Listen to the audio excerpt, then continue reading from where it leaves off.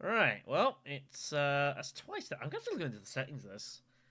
Like, click one button, it's saying like you're live. I'm like, am I? Not meant to be live yet. Like, cheers, I suppose. Never mind. Howdy, everyone. How are you all doing? Good evening. And this is announced that's fairly fairly close to the time of doing it, but I wasn't entirely sure if this was going to be happening. But fancied playing some Uprising this evening, and I figured, what the hell, let's stream it. There's plenty to talk about, so we can chat about some pieces as we go. But yes, hopefully you are decent. This is also coming off the back of our digital stream that we did a couple of nights or so ago. Which, again, I want to thank everyone that joined along for that ride. It was very well intended.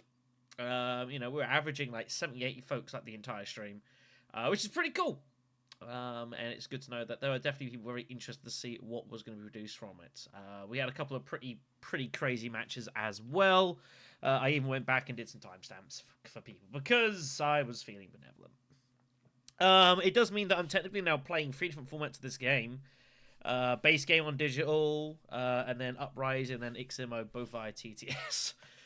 Well, which probably isn't a good thing, but it is what it is. But we're going to be playing some Uprising. I also want to have a little chat again with digital. There's a conversation I want to have regarding digital and TTS and kind of like what... Now that we've seen both sides of the coin, kind of what we could draw from that sort of thing. So we'll get in that in a moment. I do have other question I do want to ask folks, because I don't actually know what the answer's going to be. Let me just put up on here quickly. So, as has been mentioned prior, we do not have a proper scripted version of the mod so far. It is still under development, and I suspect there's a little bit of a way to go. I think the most commonly played one at the moment has been this version of the Uprising board. This is one by House. It's gone for a few iterations, and has everything like in the most quality. All the intrigues are, about as, the contract's about as decent as you're going to get, and you got your contracts as well. As far as, like, the quality of, like, the cards and stuff, it's probably the best looking. But it does not have any scripting. It also, when it comes to streaming, it's kind of a bit, for me to display everything, I have to do, like this. And I'm not actually sure how well people can actually see what the hell's going on. And God forbid if you're watching this on like a tablet or on mobile or something, I do fear that as far as you guys actually watching and trying to understand what's going on, I think it might be a bit of a struggle. Well, that's a question we'll talk about, Miso. We'll get into that, but I want to deal with this first. So, we have a choice. There is this version on the board, so I'm sort of something out there. But there is a second variant of this mod that is going around. It's not specifically this one, but I'll show you. It's this one here. Now, I gave this a spin the other day, and this might look slightly familiar to some folks here. This version of the board, as you can see here, this might look familiar. And the reason for that is because one of the very first iterations of Dune Imperium and Tabletop Simulator was the Discord community version, which looked very much like this. And what someone's gone and done is taken the old version of the mod and simply gone and retrofitted it to work with Uprising. Now, on the pro side, it's probably easier for you guys to see what's going on, except for the fact that everyone's hands is not here. Everyone's hands is down here, which is a little bit weird. So I'd have to actually zoom out a little bit here. There is some light scripting, very light scripting, and I say light as in there is like a conflict. It just sets up for you. It doesn't take long, and there is a way of setting next round. It will clean up stuff for you, but it won't do makers. It might not return things correctly. It won't deal rewards. So to be honest, there is a little bit of scripting, but it's not really that useful, in my opinion. But what it does present is the opportunity to have things a bit more easier for you guys to see. It's a bit more visible. You can kind of see the cards probably a little bit better. They're a little bit larger. Some of the card quality is not great, truthfully. In fact, there's a couple in here that are pretty laughable. Arrakis Revolt is not good. Stuff like that. But I don't know. Maybe you prefer this sort of mod. So this is what I'm asking you guys, basically. Which version of the board do you want to see today? Do you want to see this variant, or do you want to see the other one? The other one, I would argue, is probably a better just general board, but it's so zoomed out you can't really see what the heck's going on. So I am curious for feedback. And we'll rock and roll from there, basically. But yeah, you can tell this isn't really designed for it, because, like, obviously there's no space for, like, putting contracts and trash stuff. It's not ideal. There's also another issue, which I did spot when I was looking through this. If you use this version of the board, please check Conflict 2. Because it turns out that Conflict 2 has, it's got two versions of the same conflict.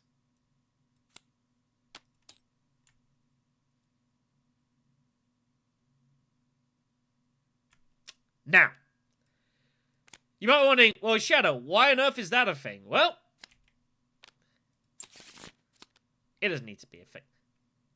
Okay, that's really strange. I need to reload this. I have loaded this board 4 times, and every time it's been the same initial conflict. I need to reload this and see what the heck's going on. But yeah, we might do one on this, just kind of see how it plays out. How's everyone tuning in? Let me check this deck. Is it shuffling this? That's not what I meant to do. Damn it.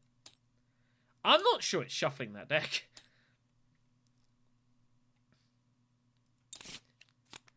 It's not shuffling that deck. Okay. Okay. So that's good to know. Alright. So yeah, so this is not perfect by any stretch of imagination. But I think we'll do a game on this, and we'll kind of see what the feedback is. Some of you guys have seen Uprising Dreams. I know, like, Orski has done a game or two. I believe he's used the version of the board. So we're going to rock and roll with this, I think, is going to be the best thing for it. Let's go ahead and get a lobby open here. If there's not one already open. Not that I see. But yeah, so we do have a lot to chat about regarding, obviously, with digital and such things. I'll take Miso's questions first here, though. So, Uprising compared to original, both with and without expansions.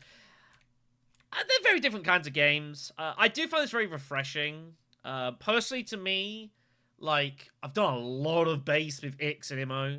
So it's nice to have something fresh. It's kind of one of the things that was nice with actually just playing base game on digital, is that it's kind of novel. I never got the chance to play it a ton, because when I started playing Dune, Ix was already out. So I didn't really... I played a little bit of base game, but the TTS at the time was in that transition phase. It had been out for a little bit, not very long. So you had some base, some Ix. It was kind of quite a mix, and so there was a transition phase going. That's when I started playing this. So it's kind of cool to play back with base game, because there's kind of a novelty to it, and obviously it's not quite the same board. And also playing base Dune Imperium is not a million miles away from playing Uprising. They're kind of similar in some kind of general concepts, which is really cool. So, yeah, it's a different experience. I'm looking forward to Uprising. I don't think Uprising is perfect.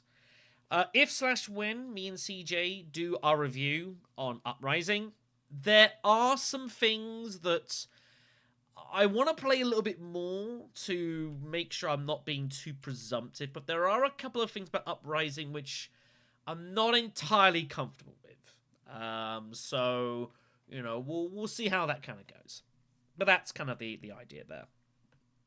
Yeah, as for the Dune digital app, I think it's really good. I think it's well put together. I think that's one thing I want to talk about over the course of this stream, is kind of like comparing digital to what we have TTS, and maybe if there's lessons that one can learn from the other sort of thing.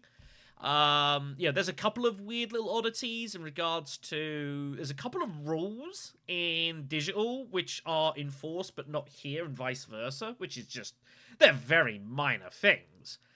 But it is interesting that does happen. If you've played a lot of Dune Imperium, you do spot little rule details here and there. Like, oh, okay, that's the way it plays. The big difference is something that we will talk about, because it is currently being talked a lot, is being able to check your deck and being able to know what is coming. some people have thought that was a really logical idea, and some people are very uncomfortable with that being a thing in Doom Digital. And I'm curious for feedback. Yes, Digital, the game does allow you to look at your deck. It won't tell you what order stuff's coming in, but it does tell you what cards are remaining for you to draw. Which, as a content creator and someone who streams and already has a lot of information to process, I personally appreciate that. That makes my life a little bit easier. But, and I would also argue to just a general player, I think just having that information is there. If people really want that information, like, you can just have a list of cards and write this stuff down. And there's nothing stopping people doing that. So it's kind of doing it for you in a way.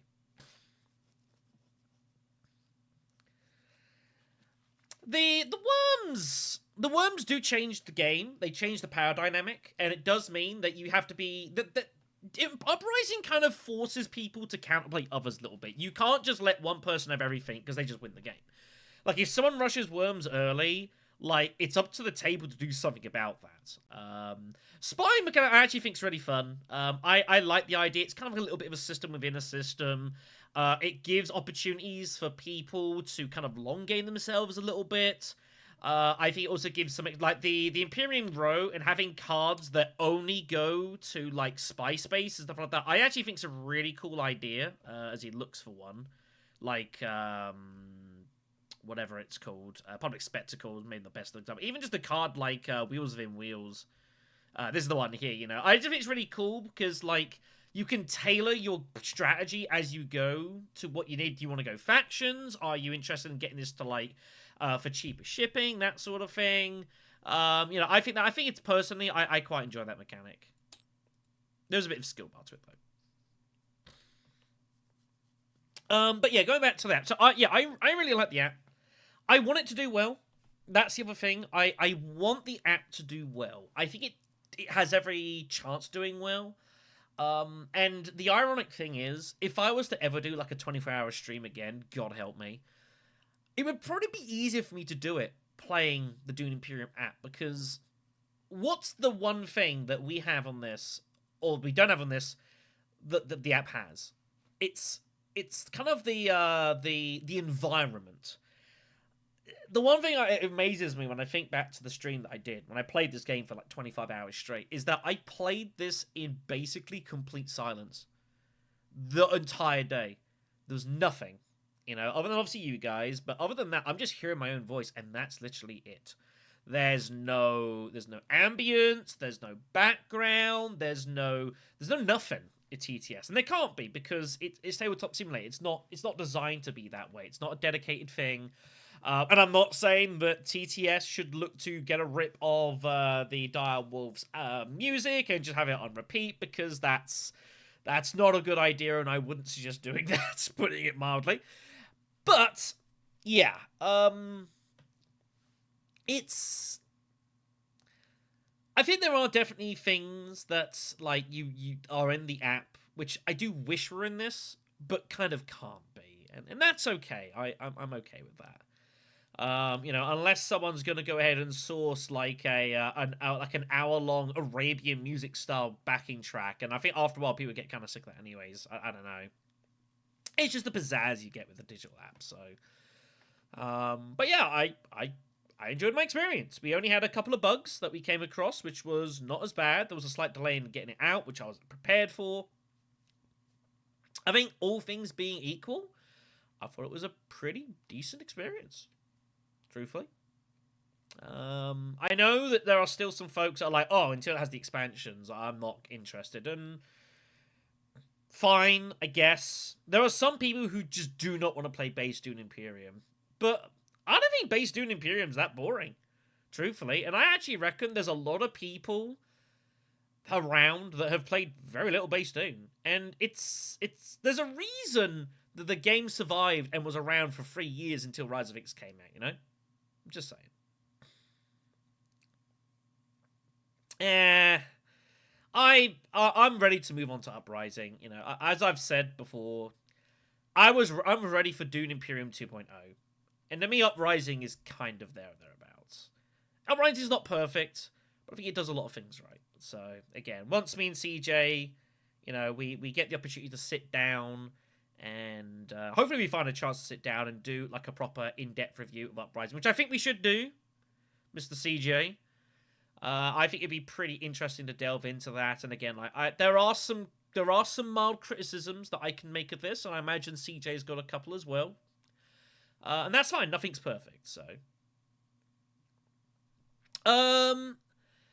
So yes, we have our XMO board, which has full scripting and everything like that. The one for Uprising is in development. I don't know when it will be ready. I would, if it was ready by time for next month, great. But I don't know. Like, I'm not a coder. I don't do any of that stuff. They're building a new board from scratch and just building. They're not tacking it onto the current mod. It's building it from base and just its own mod, which is the correct decision. It's the way to do it. But that takes time, and it takes time to get it decently working and for it to be good. And I'm happy to wait a little bit of time for that. To be fair, the two variants of the mod we've got are totally playable. You know, they are serviceable. Be it this variant with kind of this one, or you take the variant here that was done by Howes, which again, it's gone through a few iterations. And if I'm just playing, this is probably the version I would prefer. But for a stream, it's like really out there, and I don't think it's that conducive to people actually really knowing what the heck's going on. So I think we're going to give this a spin today, basically. I gave them a glance on the stream. I haven't done any of them. I did the skirmish. Once, got like 34 points or something like that. I appreciate that they're there. It's something that they did not have to do, and I imagine for someone like CJ, obviously he's done like the Canley stuff, I imagine it's kind of nice to see that sort of thing. Oh god, voice went there completely, sorry. They're novelties, but they're kind of cute and fun novelties, and make you think about the game in different ways. So, you know, I got no issues with that.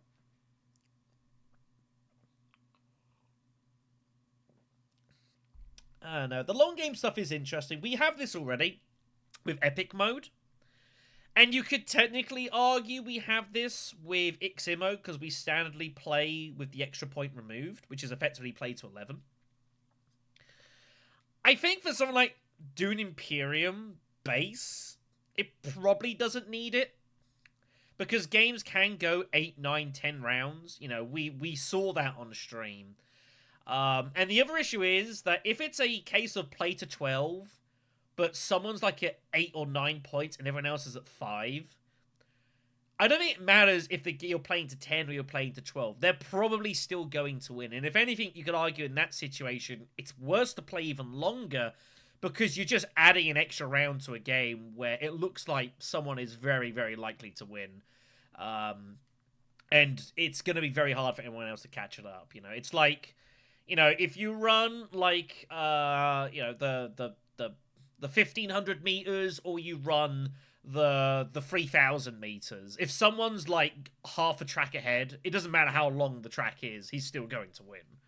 So, you know, I appreciate, again, it's an option, but there's a reason. The only reason we really put it on for XMO, the extra point, is because A, it was kind of recommended for us to do so, and B, there's a lot of points to claim in XMO, and games would go even faster if we'd removed that. So, you know. Anyways, this is single player. I've just realised we need to make an actual multiplayer. I have not done that. So, we're going to use this version of the board.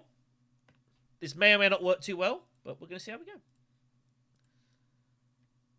So, we need to come into here. But yeah, that is bad. The fact there are 2 versions of this card. It's not great. I'm not going to lie. Let's get rid of that. And set it up.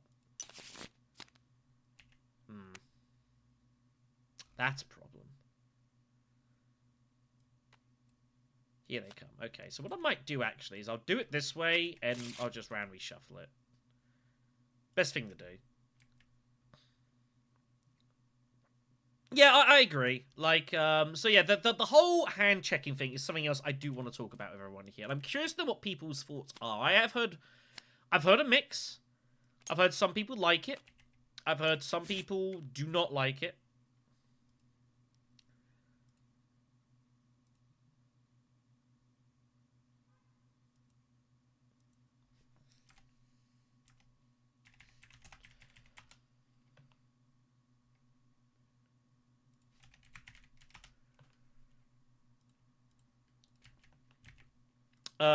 So yeah, I liked it personally. It was just a convenience to have. There was some conversation about like competitions, and it's kind of the question of, is remembering your deck a skill that you should be tested on playing Dune Imperium? I think that's the question being asked. Now, the problem with that is, how do you define an answer to that question? Because surely it's a matter of personal taste, right? Now, I will attest, it is not easy to keep track of your deck at the best of times. Let alone when I'm, like, playing and I'm streaming and there's... How many times have I been streaming and I've asked chat, what cards have I bought? Did they buy this card? Has that intrigue been played? Because it's just hard to have so much information. So, in that sort of respect, I kind of don't hate, in a way, like, yeah, that's cool.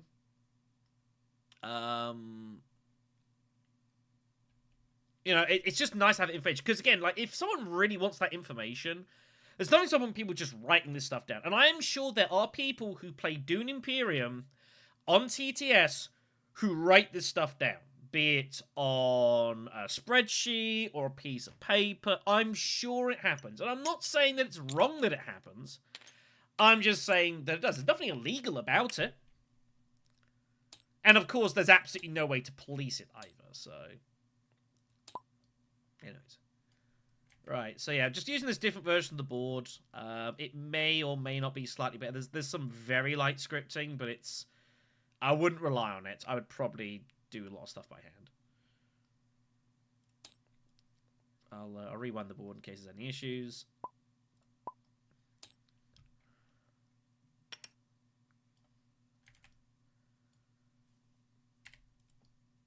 Okay, then. Yeah, your hands are at the bottom as well. So just bear. This is based off the old community mod. Alright, so we'll deal these out. Everyone gets one. We got a mouse! Although, I don't know what that's going to pertain. I don't know where the first player is going to be. So yeah, set up Imperium Row, runs this and this. And next round does do some cleanup, but it's a little bit awkward. Alright, so yeah, everyone's got their card. Just put it on the side. We need to know who first player is. It's one of you people. It's you. I'm so good at getting 4th place in these games. It's absolutely crazy. If there's any questions about stuff, then obviously ask away. We'll just pick backwards. So I guess it's me first. So here we go. This is what we got here. So there's some pretty good cards here. Steersman. Very strong. No one's getting that immediately. I don't know if there is really any realistic way of getting that immediately. Bar some crazy draw. Except high counter opening contracts aren't too bad. 4th position's always tough. I do think 4th position... that was interesting. I don't know why that happened. What in the...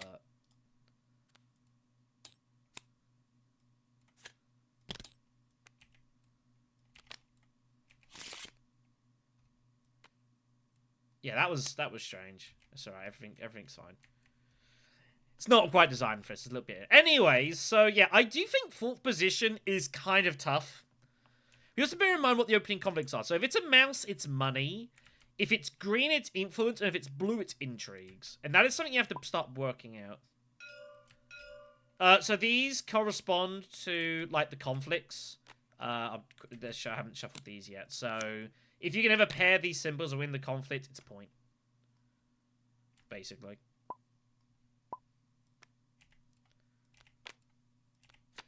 So we'll sort that out in a second. Gurney's always solid in 4th. There's obviously plenty of spy stuff going on here, but Saban in 4th is probably a terrible idea. Fade's also not bad in 4th, but Gurney's just solid. Gurney's just solid, so we're going to take Gurney. It's good old, it's like the old beast choice.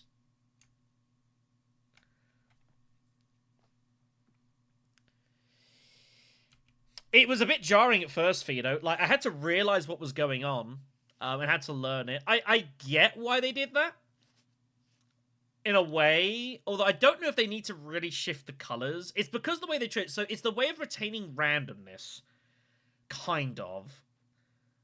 You pick whatever color, and it shuffles the colors randomly. It's a bit jarring at first. That is what I will say. But it's a way of, like, they have to have some way of randomizing it. And they're not just have you pick and just take a random color. Apparently they decided to, you take whatever color you want, and we'll shuffle it afterwards. Fine enough. Just pick, like, any leader? Whoever you want. Nice. We got Fade across from us.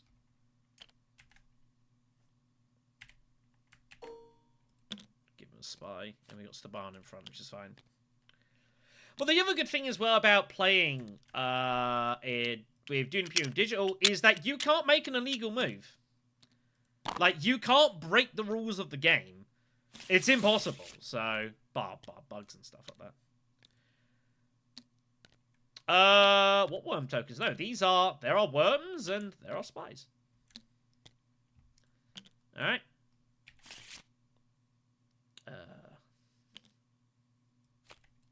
Do it this way. Alright, so the opening conflict is it is the skirmish. Let me get turns on here.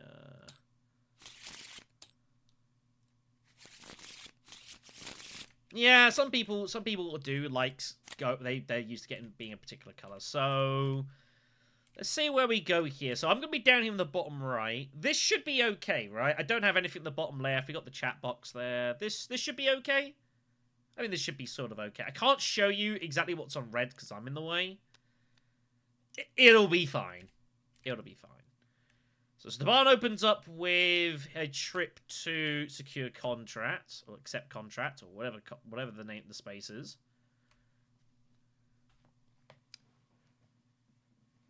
The new conflict cards and rewards reflects the game around it. There are less victory points available because it's more about getting resources and generating those into stuff and doing stuff on the board. Makes sense to me. I mean, it's fine. Let me tell you something that is not fine. That is brutal. That is our hand, and we're gonna have to live with that. Yikes. Yikeroonies. Okay, well, that's not good. We ain't winning this conflict. We can get to 6, probably. Which should give us the extra +1 reveal with Gurney. I don't know what we're after. It's pretty bad. Everything's getting blocked up here.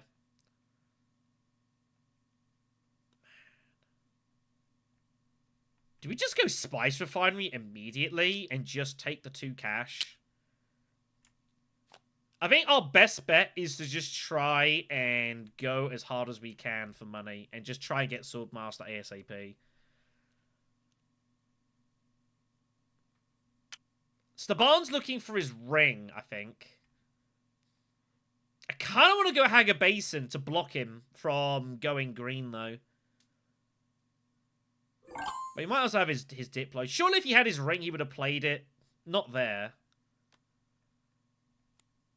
Staban really wants to go Hager Basin. He's got Espionage as well. I think he's got his ring.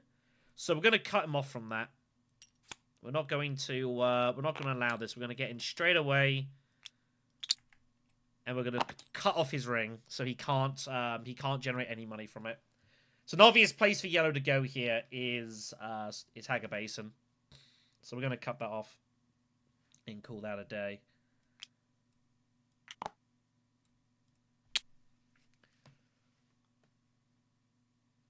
Yeah, I think that tells you that, yeah, he had his ring, thought so. He wanted to get to the spice, so that is cut off. So he can put a spy down, but he can't like do anything with it because he needs a spice to generate the cash at green, which is what. And he was then going to go espionage. That was 100% his obvious plan. So he can put the spy up there, but it doesn't help. So he's just going to block up the basin, which is also fine. But he gets nothing from it for the time being. So I think that was a reasonable move. We might just reveal, truthfully. That is one card. Ignore the 5 behind it. Ignore that. But yeah, we might just reveal. Because, I don't know. We've got a kind of weird spot here what to do. We have 4 Persuasion. But Rhetoric's a good card, obviously. I can't go City.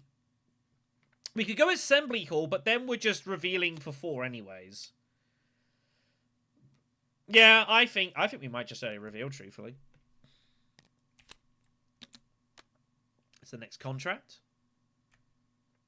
That's just been ripped from one of the design diaries, I think.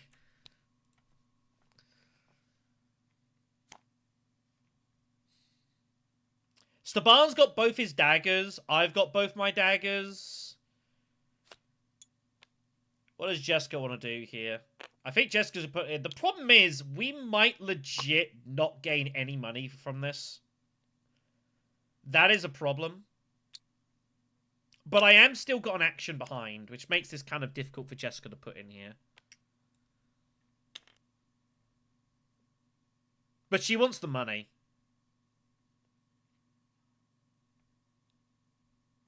So I think she's going to put them in. And we might get nothing for this, but I don't see what else we can do here. I think we just reveal and just take Dangerous Rhetoric. It's just a bump. It's always good. Yeah, I think we just reveal and call it a day. And not worry about it. Ooh, Sardaukar Soldier. You know what? I'm actually... How am I ever going to get that trashed? I might take it, though.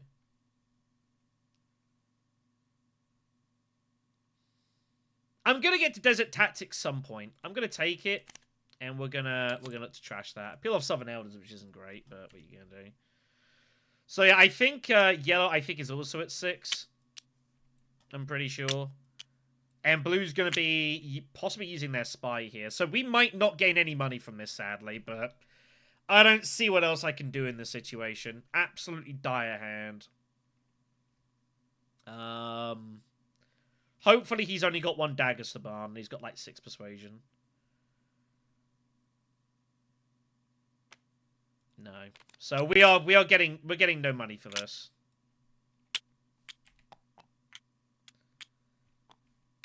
Why are you putting yourself at 8? So I'm trolling. Forgive me. So yeah, unfortunate. 2 troops in for nothing. Because Fade's gonna have a dagger, and he's gonna probably have to use his spy now. And Jessica's got a dagger, so I don't know what else we could do in that position. We got the spies. We had to cut off Staban. I don't really know what else we could do here. Very unfortunate.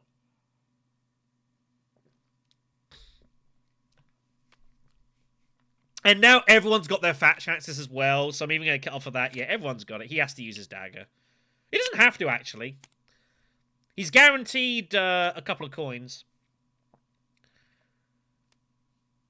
So we'll see what happens. Maybe we get something out of this. Yeah, he uses it. Of course he does. So, yep. Pretty standard. I think we were screwed here.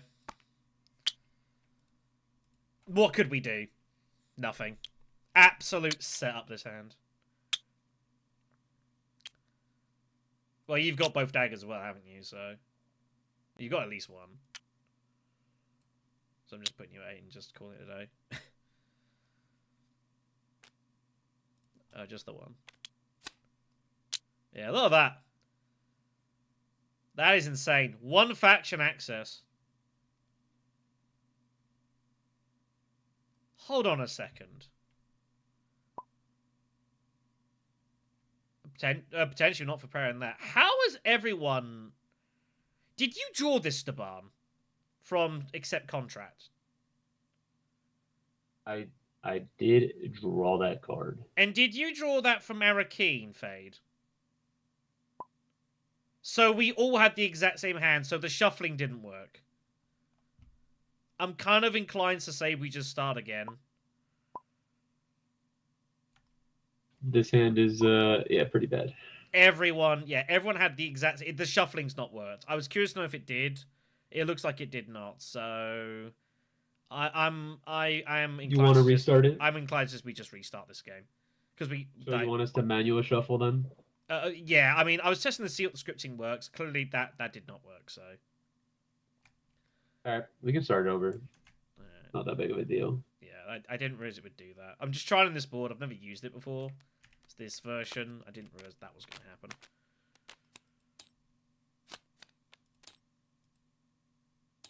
Alright. That was fun, wasn't it? So yeah, so when you set up the... So, yeah, it's... I'm just trying to do this just to try and, like, try different versions of it. But, like, there's 2 versions of that card. Yeah. Yeah, and that does that. So I've got to, like, pull those out. Whoops. Just get rid of those. Just put those there for now. You don't need to do it that often. So yeah, we just... So get rid of that. Same leaders. No, just... Or you want to, like, start over? Just start fresh, yeah, and call it a day. Okay, sounds good. Ooh, we'll first play this time. Okay. Only bit reverse was these 2. Funny. Alright, so... Yeah, so when we click this... Allegedly it shuffles these, but I'm not actually sure that it does. It doesn't matter. I've got first position is the only difference. So yeah, I would shuffle those decks, and then we'll just crack on from here. Because that's different, and that's different, but it definitely did not shuffle the decks.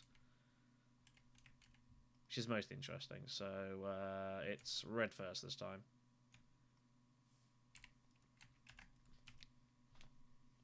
There you go, everyone. You live and learn, right? Red first. Red might want fade. So we found out and realized that although it did a shuffle motion on our decks, it didn't shuffle our decks because we all had the same hand.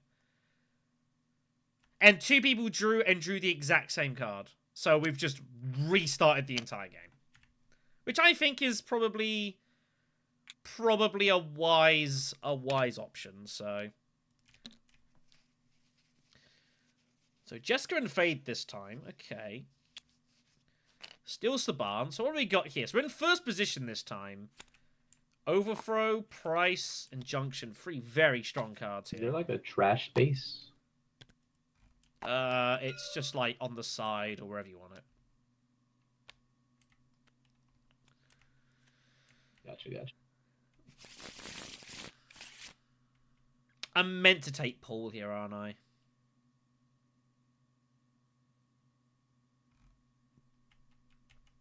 I'm meant to take Paul. Yep, you start at 1. Yeah, we're going to take... I guess we take Paul. You notice it's got the bars up from where it's been taken from the YouTube? It's kind of funny. Never mind. We'll take Paul. Alright. So let us start again on this wonderful adventure, which is Dune Imperium Uprising.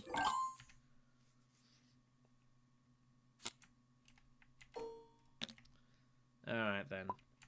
Here we go then, kids. So let's try that again. Yeah, it's not statistically improbable. It's just, it clearly didn't do it. That's the obvious thing. So let's draw some cards. What do we got here?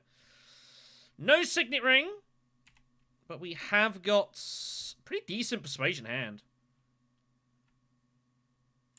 No daggers is a problem. So it's the blue one this time. Ornithopter. Fremkit seems an obvious place to start. We need to draw more cards. So let's go ahead and do that and see what we find. We find our ring. Okay, not bad, not bad.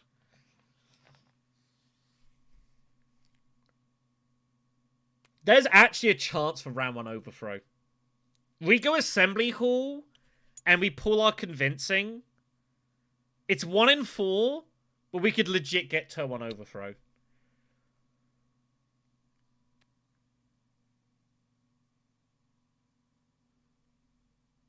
I might have to do it.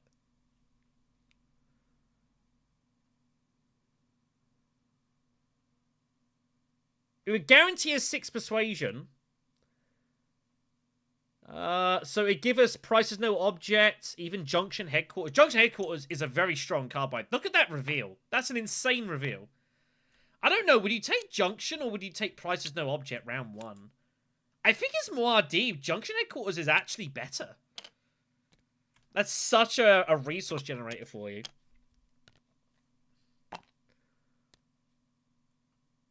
But yeah, I think 1 in 4 times you find 1 in 4 times we find overthrow. And of course there's no atomics. No one's got manipulate at the moment. Boo! Boo! Well, we know Red's paying attention. Alright then. In that case then, what do we want to do here?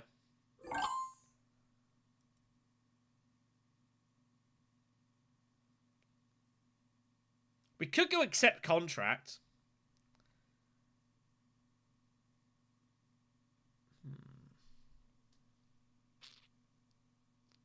I like Imperial Basin.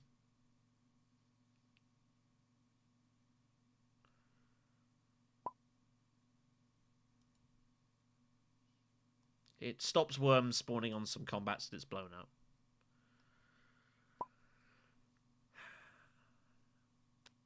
I think Jessica's early revealing for prices no object.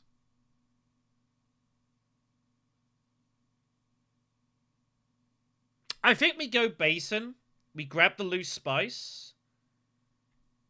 And it's a coin flip. Oh no, the only card that gives us persuasion, it's Seek Allies and 2 daggers. I think we go Basin. I think Basin is a better spot. We need to keep hold of the water for now. Come on. That's my worm. Damn, it's a dagger. I don't see a need to put any more troops. I feel like Jessica's only revealing. So I'm content just to sit at 2.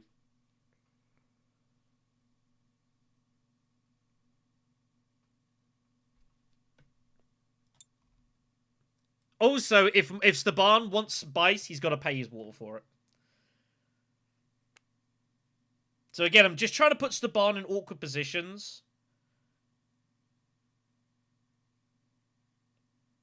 Like, Staban has to... Oh, he didn't draw it. So he's got to go Basin. He wanted to keep the water. 100%. He did not go deliver supplies to go in for that. So he's got both daggers. So, yeah, we're just going to limp in for that. That much is clear. He's got both daggers. Fade will win it, and I think Jessica's just revealing. 5 persuasion on this board, by the way, is absolutely terrible. And very unfortunate. I did consider going secure contracts and drawing 2. But I couldn't really quite justify that.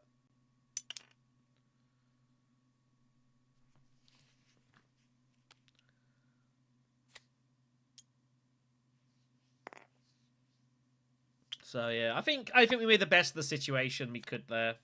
We were a bit unlucky.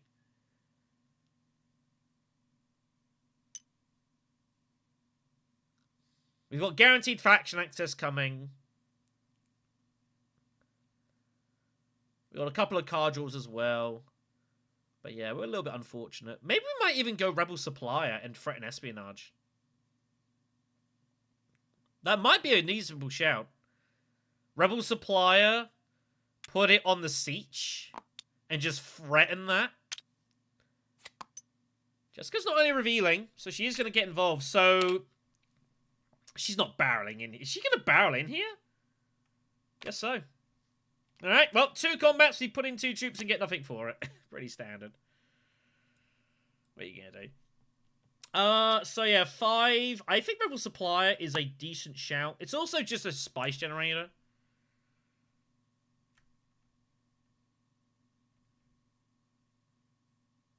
Okay, he's gonna wait. Kirby's just gonna chill. Well, okay, we get an intrigue then. That's nice. So, for whatever it's worth. So let's go Rebel Supplier. Yeah, that does not work correctly. That is a disaster. Basically, it's just given power play away. I think if we're gonna do this, we should take Prepare as well. And just look to start hitting, just start going that way. I think it's fine. Make the best of the situation.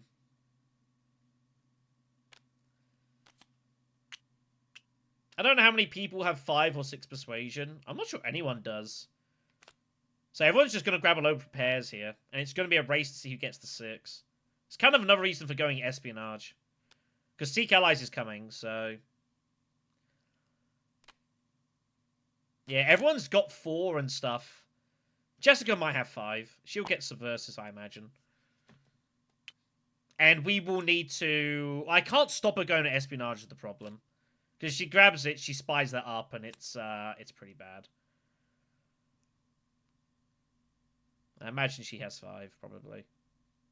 With the early Arakeen, very possible she has 5, so... But Jessica also wants to go Fremen. Yeah, that's what I thought. So, you know, she has to decide what she wants to do. But I thoroughly expect her to go out to put it on there and call it a day.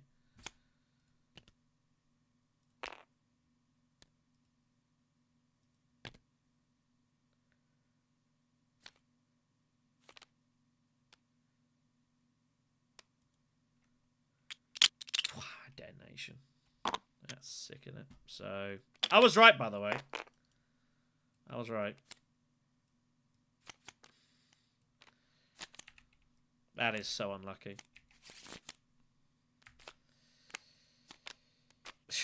What's this hand? Terrible. Alright, I think we're going overthrow, everyone. I think we're going overthrow. That's what we can do here. Wow. How do you find detonation off that? That is absolutely disgusting. So yeah, I think that's the only thing we can do here. And I don't know what else there is for us to do at this early stage. That is pretty unfortunate. 2 combats, 2 troops, nothing for either of them. Bizarre. Very unlucky. Like, that is the biggest swing of troops possible. To go Assembly Hall and find that is crazy. That's why she didn't put in Desert Tactics. That's so stupid. Well, she ain't getting that at least, so that's good. But, I don't know.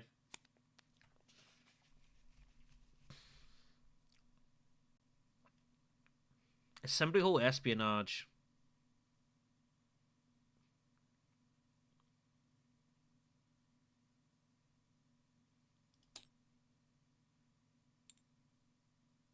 I kind of want to espionage first, but I don't think it's going to make much difference.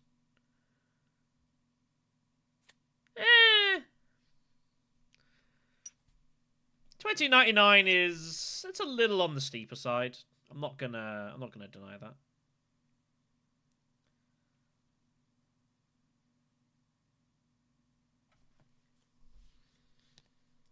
So Staban's just gonna make obviously. They still want to block that up. Wow. I guess he's gonna get his money from this conflict. What a terrible pair of conflicts for us, by the way.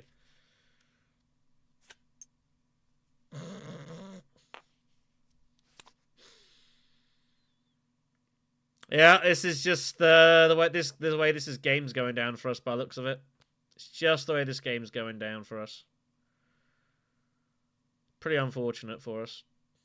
So she's going... I don't know. She has to go Fremkit, yeah. I don't even think I worry about Fremen right now. I don't even think it's going to help us particularly.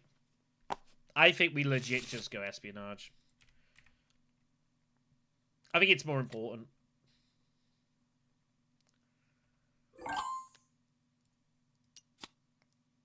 This is far more important for us.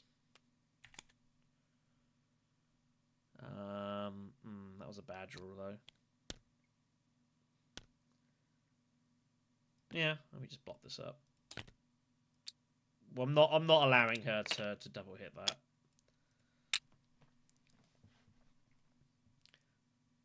So is this a better viewing experience for you guys compared to the other version of the mod? Please let me know.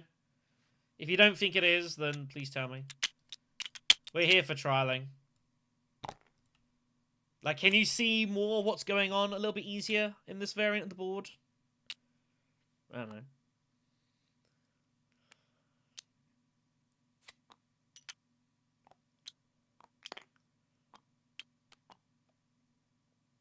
I also wanted to keep hold of the, I mean, I can't even get involved here in the fight. It's just, this is just diabolical, really.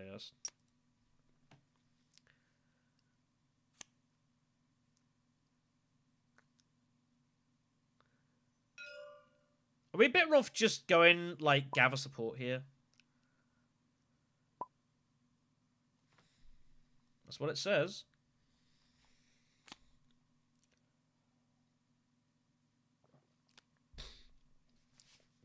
I don't think we bother with even getting involved here. I guess we'll see what Jessica's going to do. Jessica's going siege.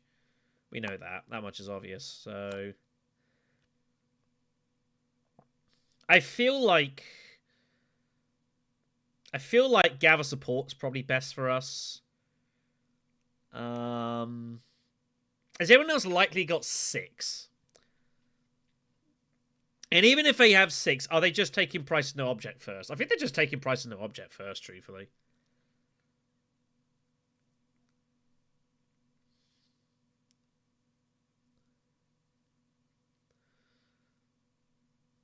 I think Gav support's probably fine. Revealing's fine. But yeah, so this is obvious. It's completely telegraphed. And what we do is, yeah, we garrison up because obviously Jessica's going to start just throwing worms at stuff with her ring. And we just look to just beat her with sheer force and numbers. I mean, that's how we do it.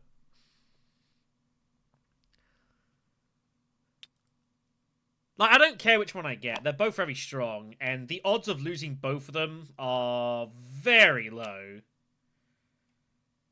She has to go in, I know that. It's obvious. So, yeah. This is a pretty bad start for us, really. We're trying to make the best of the situation.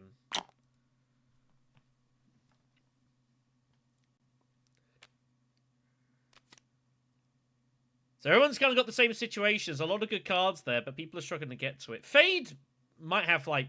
It could well have 6. The row with no faction access. That's affordable. Fade might have 6.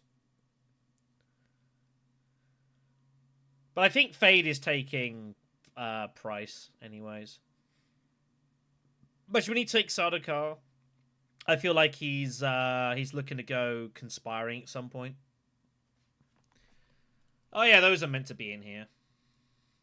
Well, let's shuffle those in.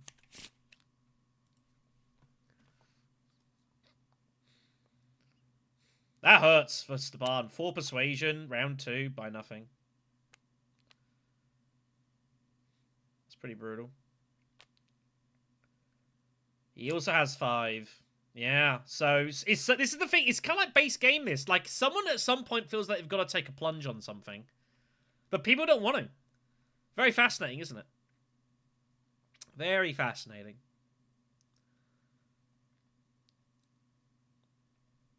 Yeah, a lot of good cards out here, but no one wants to take Weirding and no one wants to take Thumper. 5 persuasion, rip it. This very Iximo, this, isn't it? Very Iximo. 5 for Jessica. Very Iximo, this, isn't it?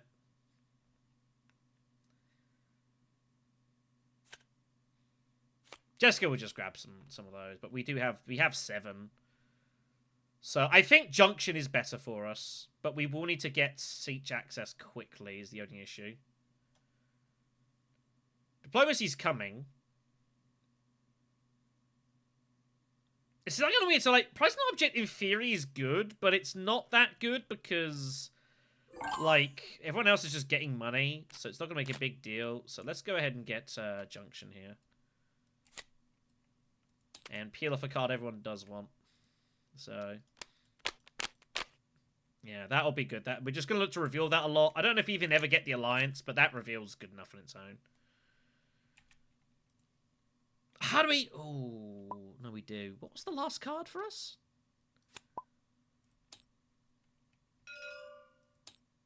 Recon's the next card. Okay. Cool. So, let them fight it out.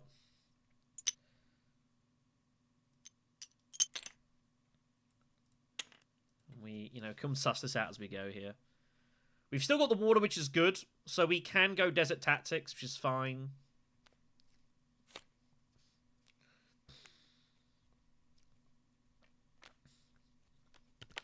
Saban's got his Swordmaster to go.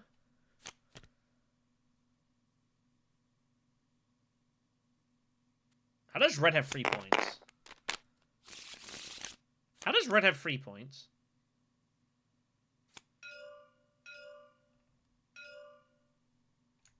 This isn't a pair. They have to be the same symbol. If it was any pair, that would be absurd. Yeah, I know. Some people aren't very good at this. But both slots were taken, so.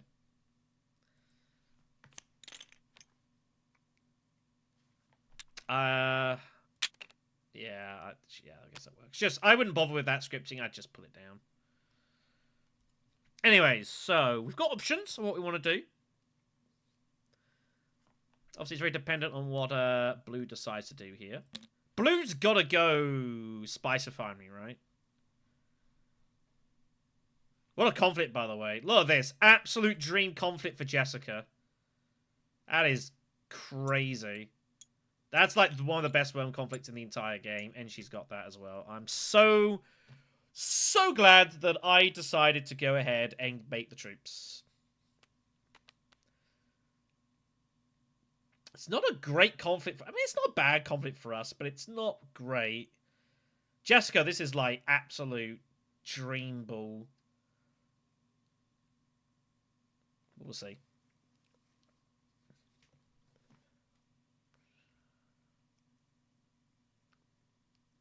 So, I think Phage should just go Spice-ify and just get 6 Solari. Keep it away from Jessica.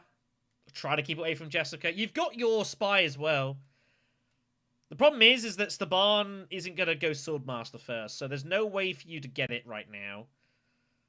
So I think that's how I would proceed. Just go there. It's ready for next round. Can't be stopped. You know, that sort of thing.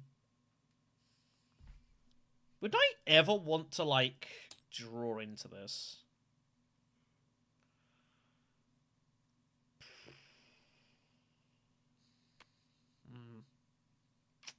That's my answer to that question. Yeah, it's the only obvious. He has to do this. It's the only logical move. Unless Jessica can somehow find 4 coins out of somewhere, like, he won't get it right now.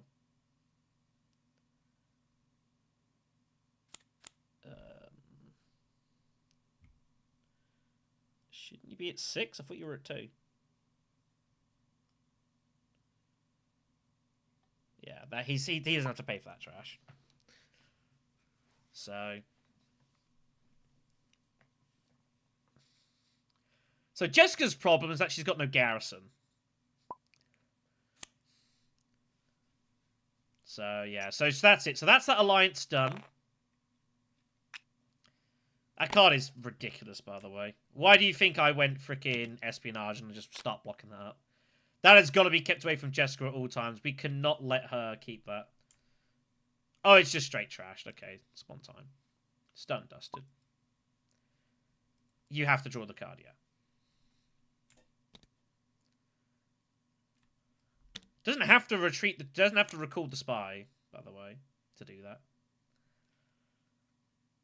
So we're going to go Desert Tactics. We're going to trash the dagger.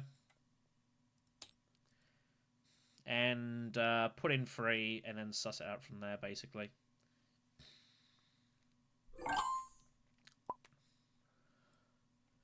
It's optional if you're not infiltrating. So, put these in.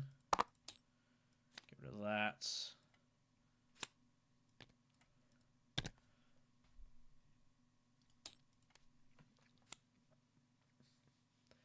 I'm happy with either position. So we'll kind of play this out and see what happens. The Barn obviously is just going to go here and then Swordmaster. Favorite card in Uprising, there's a few. Unswerving Loyalty is actually kind of like a low-key decent card. That could be pretty fun to get. Northern Watermaster and Southern Elders, very, very cool. Wow, that's sick. How does Fade Ralph find that for Highliner? Oh no, he started cards. He's doing this straight away. Okay. He's going to do it this way. So, he's threatening the conflict. I guess he's got the daggers. This is a bit of a problem for us here, actually.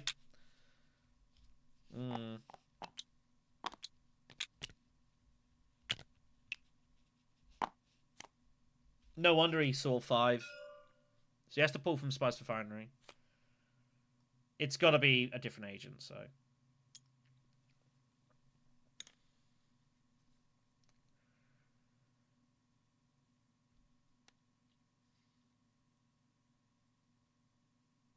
I mean, Jess could put a worm in, but she might not even get anything for it.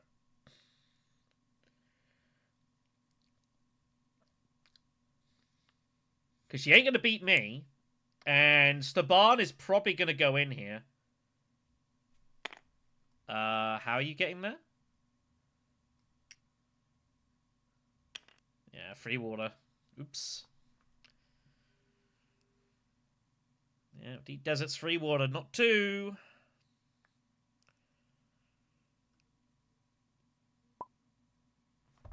Yes, if you go to the space, it is.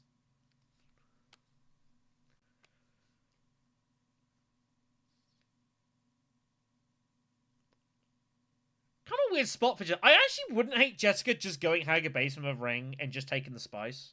I wouldn't hate that. She won't, though. She'll go Siege to block that up, obviously. That's the obvious move. So we've got a couple of options what we want to do here. I feel like we have to put in more troops. But doing it's difficult. Arakeen would mean I'd have to draw into this.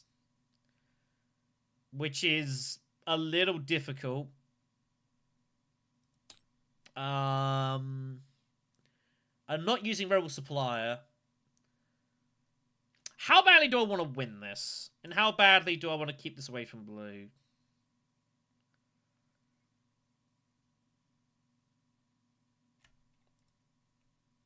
We've got no persuasion, so I can't buy anything. I guess Spice Refinery is also just fine.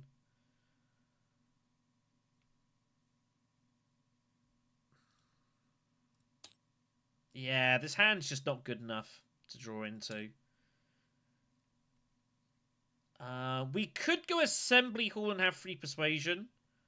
Thumper's alright. Joyce Rate Operative is obviously like the best card out there.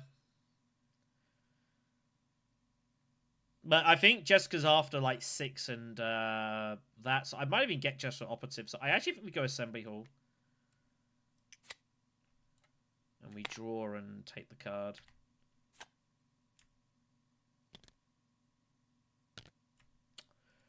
It's not the worst find in the world, actually. It's not the worst find in the world.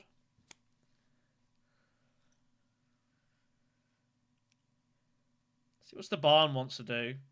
It also gives Staban reason to go with Arakeen, which I'm okay with. I also think, yeah, occasionally, yeah, he's going high counter, he's going overthrow, so that solves that. Yeah, Staban to it with overthrow is, that's a real problem. That's like, I'm just going to win this game kind of problem, that. It's pretty bad. We're never getting Junction Alliance, by the way. But again, I never really intended to play it. It's purely just a reveal and have loads of reveal stuff for me. That's all that's intending to be. And we know that, that's fine.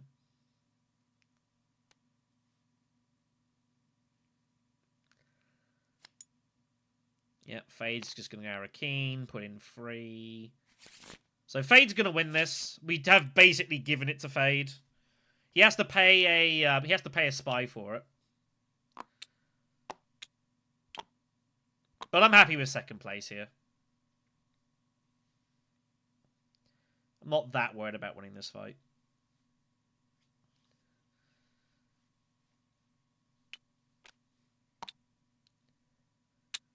Jessica with 5.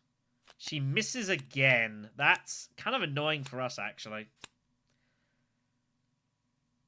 That's kind of annoying for us.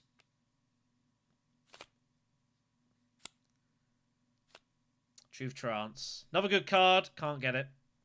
I don't think we can get much of anything here. Do I want Thumper? I don't know if Thumper's going to be that good for us, really.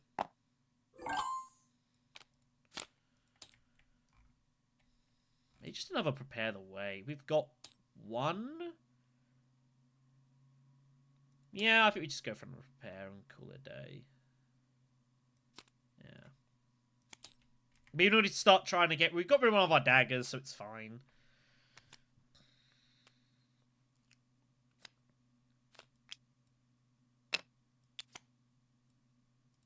And Fade's got like a dagger and he'll have to lift a spy. So we'll just get that done.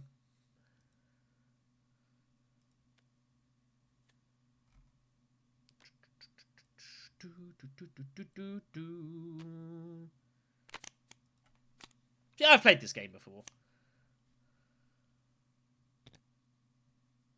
I've played this game before.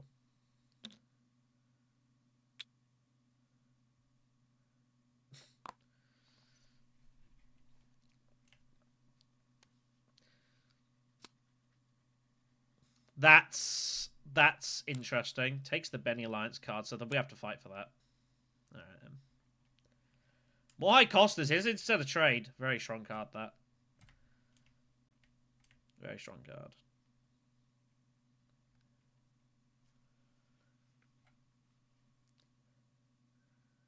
Kind of got a weird spot though. Like I could just go. We'll see what we draw. Yeah. Depending on what I draw, we might end up just going like Spice Refinery. Although Jessica will go there first, so it's not really that relevant thinking about Spice Refinery.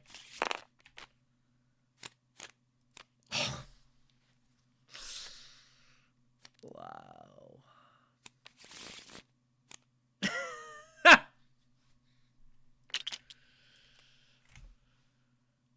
Oh my god, what kind of hand is this? What kind of hand is this? It's not the worst. It's not the worst.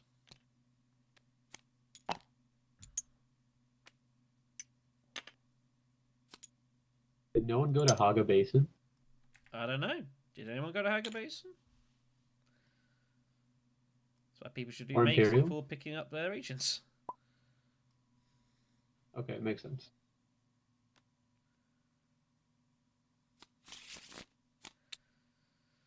I guess I'm forced to just, like, go Siege. With, like, Prepare and Double Draw. And just play it out from there, I guess. I might not go Haga Basin, though. See how it plays out. Shadow Contest is next, which is not... Oh, God.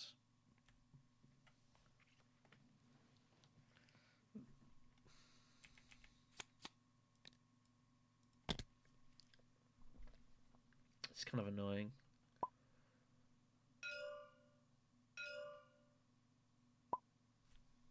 Yeah, like these two.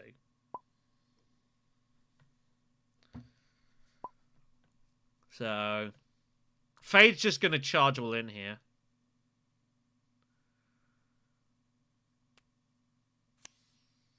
And the problem is he knows I haven't got a combat intrigue.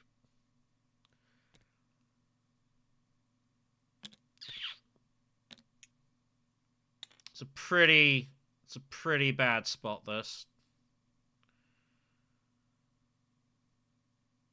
Yeah, this is looking pretty bad. I didn't really want to pick Paul, truthfully.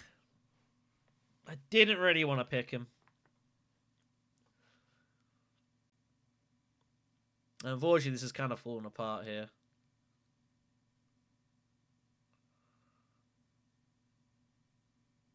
So, yes. She has to go refinery. She's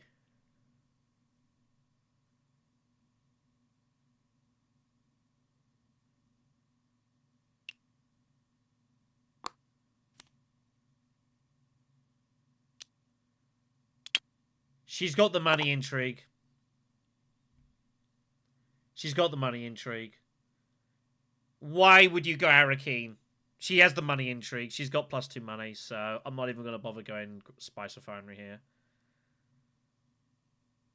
I don't know if it makes any lick of sense if she's got that. Yeah, she's got this money intrigue, so we're not going to fall for that. We're just going to just do this. Just draw. And Paul might... Oh, for the love of all that is holy.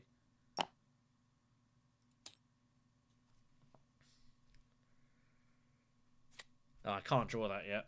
I don't have the persuasion.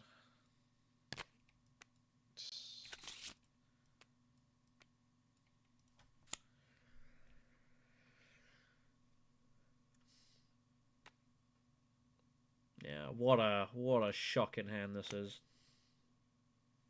What a shocking hand.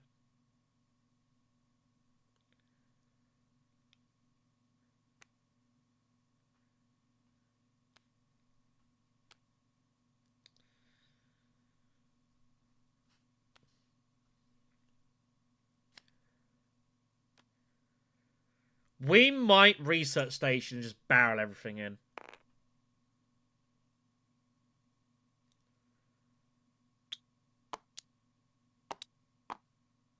We might just research and just barrel everything. It's only 6. Oh, no one's bought Swordmaster yet. Oh, Stabal went High Council, didn't he? Yeah, I forgot about that.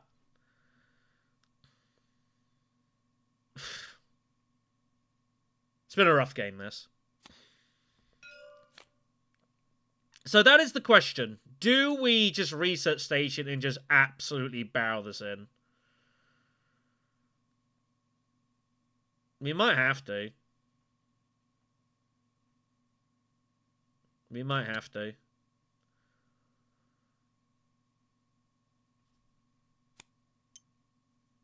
Yeah, she's going there.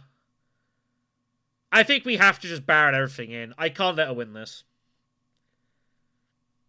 I can't let her win this. She just takes the spice.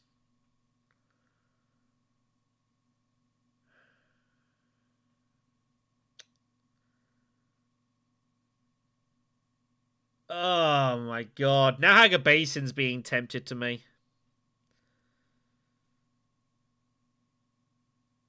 Gives me 11 strength.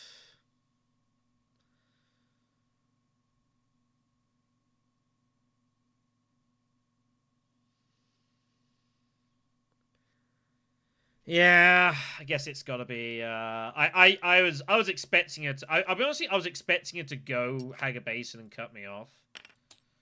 So that's why I wasn't even considering that to be an option. I was expecting it to go there and cut me off. Like it's better than Research Station in a way. But I was expecting it to cut me off there. I guess it's harder once I take the water, because I could go deliver supplies. I guess.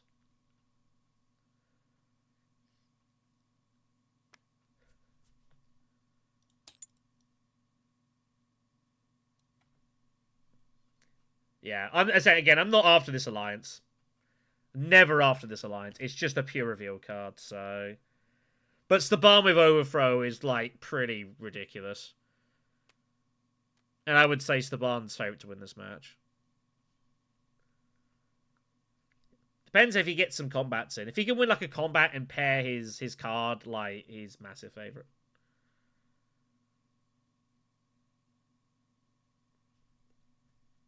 Yeah, there is a little bit of, yeah. Feel free to refresh the stream. Might help. So... Let's see what Fade wants to do. Fade's got water. He might go Desert Tactics. He might have some daggers, some combat intrigues. He knows I don't have any right now. Because I would have played it in the last fight. Or whatever fight it was. But he really wants this fight as well. This is like an absolute dream fight for him. It's just 2 points. So I have to charge him at least the maximum if he gets it.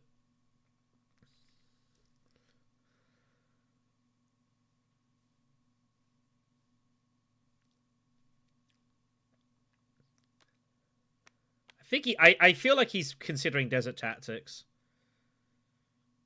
But he might have 7 and might just reveal for instead of trade, which I'm also okay with.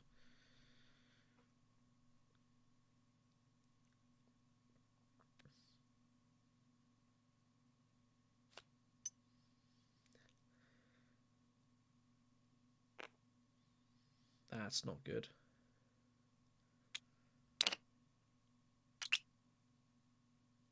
Well, one detonation's been played. Could he possibly have the other one? Can you imagine he has the other one, lifts the spy? That would be so crazy unlucky. That would be completely insane if that happened. But who knows? So Jessica was 6, 7. That's an interesting choice. I think she'll just take the faction access, I'm sure. We're after Truth Trance. It's the best thing we can do here. And if she takes Truth Trance, we know she's paying attention to the stream. So if yours takes Kirby, I would not take Truth Trance. That's my advice to you.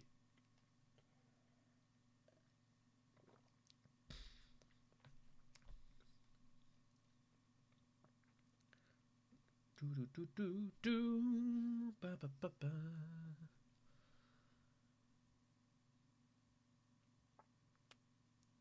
Yeah, it's pretty straightforward. You take that.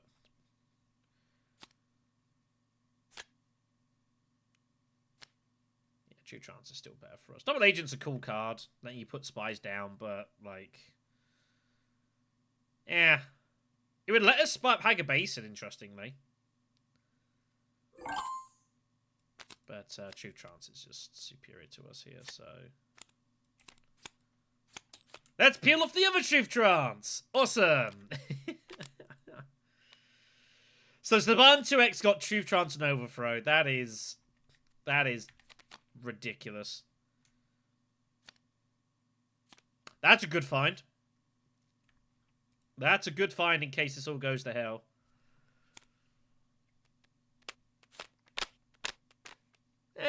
I mean, the problem with Muad'Dib is he's very, like, you've got one game plan and that's it. There's no real original moves with Muad'Dib.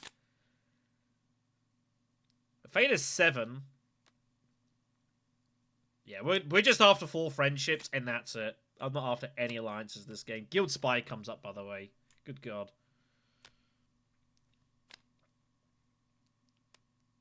I mean, that's also a bit tricky. I try and record what I can.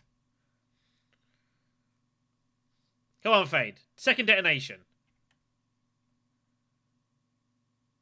Would that be the sickest move? I retreat. That'd be so sick. Okay, we're not doing that anymore. Not doing that anymore. I pass. Okay.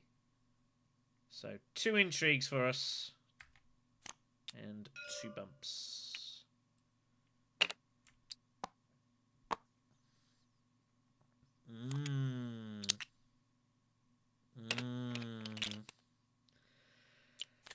Well, now, this could get interesting.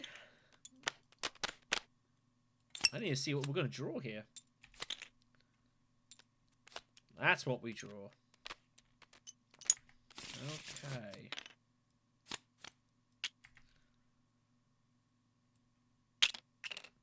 Well, I was curious to see if it's easier to see what's going on. That's why I've got this one up. I think I prefer the other board personally, but this one might be easier for streaming.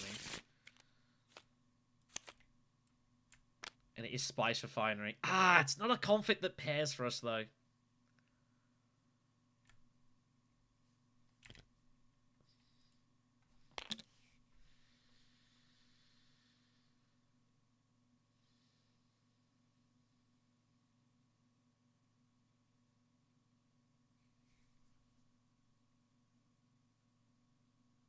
I think what we do is we go espionage and we play intelligence. Oh, but it pairs with that.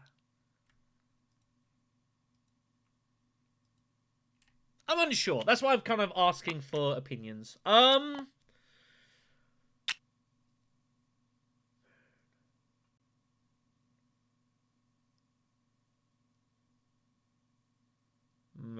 I think we have to... Oh, jeez, this is so difficult.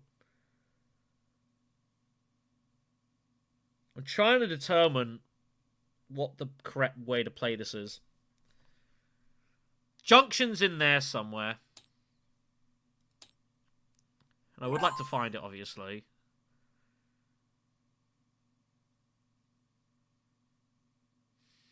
The problem is... Oh, actually, I don't think it's a problem.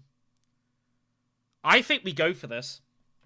I think we go for this. So what is the correct move then?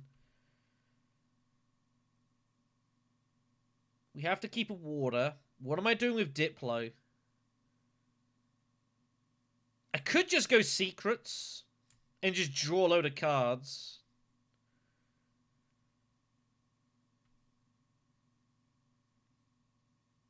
As long as it's spied up, I can't be infiltrated. And this would guarantee that I get what I want. I think it's the move. We're going to go secrets here.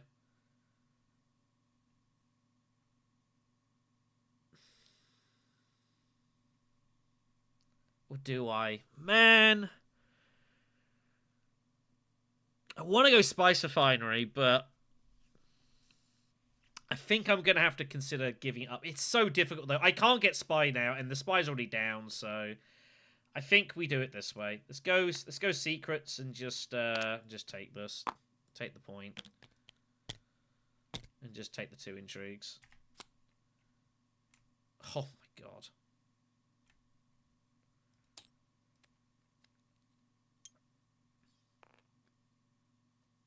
Because I'm never getting Swordmaster anytime soon.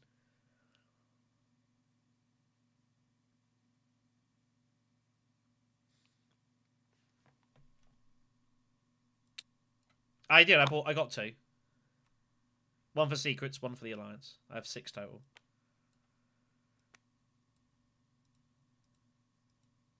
Yeah, I should be at 4.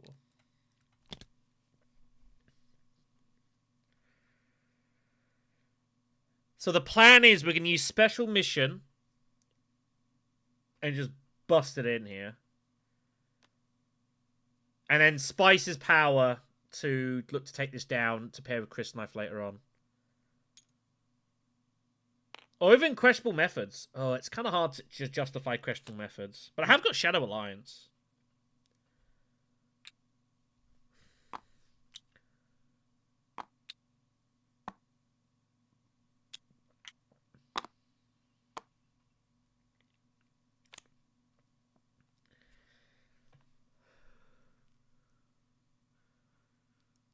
Am I really prepared to just chuck a load of intrigues at this? It is a point. I pair Chris Knife, and it's a good conflict to win. Spies down. Spy Refinery is always nice. People want to still hit there. I'm going to get some money from it. And +4 spice pays for our intrigues, really. You could debate if this is maybe a slight overreach, but I think this is doable. I think it's not a bad opportunity here.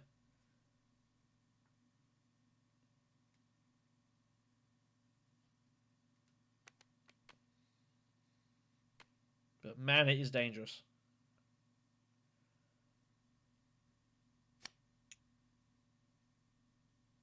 The other worry is Jessica's highlining. That is the concern. What do we do if Jessica highlines?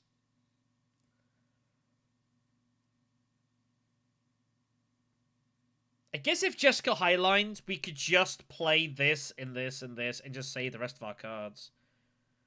Like, this is only valuable if we win this fight, right? So I could just burn it off.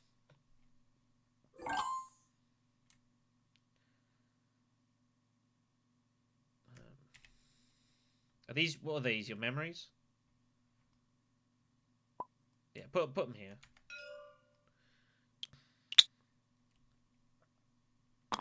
Alright, let's do it then. Here we go. I have to rip off the Bene Gesserit agent to do this, which is the concern. There's definite danger in doing this, but I think it's fine. I think it's fine. So let's rip that off for a couple of spice. Take out the wall. And then we're going to signet ring to this. So there's a spice for yellow. Put that in. Make the draw. We will have to play it then. Okay, that's fine. So we'll put it in. And then we'll suss out and see how this goes down. But we will have to play Intelligence Report to get hold of Junction Headquarters. So the Barn's just garrisoning up here.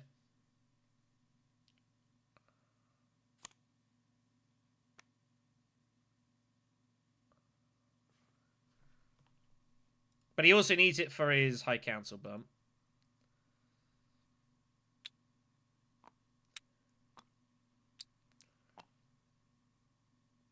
So, you know, every reason to do it. I don't hate the move.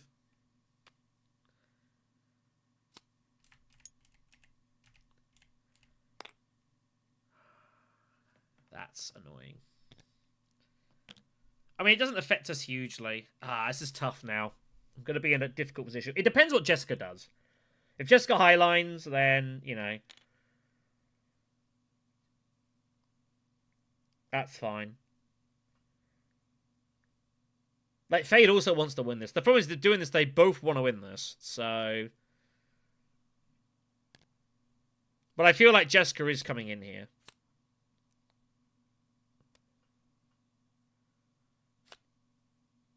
Doesn't change either intrigue. Notable. Jessica doesn't. Okay. So...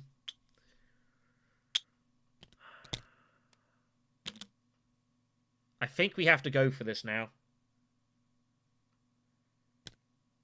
What does Fade have? Fade doesn't have Spring.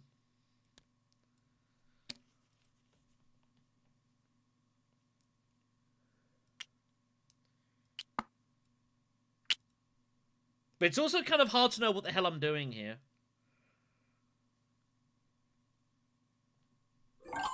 So we'll play Intelligence to draw that so that we can get the junction.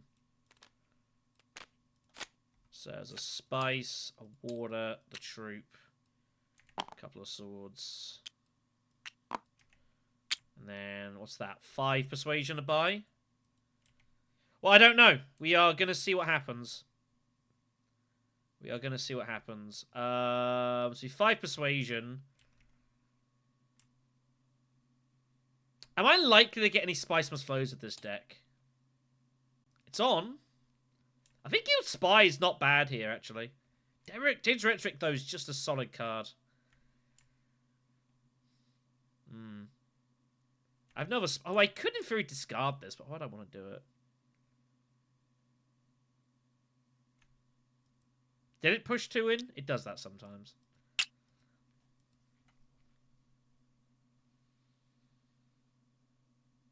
I think Guild Spy is better here. I also don't want anyone else getting that. I think it's got to be Guild Spy. Put that down on there.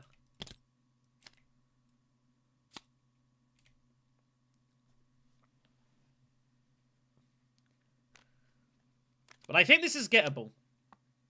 I feel like if I don't know, we'll see what happens. We'll see what happens.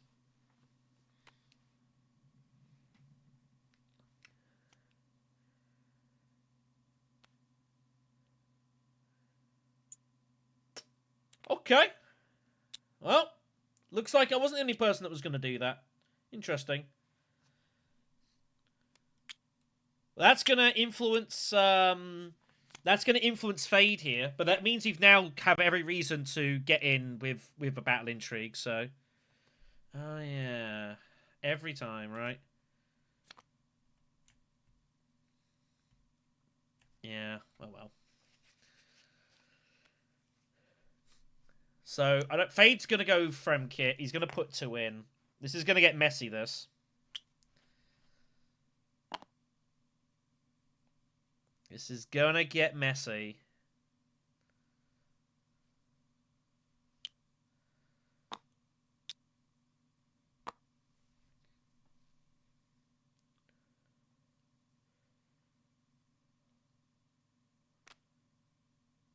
Yeah. It's just... There's a lot to think about when you're streaming, so...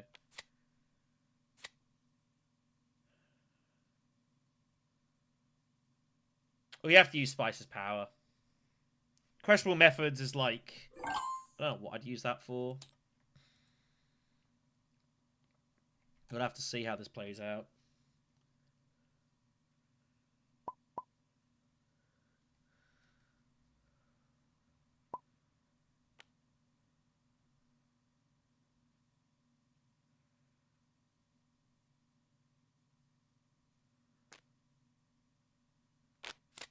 Yeah, so that's a Spice plus Flow.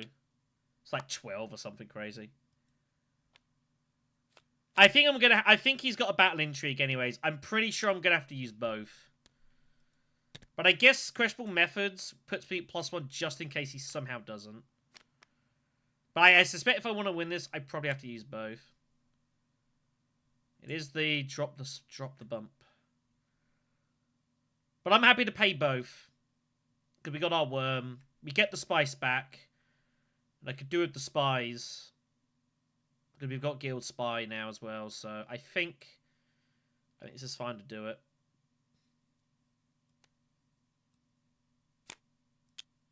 So we'll sacrifice that to do it. Drop the point. I'm sure he's got something. I'm going to have to use the spice.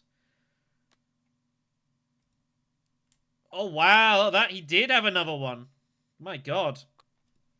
Well, we're going to see what this is. Wow. Well, we are using it now. There's no debate. So he's got +4. So red's going to win this, basically.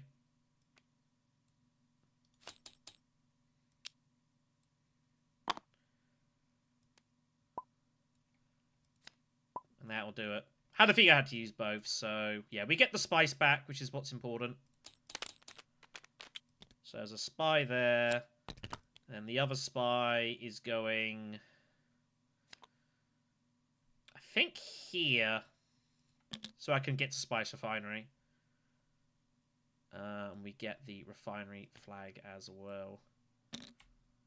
So yeah, that's kind of cool. We Yellow had exactly the same plans.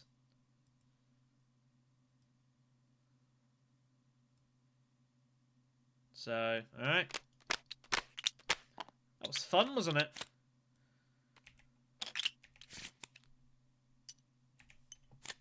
So that goes over there. So we have a point in the bag now, which is good. Interesting hand. So it's round 6 is Basin.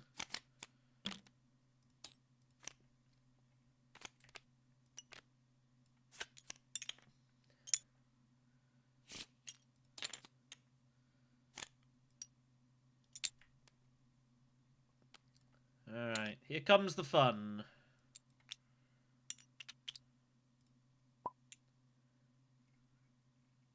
Yep, so he's just going to punt in with Highliner, not a surprise. Imperial Basin he has to go for as well. So we've got 1 point here. Hopefully we can somehow pair one of those as well, would be good. We need to try and buy spice, if we can.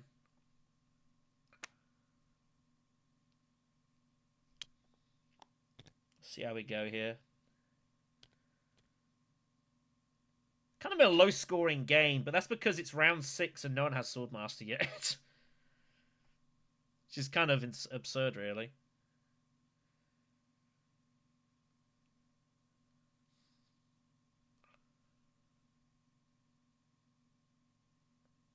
Well, that's the idea. There's no water out here either.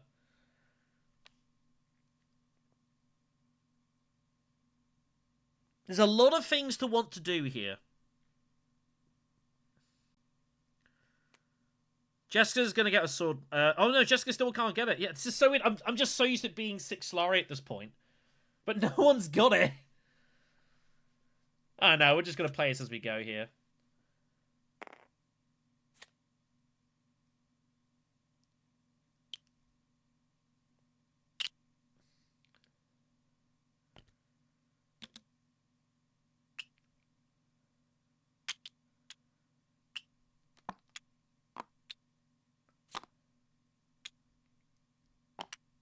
I think Jessica's going espionage here. She's going to put me in a bit of an awkward spot.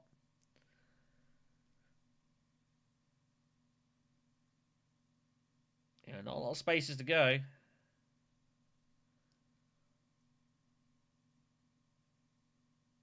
Staban's going to just start hitting smuggling, shipping and such pretty soon, I suspect. It's just for his accept contracts, all that's for. So, assuming Jess goes espionage, it's secrets or deliver spies for us. And I don't know which one's better here.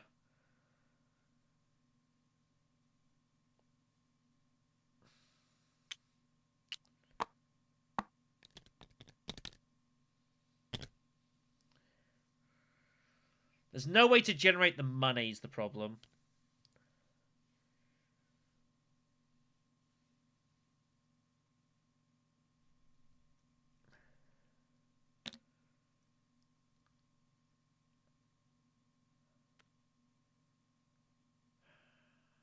I feel like deliver supplies can't be a bad move. Like, there's no water out there. It's also just a point. I don't think it's a faction I'm ever going to get back to very easily.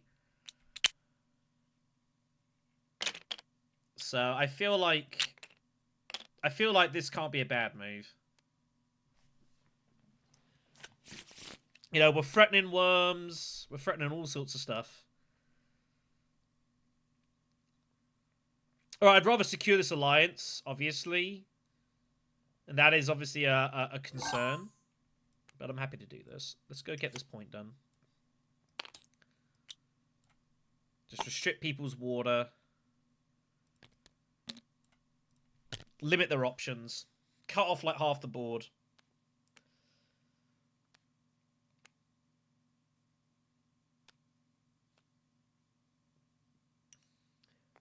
Staban's running out of places to put his spies. He's just going to dump it on Deep Desert, I assume. Yeah.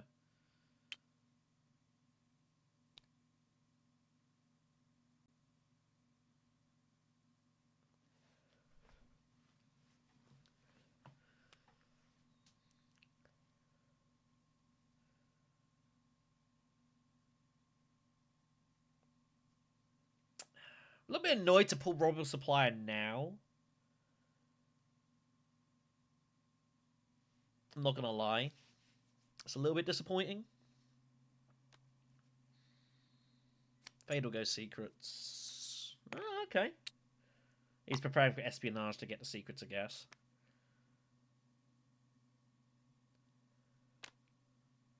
I think he also has Chosen Prophets as well.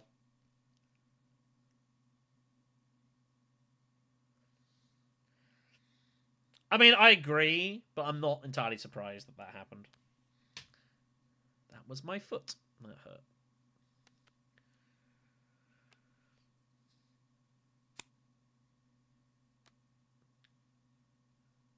There's not many places she can go.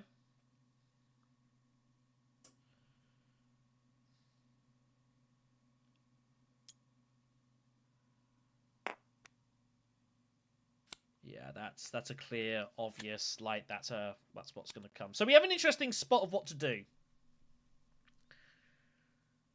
I guess I'm meant to just go Shy Halud and just limp the worm in. I kind of want to use Rebel Supplier. But I also can't get my Swordmaster ready in time. So I don't know if Spice Refinery is that useful here. I might be better off just taking the Spice. Right? I'll limp the worm. It's 2 troops, 2 water. Intrigue.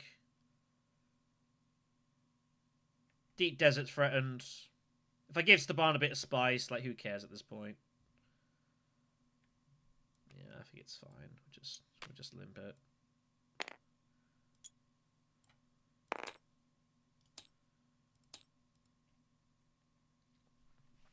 I don't need to put in anything else in here.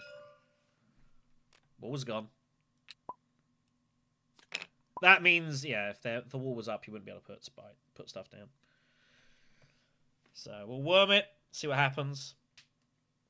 Yeah, that's a bit of a problem, that coming off for him. I'm probably not buying anything much else here. Our deck is a little big, truthfully.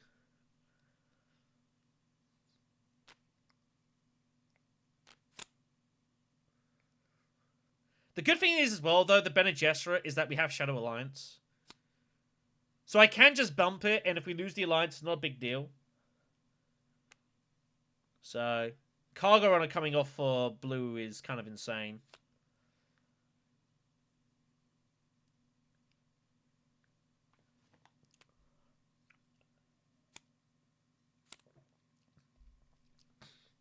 Make a Keeper comes off. Jessica went for Spice Must Flow.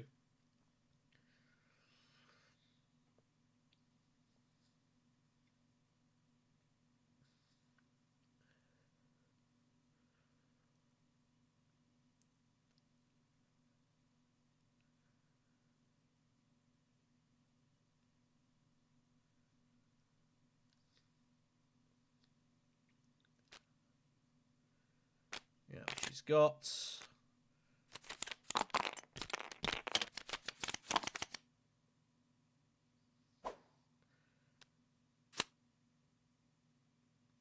I've never seen that before. I think we're going to stick to the other version of the board, kids. I think we're going to stick to the other version of the board. But it was worth an experiment. But I've never seen that. So, let's see what the intrigue is. I want to keep hold of this, truthfully. But I am scared about getting secrets stolen. Because the Bene Gesserit is getting very, very, very busy. So, you know, there are some concerns to be had here. Yeah, that was pretty wild. So, let's just grab our stuff here.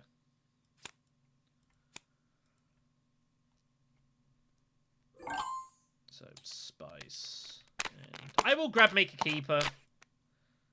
I think there's enough value for us to grab that.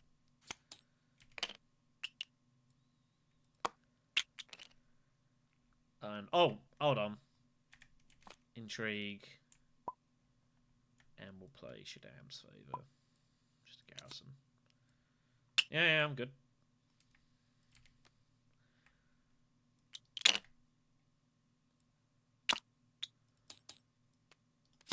Okay, well, we had a bit of a rough start to this game, but we're starting to get back into this. We're starting to get back into this. Actually, pull Guild Spy. What a hand.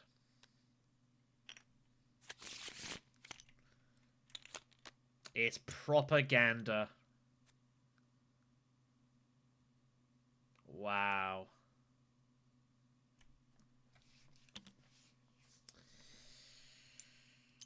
Wow, wow, wow. Okay. We might... We might just go Hagger Basin and cut off worms.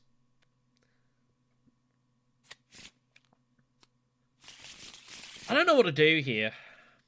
It doesn't make it easier to win. There's also spice spawning. Kind of a weird spot, this.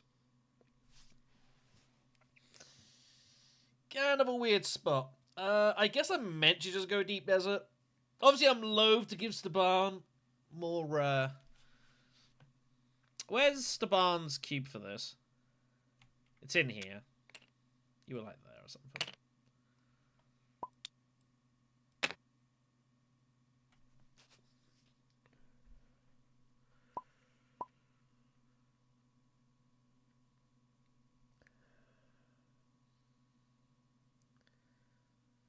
We're not getting a Highliner. We're not getting a Highliner. Someone else is going Highliner before us. Which is why I'm kind of tempted just to go Benny first.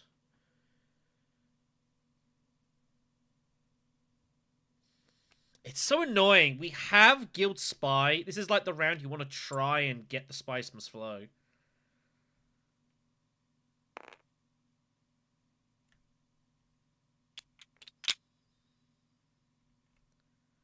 Two, three, four, five. 4, 3. 3 draws. I'm not scoring Spice Must Flow here, am I?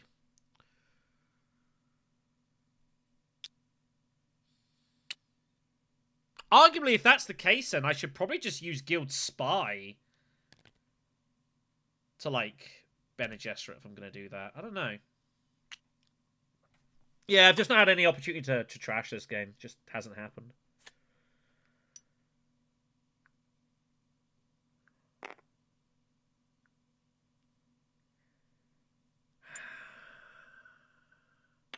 The problem is, if I go Deep Desert... I mean, do I care if Staban highlines? Who's the biggest problem here?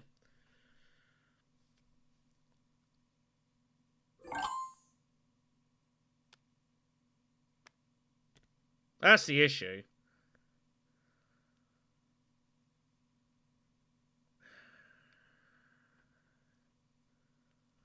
I guess we have to Deep Desert it and just put it in and... I don't know. Or we highline ourselves right now.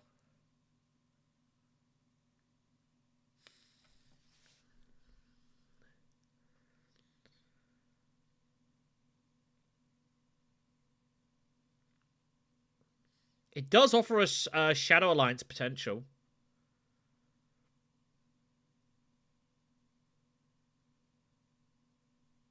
So I guess I'm obliged to do it. No one else has any water. Yeah. I guess we rock and roll here.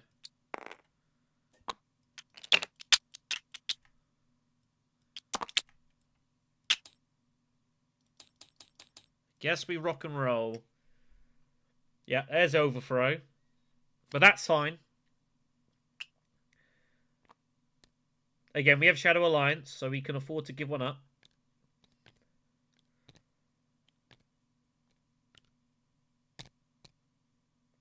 But it's fine, because we can bomb one, and then, and the other one we just take a bump. Like, we just bump one on the secrets, and then, like, bump twice on spacing or something. Staban does have... If you have none, you can pick one up at no cost.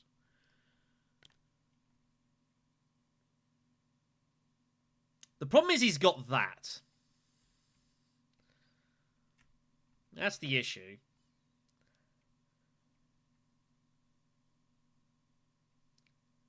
That is the problem we have.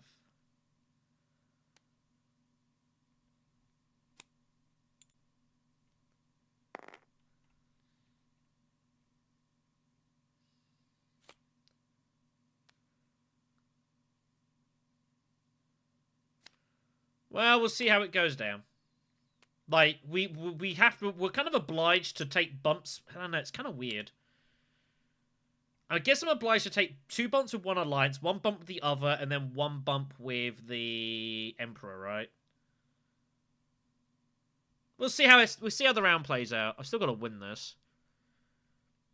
How much strength am I putting in? All of it? It's also worth the extra match point as well, to be fair, so...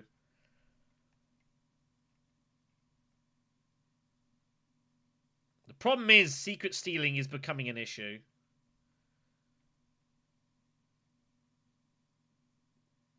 But I think basically all the actions would be gone by then. So I don't think that is an issue, because I don't get it until afterwards. Yeah, it's not a big deal. So, Deep Desert, chuck it all in. And it all just ends as it is. Do we want to draw? What have we got coming? Junction Headquarters is out there. We have to... Ooh, Junction Headquarters.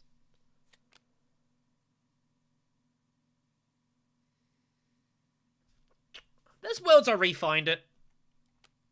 There's worlds I refined it.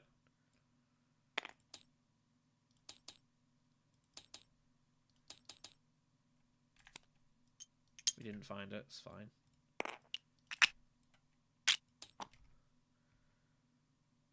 It's 24, I think. I maybe don't need to put everything in, but I have got to go to ground, so... Although, admittedly, I don't have any spies.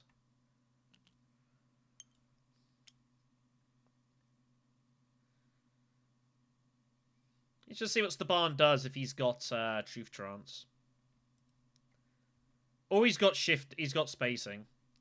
The problem is for Staban is Staban can't really defend both alliances. Spy for passive? I do have one on Emperor. It's fine. Like, it's if Staban if he defends both alliances, he has nothing with Fremen and he's got nothing with the Emperor. So it's not really that good for Staban to try and defend both of these. I also act first before in next round. So Staban kind of has to give one of these up, doesn't he, really? That's kind of the weird spot he's in.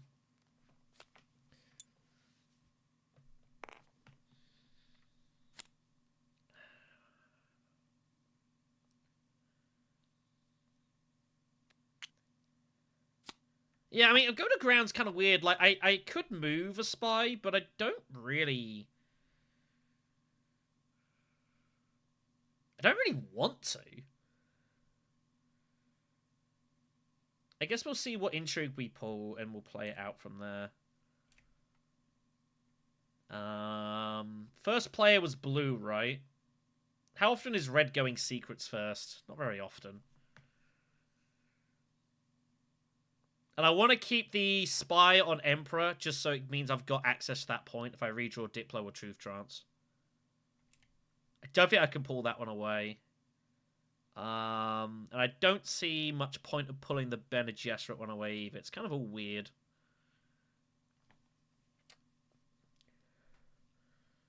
I think Staban is going secret stealing here.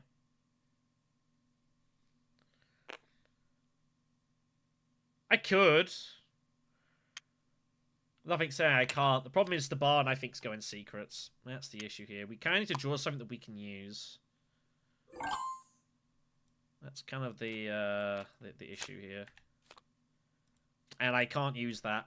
So, I guess he just steals an intrigue. That's a point. That's a point. Those two, I don't care. So, it's a coin flip.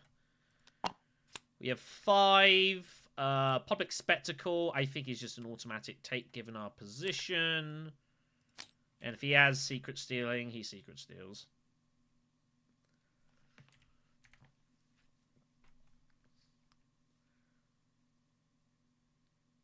It's kind of a really weird spot for Staban, this. He can't defend both alliances. That's the only problem with him overthrowing the Bene Gesserit, is, like, he can't defend both alliances.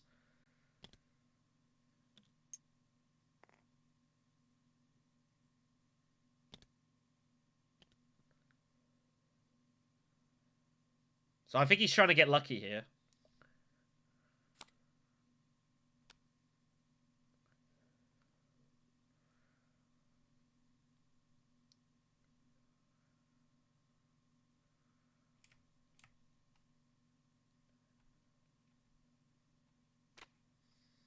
What do we do here? Impress.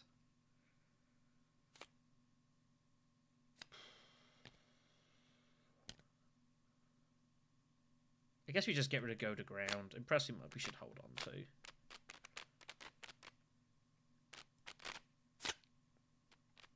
So we're gonna have 2 endgame points here as well, which is pretty good. I don't know if I need to throw in everything. I could go to ground and just pull 2 troops back here. Like, there's no reason not to. And we just put the spy back where it was.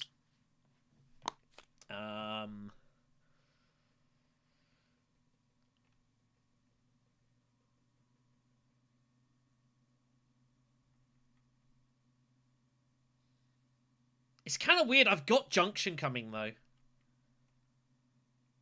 I think I have to go Spacing Alliance. Unless the Barn finds a way to persuade me otherwise. Does Junction have Spacing Guild access? I actually don't know what Spacing Guild what access it has. I think it's just the normal free. It must have spacing access. I don't know.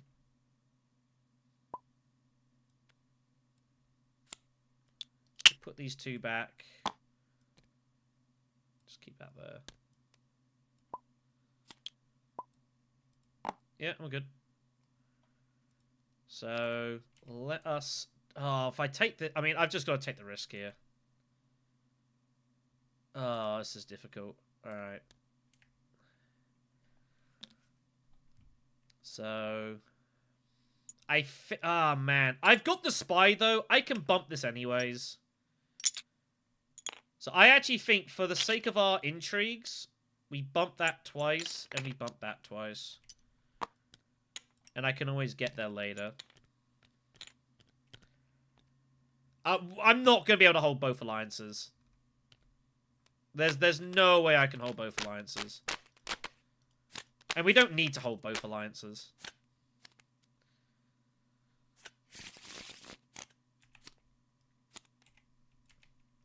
No spacing access. Crazy, right?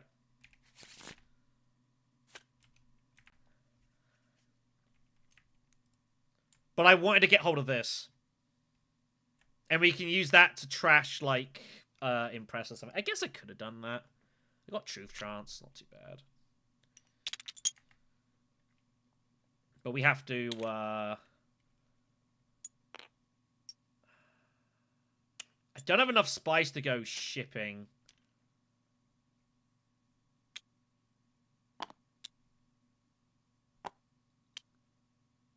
So the barn doesn't have overthrow. So this point is endgame. It doesn't count yet. The wild point is an endgame point, so we don't get to cash that yet. So we have basically 2 endgame points. We've got the dagger, and we've got that with whatever. So...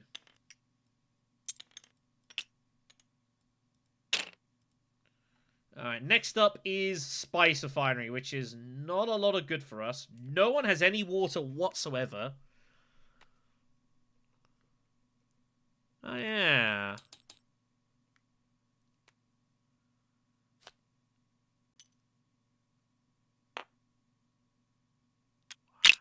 Did we go High Council with this?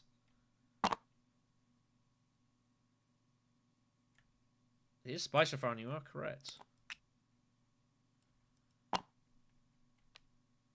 Oh, but I need Guild Spy to get the bump points.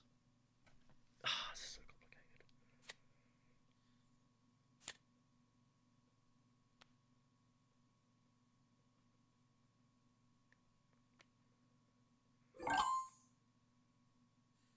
We have to go secrets. We have to go secrets. It's 3 intrigues.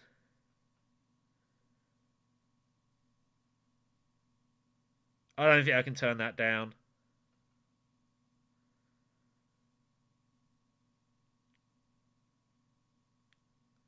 I don't think I can turn that down.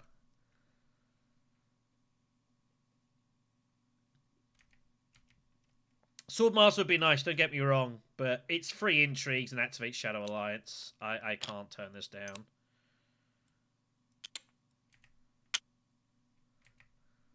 So... Oh my god.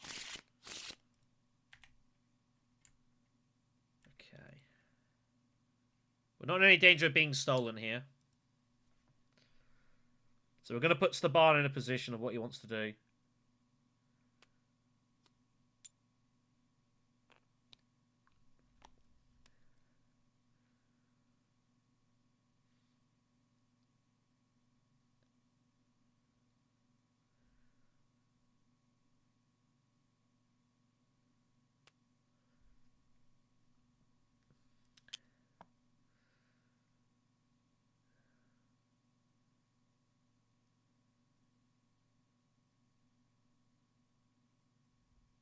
We might have to give up Chris Knife here.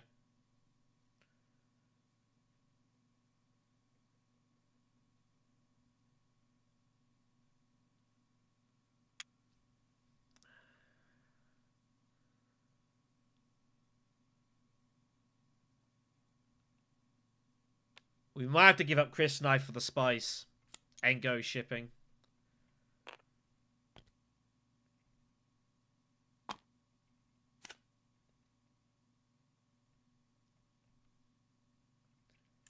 I've got to get the point from that. This is a really weird, awkward spot we're in.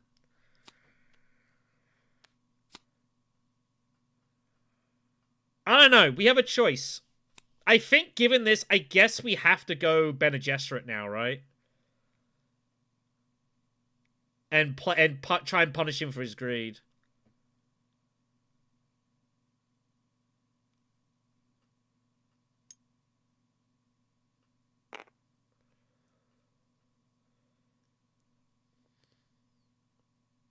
I feel like we have to do that. We've got to punish him for his greed here. Manipulation we've got. We might as well use it. I guess we'll use it to get Charney.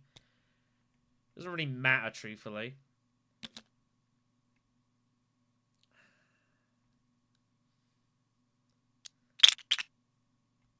That we can use to get our troop out of conflict. I think we give this up. It's kind of like, I don't know, it's a really weird spot.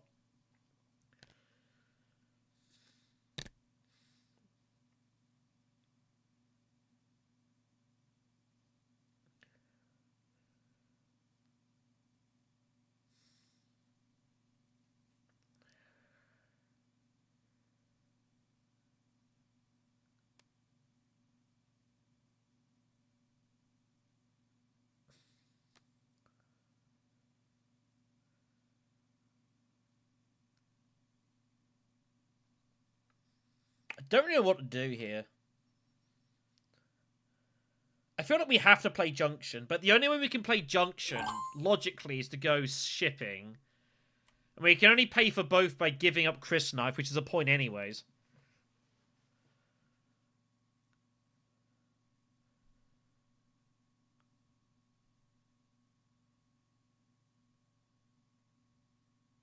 Staban's are going to get his Spacey Alliance back via Spice Must Flow here.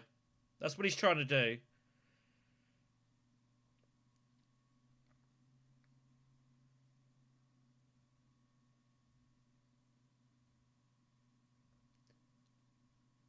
I feel we have to cut off smuggling. It's shipping. It's an obvious place for him to go.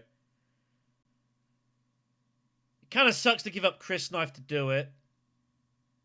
But I just feel like it's the only logical thing that makes any lick of sense here.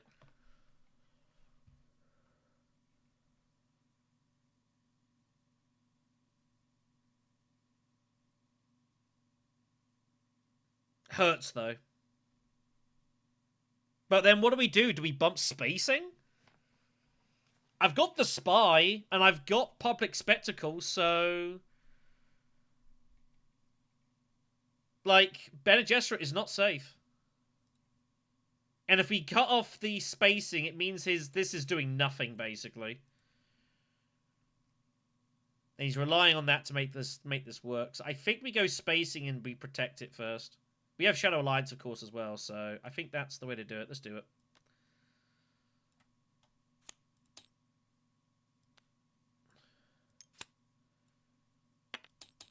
So we'll trash, like, distraction for a point.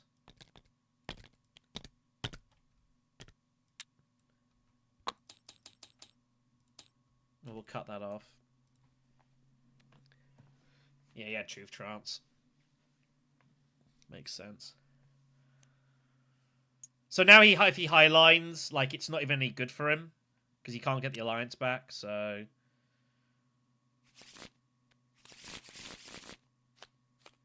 I'm happy with the decision we made. We have Shadow Alliance, so... I think what we do is we buy Charney, and if, like, a big card comes off, we just manipulate it out of the row. And if not, then we'll just, then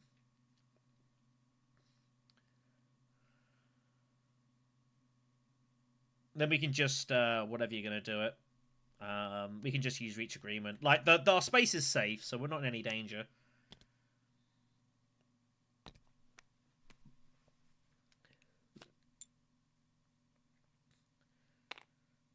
So, I feel like we've made the best of the situation we had here. Fade is looking for more Imperial Privilege, which I would like to use.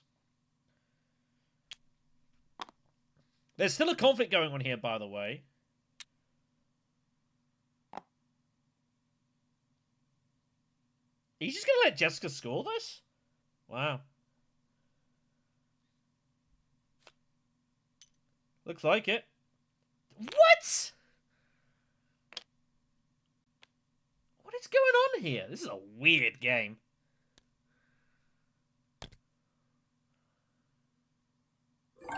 I'm so confused. So it's 5. Let's get Charney. Do I care about manipulating any of these? So the barn's coming over the top. Yeah. And there was his spacing access right there. I think we made the right decision. I think we made the right call here.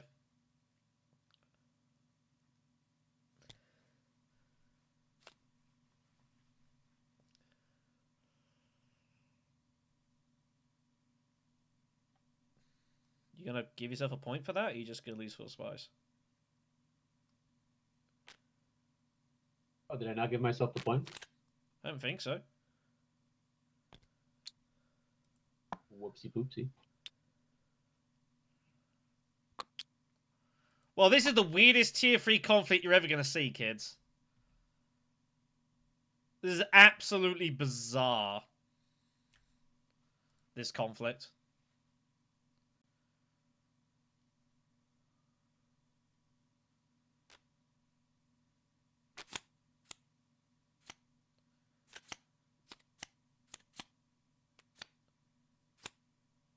Like, it is a tier 3.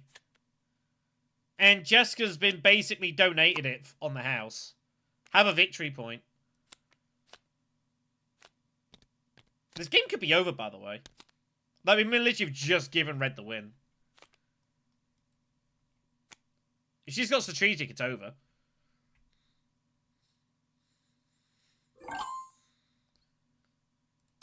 In the midst of all of this weirdness. Like, Red is gonna... I think it's definitely fair to win this now. So there's the spice, the bump there, but he gets nothing for it. So... I'm happy with the move we made. I think it was the best we could do in our situation. Hey, love that. Yeah, he had the steal. He had the steal. We were right. We made totally the correct option there.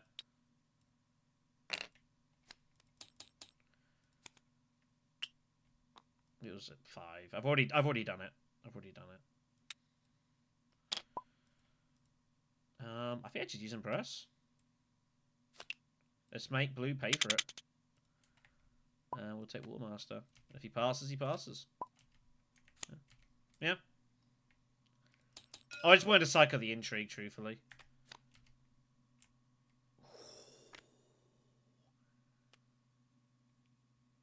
Wow. Wow, oh wow.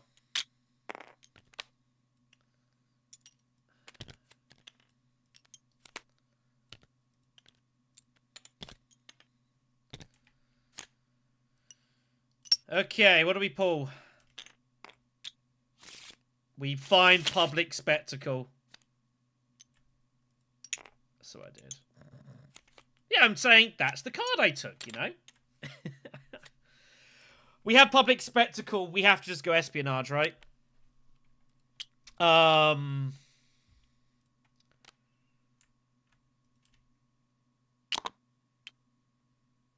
We have to go espionage and just take this alliance, right? And punish yellow for its greed.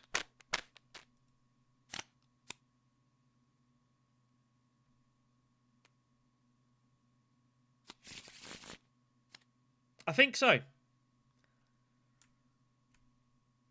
I think so.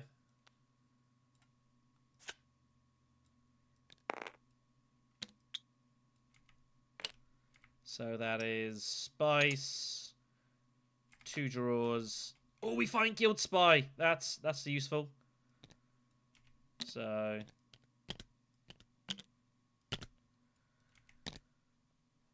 okay. We need to get a card out of our hand here. So we're gonna use Manipulate now. And we'll just take that out. It doesn't really matter. Alright. Well, somehow, in the midst of all this carnage, we've managed to steal both alliances from the Overthrow guy. So he's going Emperor. Which is a problem for blue. It is, quite frankly, not my problem. 2, 3, 5, 7.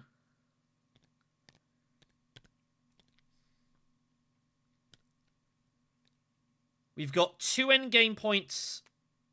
Oh no, now Shadow Alliance is doing nothing. Oh yeah, I didn't think about that. It was still the right move. Like, unless I go dutiful service myself, which why would I ever do that? Like, I have to if the spice must flow.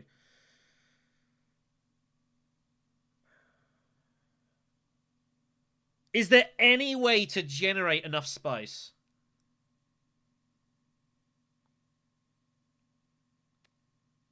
Is there any way to make free spice here without, like...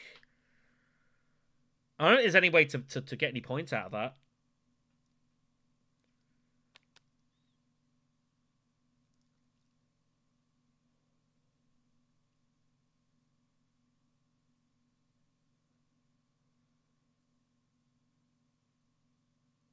But we could get Shadow Alliance. If we can find Diplo, we can actually get 2 bumps of this. One via the faction visit and one via Guild Spy, and that activates Shadow Alliance. The problem is I've only got 2, 4, 5, 7 persuasion. That is a problem.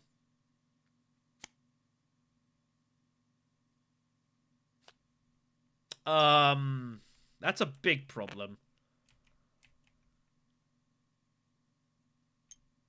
I think we have to go Imperial Privilege regardless and, like, get rid of this. And then just kind of suss it from there. And maybe Diplo gives us some interesting options.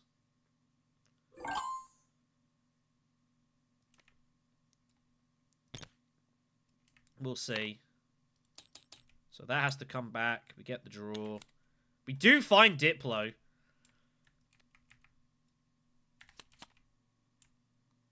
Oh!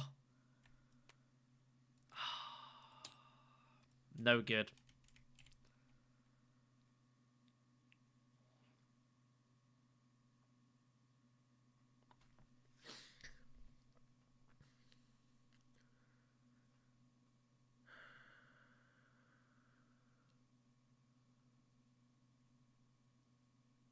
I don't think I can do anything with any of these intrigues.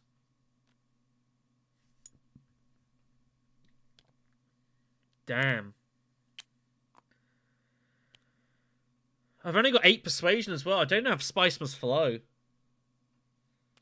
But I have got Rebel Supplier. I think it's Rebel Supplier for Spice Must Flow. And then what? Oh my god. The game's not going another round.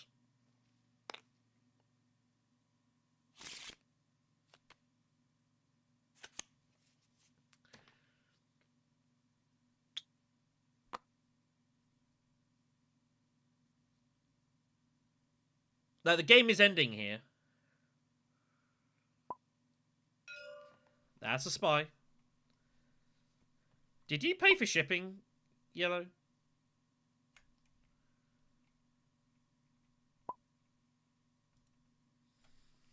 Yeah. It's been a really awkward game, this. I think the only thing we can do is go Spice Refinery. Recall, throw in 4 troops, and it just kind of ends however it ends.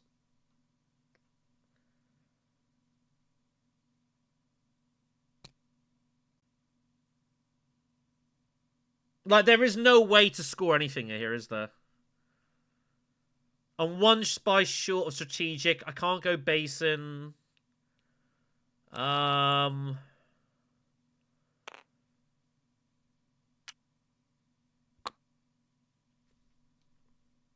I don't really see what I can do here.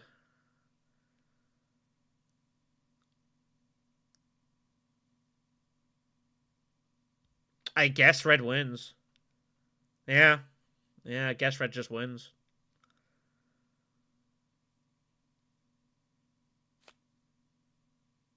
Pretty unfortunate. And she's got the spies, yeah, so this game is over. Red wins. I don't see any way to stop this. This hand is, like, kind of awkward, but what can you do? It's the way it goes. Rebel Supplier, chuck him in. Nothing to do here. It's just over.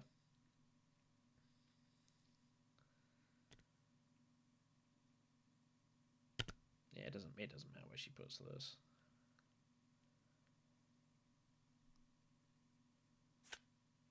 Yeah. What can you do?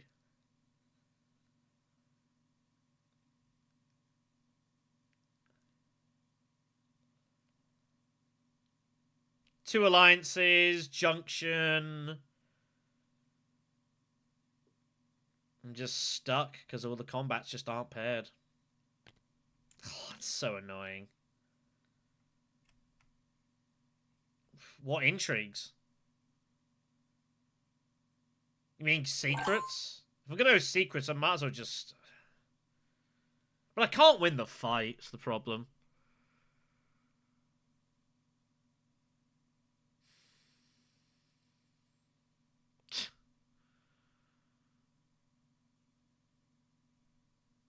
Like, what intrigues could I possibly find that help me here?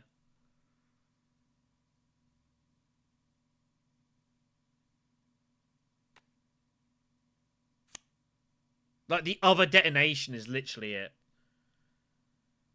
I don't think anything else benefits me in any way, shape, or form. I guess so. Yeah, I don't see what else we can do here. The spice isn't going to save the day.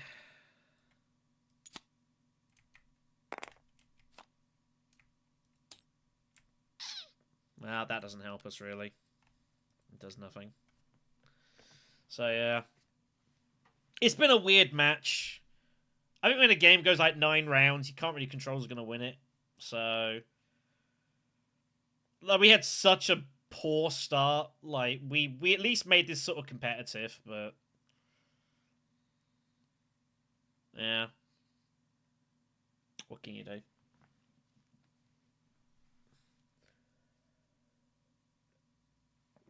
What can you do?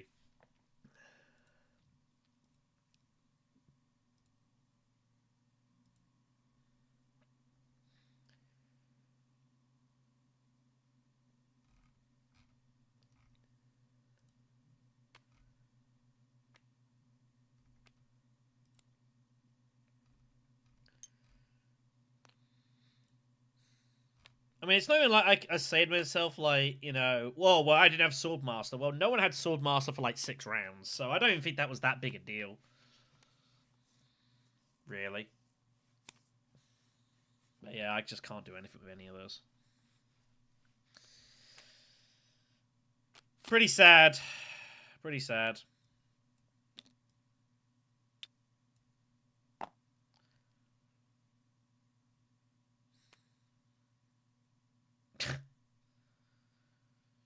That's what we needed, was something like that.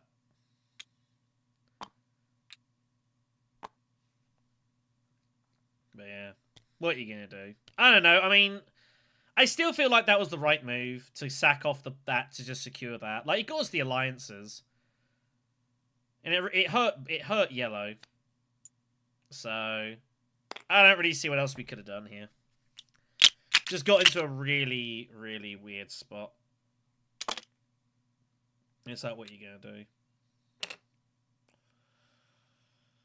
Not much. So red wins. It's over.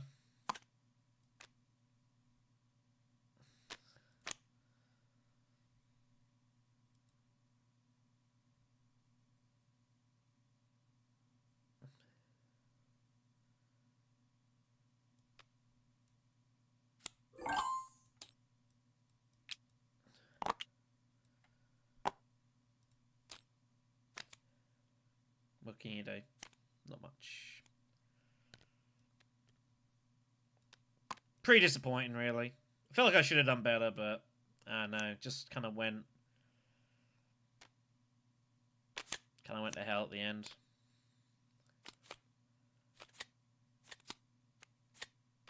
Now, she missed the spice, but it doesn't matter. She scores 3 points, so it's not relevant.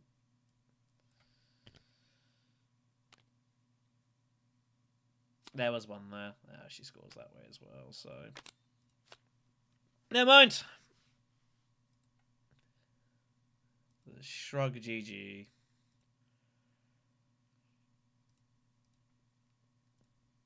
I could probably look this back and think I could have done some moves differently, but everything I did at the time felt reasonable. Yeah, pretty much. Oh, they were all out, so we couldn't find them. I've given up. Red wins. Probably. Yeah. I would also say as well, this board, like, I think it's slightly easier for viewing, I guess, but, Is that whatevs. Yeah, blue had Tron Profits. We knew he had Tron Profits. That was obvious, like, 4 rounds ago. But never got round to it. Rip. Alright, then. I guess we'll do one more. Try and play a bit better.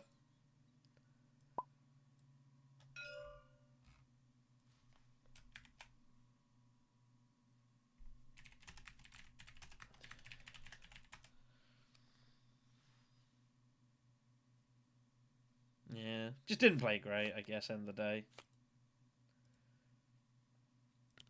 Difficult start and tried to prepare from there. But that's the only problem with Pool. Pool is very feast family. Like, either you kind of romp games or it's just a real slog. I mean, that is one thing I definitely do feel for Pool.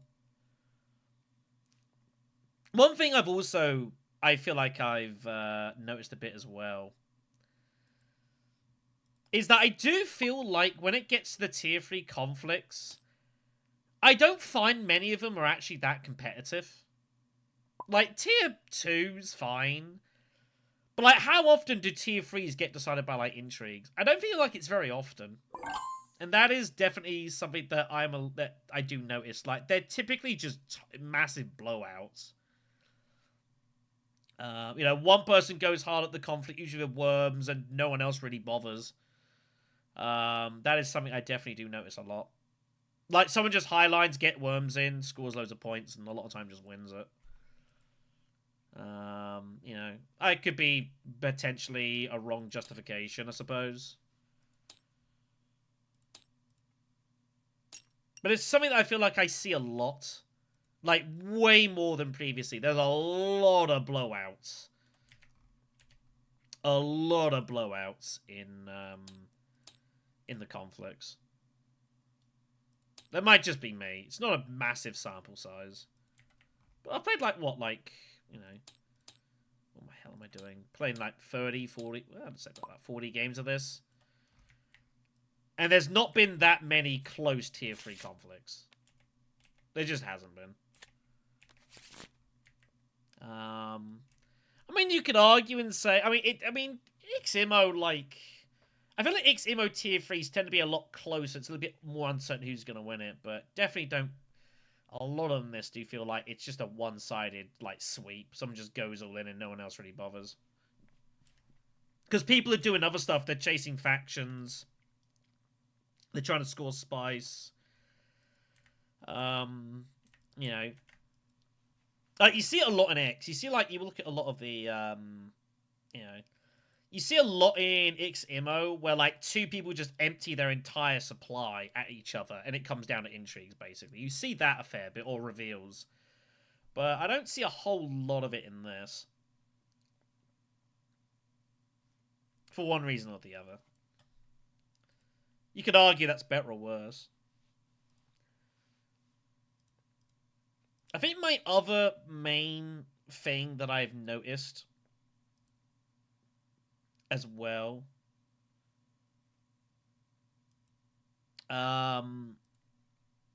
is that I think back to, like, the 40 games that I've played. It's up to you, man. I mean, I've played 40 games and lost to someone who'd never played, so... You know, either I'm a really good teacher or I'm a really terrible one.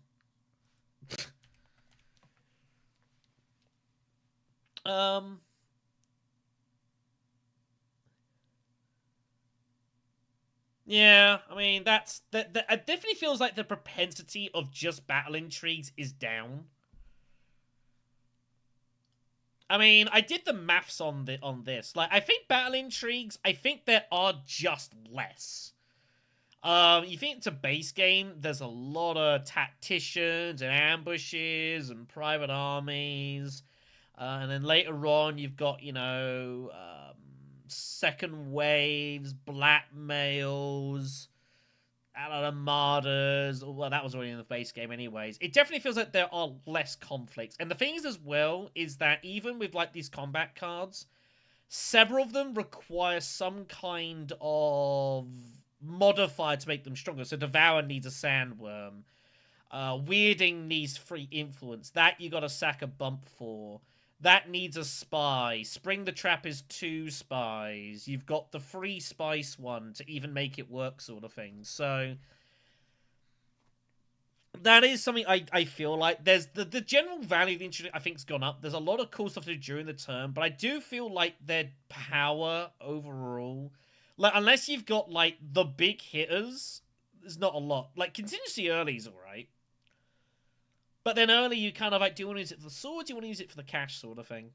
There are 3 of them, by the way. So, you know, that's the way it goes.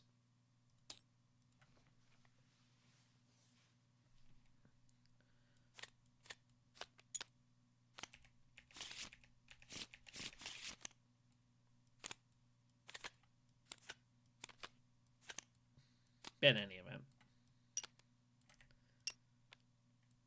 Yeah, the other thing I was going to say, I was thinking about this, and this is something that, like, if we do this review, like, I think it's something to consideration.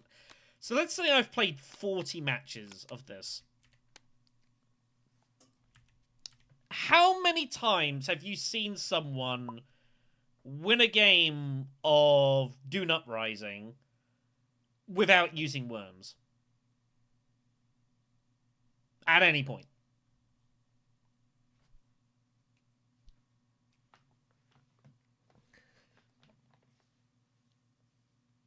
Open question. Happy for responses.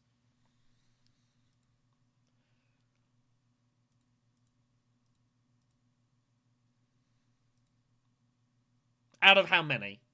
If you see it, like, say, 3 times out of 30...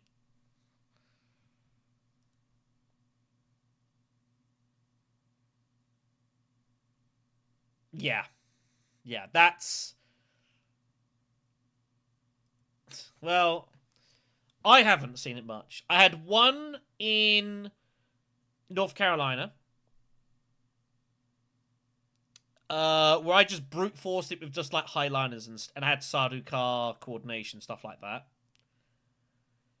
And yeah, I had one where I just Corinth City'd my way to victory.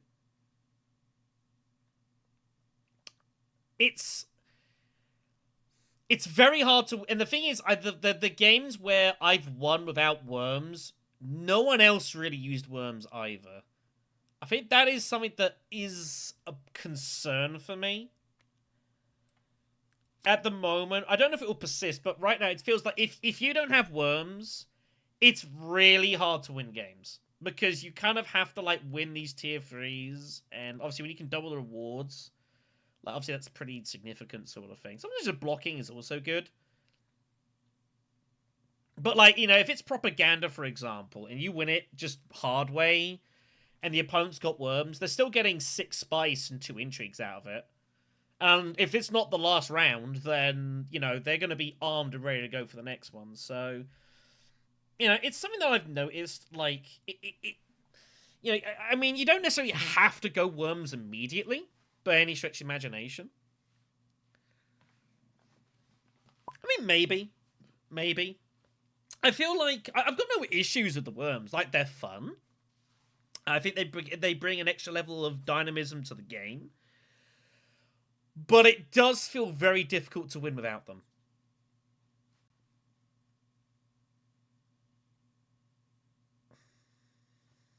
I mean, maybe. The problem with that is that's not coming anytime soon. So... But I also don't think it would be changed. I think that the core system is in, and I see no reason why Paul Denon or anyone else would want to change that. I just don't see it. So... it's like when some people occasionally talk about, like... I don't want to go into this conversation too much. But as an example, I'm not going to give a specific one. The rank stuff. Now, at various times, we've seen people make suggestions of how to change ranked for one reason or another.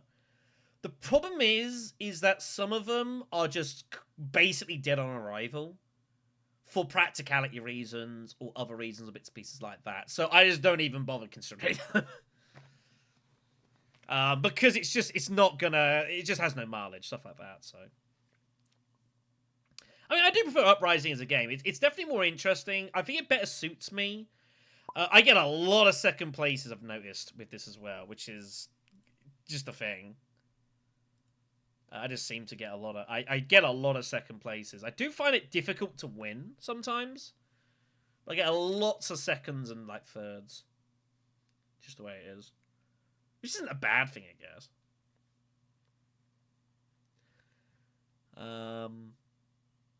But, yeah, it's just, you know. I think, I don't know, we'll see. I think it's good. I enjoy it definitely for what it is. And it's just nice. Like, we've played XMO for a long time. So, you know, that's as I said, when I played with the base game on stream a couple of days ago, it was, you know, very useful. And it was nice to play that. It was kind of refreshing and such. So, but yeah, obviously, like, trying to win Dune Imperium Uprising without winning round 7 or round 8 conflict is almost impossible. And that is, you know, a potential problem.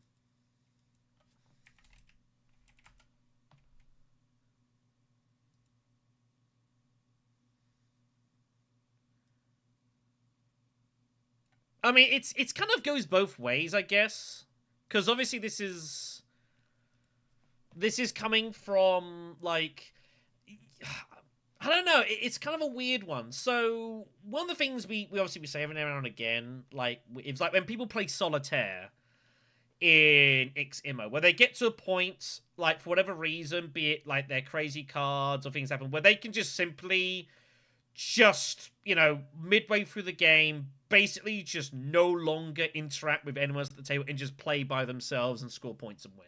That sort of thing. This game definitely, it's basically impossible to do that.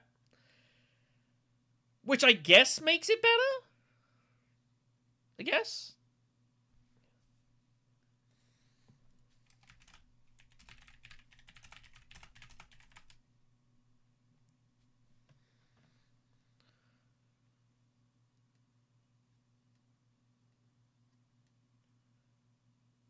It's not possible. You can't do it.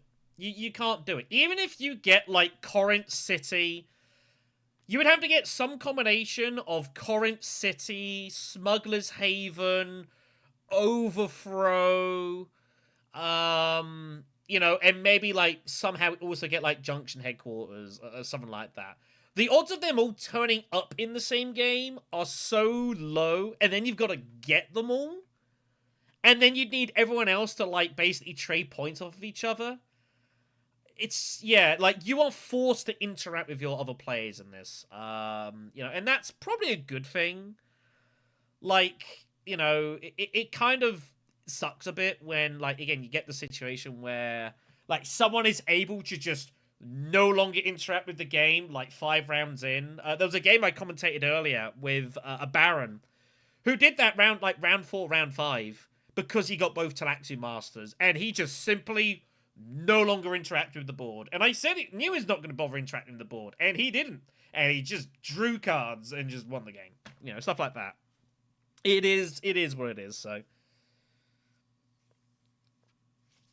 Yeah, definitely. There are ideas. Irulan probably could do it. Because she can buy the spice and then she can, in theory, trash them with her ring. But again, you can't hardly control when that's going to happen. So, you know, it's a tough one. In any event. So let us rewind the board. Fix any potential graphical issues. And let's rock and roll. Get yourself a cute little dagger. Isn't it adorable? Third spot for us, okay. Sorry everyone.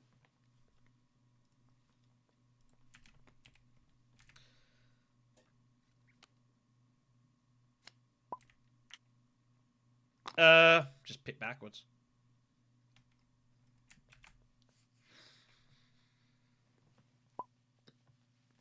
That's the other thing as well, is, like, so there are a couple of people with pick systems. I know there's some people that are, like, playing, like, pick 4, 1, 2, 3. I just say pick backwards at the moment. We simply don't know enough. So, what do we got going on here? Wow. Junction Headquarters and Branching Path. Both of the Alliance benefit cards are open on the opening row.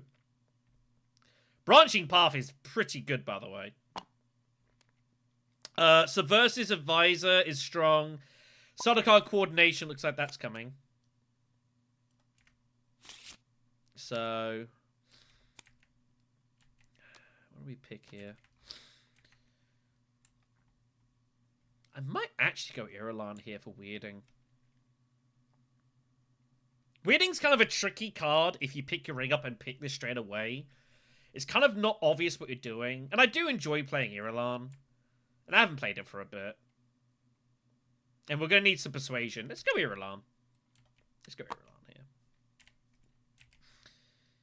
Go for the princess. So yeah, this is the other variant of the board. For me to, like, show everything, it's kind of like I have to zoom out a bit more. So I'm just going to probably do it like this and for other things. Just pick backwards.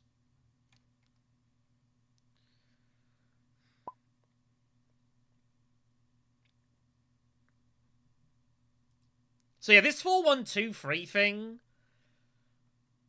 like, I think the idea is to, like, because of the conflicts, I guess. I don't think we know it. We don't know enough. So I just say just pick backwards and call it a day.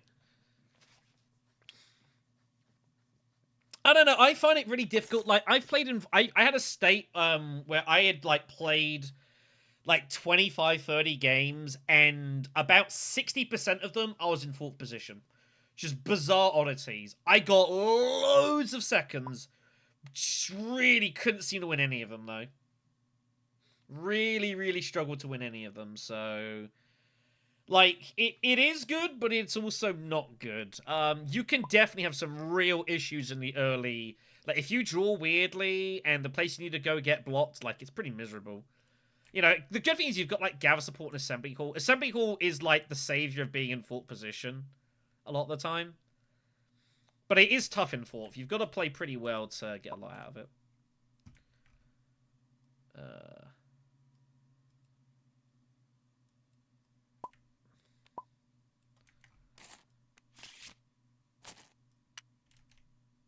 There he is. He said mouse slip, not keyboard slip, so... And he'll go Gurney. That's fine. Okay. So, Shaddam wants to just slam deliver supplies and go shipping. That is exactly what Emperor Shaddam wants to do. What a conflict. Look, Muad'Dib is licking his lips at that. Good grief. Everyone starts at 1. We go to 10. No ring. Damn. Oh, this rose. Oh, this hand is not good for what we want to do here.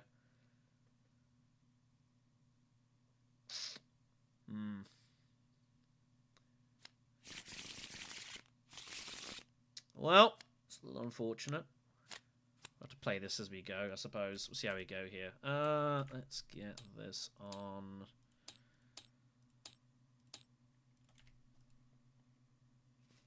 So, out of curiosity, for you guys watching, some of you have been watching here for a little while, how does what you've seen this stream, like, compare to what you saw 2 days ago? I imagine most of you, a lot of you at least, who've seen this stream, or watching this stream, saw the digital stream that we did 2 days ago. Like, I'm curious to know what you guys make of the difference. You know? How do you consume your content? You know, I'm here, CJ's dotted about as well. This is stuff that we wish to know, so we can better the viewing experience and such.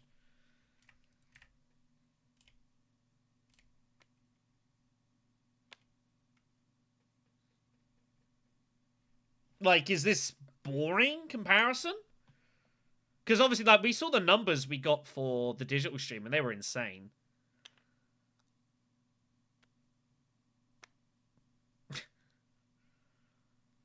So Taco and Fito have completely opposition viewpoint. Okay. Gurney Halleck has gone deliver supplies. I think Gurney Halleck is eyeing up immediate research station. At least we don't have to deliver supplies and do that to stop Shaddam, so I'm okay with that. But like, we are going to do more digital streams. And I definitely do want to do some more. Yeah, I mean, that's the one thing I noticed. Like, I've played TTS a lot. It's easier to know where the information is because you're used to where to look for it. What is going on here? What? What the hell? Okay. Well, I tell you what, this is actually a really good position. So this is a little trick I find with Irulan that's really useful. If you don't pull your ring, try and get a card draw. And hope you don't pull your signet ring. Damn it. I mean, if you pull your signet ring, it's also not the worst thing in the world. I guess... this is a bit... I don't really want to limp 2 in here, but I have to limp in 2. Damn. And what you want to try to do is, if you don't pull your ring, buy a cheap card or 2, and what you're looking to do is round 2... hopefully re-pull it with your signet ring so you can trash it immediately.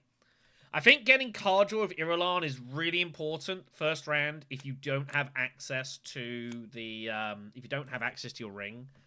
You want to try and give yourself maximum chance to try and trash immediately round 2 and get that 2 spice. That 2 spice trash immediately is so huge. And if you do pull your ring, just get something or just trash something randomly.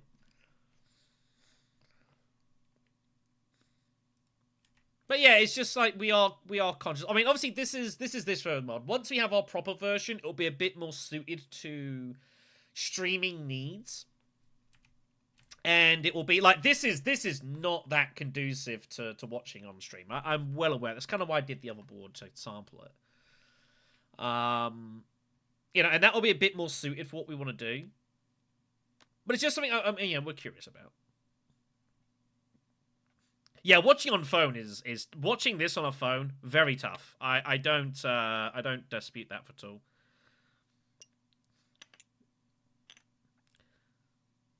He's gonna keep the water. I thought he might have been tempted to research station. Yeah, like like say we had. I mean, obviously it was the first day it came out, so we're gonna have more people watching. I don't know when CJ is planning to do a stream. So we'll see.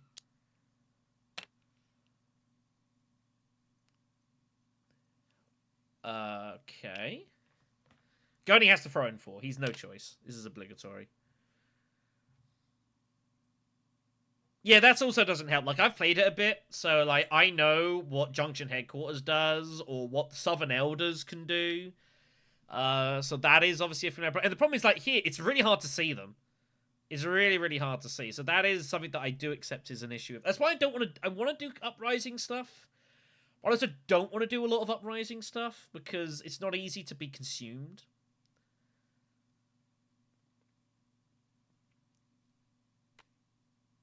Well, you or me? Yeah, and just kind of see. I think I know you've been wanting to get into it. I would say do some Dune Imperium Digital, man.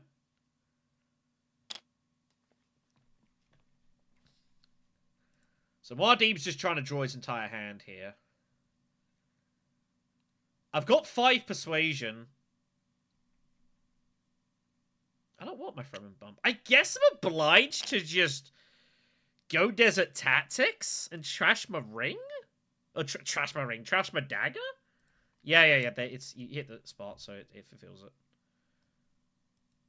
So you draw 2 and flip it, yeah.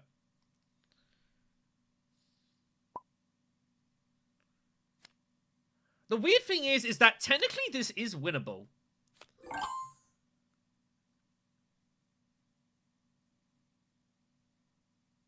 But Gurney's got a dagger.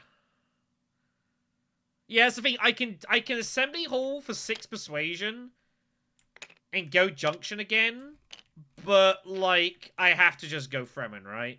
And just get that siege access. Recon's coming as well. So I feel like I have to give myself that option. I feel like I can't really not do this. Let's get rid of the dagger. And we'll just call that there. Shaddam sometimes uses his ring, so I don't need to put in any more troops. Oh, actually, no, I will put in a 3rd because of Muad'Dib. He may have both daggers. I'm happy to spend 1 more. Guarantee that intrigue.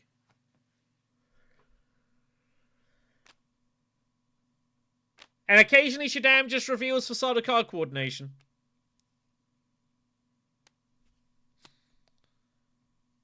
So,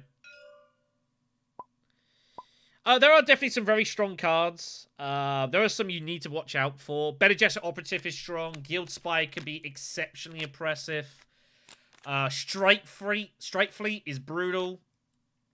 Smuggler's Haven's also very strong.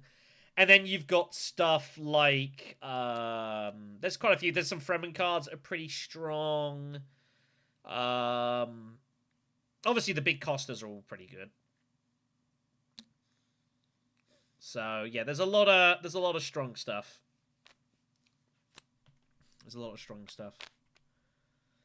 Yeah, he did have both daggers. So I think what we might do here is I might go deliver supplies because he wants to go deliver supplies. The thing is, if he does, he can't use Subversive Advisor. It needs a spy spot. So us going deliver supplies. actually has some reasonable logic here, because it means he if he goes there, he has to give up the spy and he has to generate one.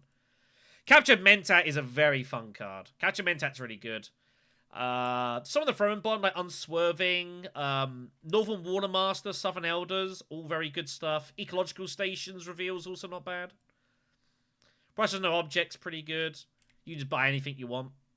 You just buy Spiceless Foes of that in theory. Some of the cards are very obviously strong. Public Spectacle, that sort of thing. Covert Operation could be pretty strong as well. Is it nerfed? Someone asked me this the last week. Is this worse? Define worse. Define nerfed. I think 4 for 4 troops and the spice isn't that bad. It's 1 less than Highliner, and you get an intrigue. That's arguably better. Anyways, we got 4 persuasion.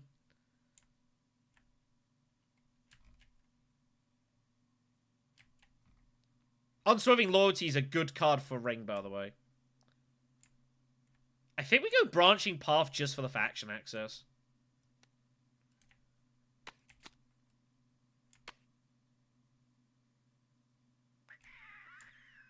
It's not worth picking that up right now.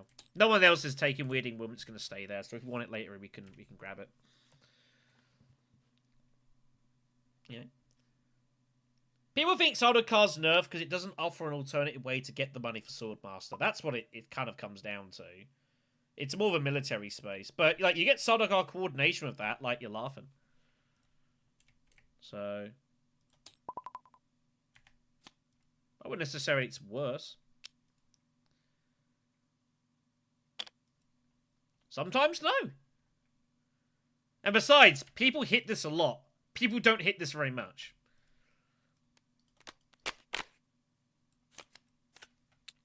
You could say Highlander's worse, because there's no water now. Stuff like that. You know, it goes both ways.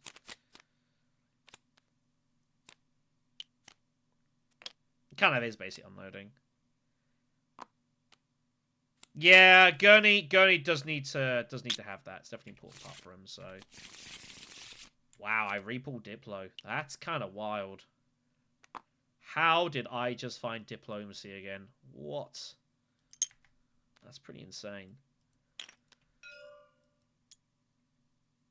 Yeah, it's sorted. We're good. Alright. So that goes to him. Yellow's got a bump to take.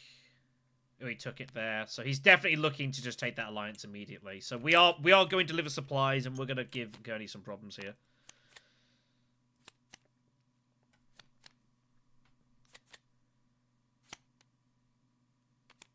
Yeah. I mean, Sardaukar, if you can get the recall, it's huge. That one. So yeah, we're going to go deliver supplies. We're going to block up Gurney. And we're going to make him choose what he wants. Does he want the free water or does he want the alliance? Ring's coming with... Oh, I should have bought the cheap card to try and pull it with my ring. Mistake. Got that wrong. Also, this comment, by the way, freaking Tesla loyalty immediately is wild.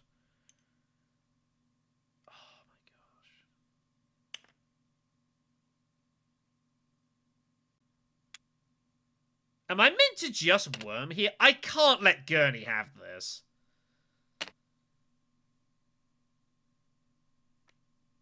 And besides, I can actually get Deep Desert next round as well. We go deliver supplies, Siege, and he's in a lot of trouble. I think that's actually a better move for us here. So yeah, let's go deliver supplies. Let's cut Gurney off, and interesting to see how he responds.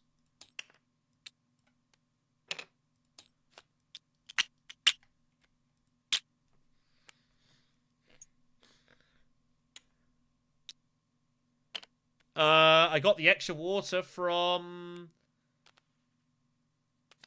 That's a good point. I should only have 1 water. You're right. Thank you. Yeah, I went Desert Tactics, didn't I? I never took it off. So make Gurney do that.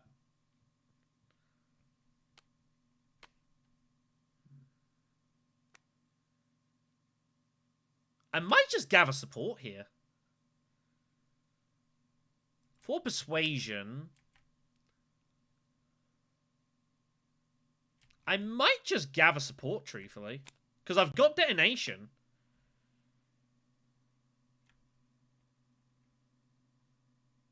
And we just chuck them in. And then we've got the spice. We can even go re-spice a fire next round and just get Swordmaster right away, depending on what our draw is. Does that make sense? I guess I haven't got the water.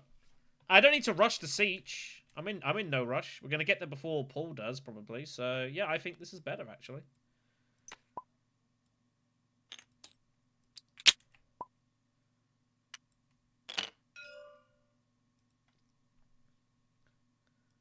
Yeah, I mean it is, but you know it's also bumps. So I saw a car. It's just a different type of space. I don't think it's necessarily better or worse. It's just different.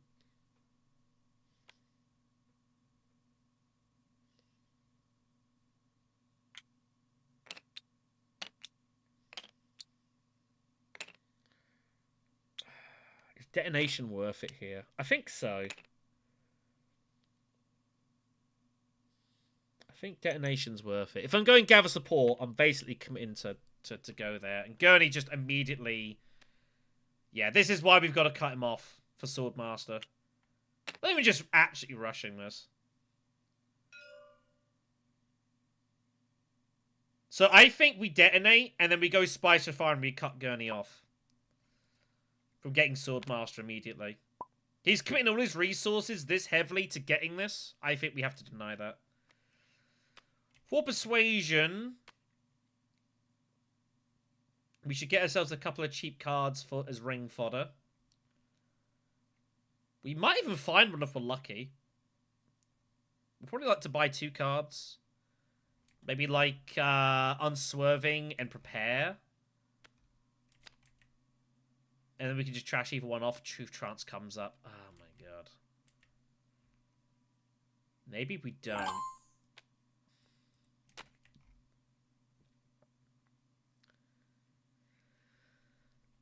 Oh, man. I mean, just trashing my regular cards is also fine. We'll do it this way. Corinth City turns up, by the way.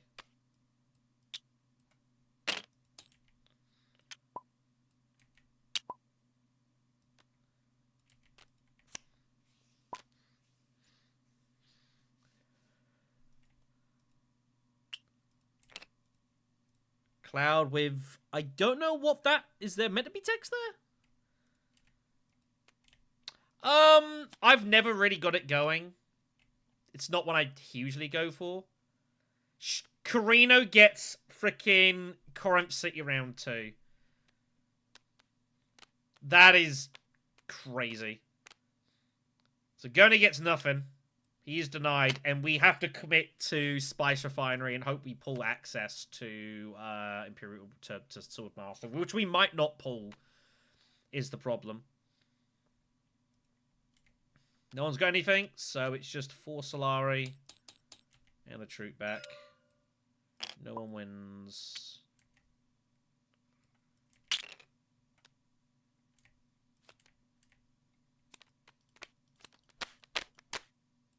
Alright, so what do we draw?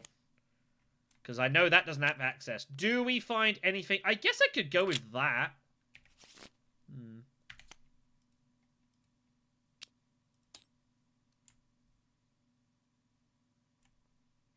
That Trash Dune Diplo something. Yeah, I think that seems reasonable. We've played this specifically to cut off Gurney, so we gotta do it. Trade dispute is next. Only issue with this is we are giving up hooks for a bit, and that is also a downside. I would like to, you know, do that, but I think action economy is more important here. Especially with Shaddam just, like, starting to print money. And Gurney's gone so heavy into it. And there's a lot of money about. We've gotta cut this off. I think it's more important. Do I limp a troop in here? I don't need to. So let's just go ahead and do this.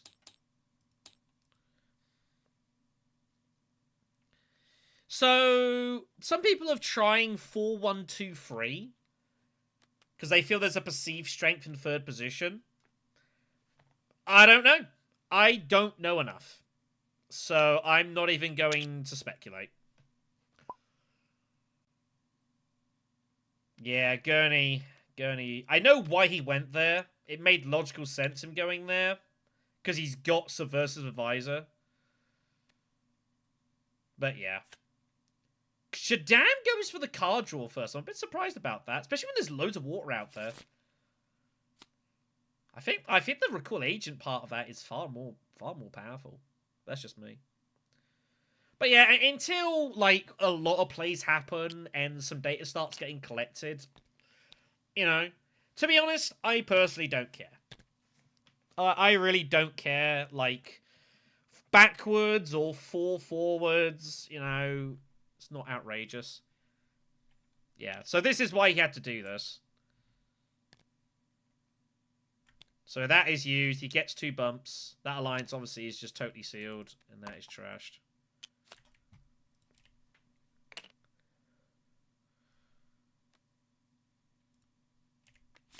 So, and yeah, no intrigues out there, so we are fine. We'll trash out Doom with this, but I do want to start trashing some meta cards in order to get hold of the spice from the ring. Like, Irulan's ring is very important. Grom's Insight is very, very good. But yeah, like, I mean, there's options. Like, the 4-3-1-2 still is, like, slightly weird to me. It's like, you know, it just doesn't look that natural. 4-1-2-3, I guess I can get with, but it's like, I don't know. I don't really interact the rank stuff anyway, so I don't really get involved in that conversation.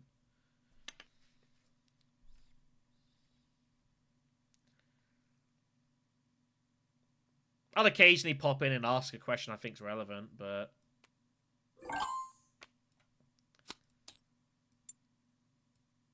other than that, I don't really. If I played it loads, then fine, but I just don't get involved in it, so. Yes, I certainly do, Caleb, funnily enough.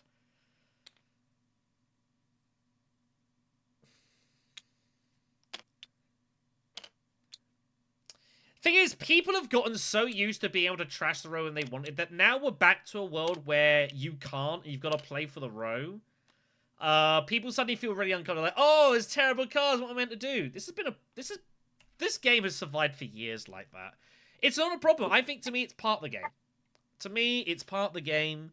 If the row is kind of quiet, then you have to adjust your strategy. It shouldn't just be power cards all the time, so. But that's Atomics, specifically. You know, I'm happy to see the back of Atomics. Especially after one of the games I played in this competition, which I did record. Absolute joke. Absolute joke.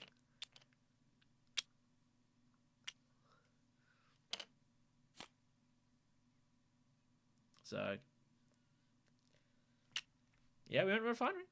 That's why we got that there.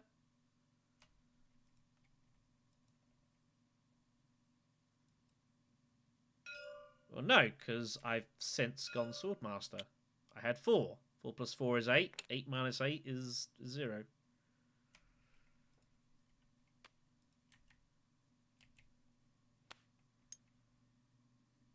I think that's how maths works.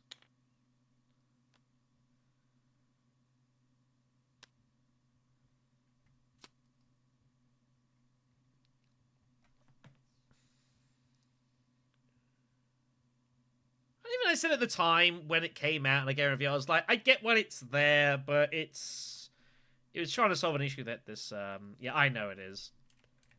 I know it is. That's why I say I might not do any more Uprising content streams until we get our version of the board going. I just fancied streaming tonight, so I was like, sure. Have a chat with you guys. Talk about the digital stream, that sort of stuff. We have Diplo. I guess I'm obliged just to limp in, right? I just got a limp in at refinery. It's an alliance that we can kind of go for. Also, drawing wouldn't be bad. Gives me the chance to refine my ring or Diplo again.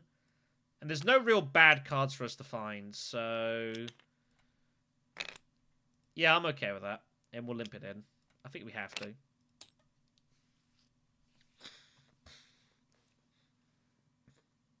Yeah, maybe. But it happens. Some people get very, very competitive over this game. Very competitive over this game. It's kind of weird, like, the whole rank... Again, I don't want to go into this much, but, like, I say it now and again, like, it's weird for me, the rank stuff. Like, if the rank stuff had happened, like, a year or 18 months prior to when it kind of came in, I'd have been all over it. But some point in those 18 months, I just, like, nah. It doesn't motivate me.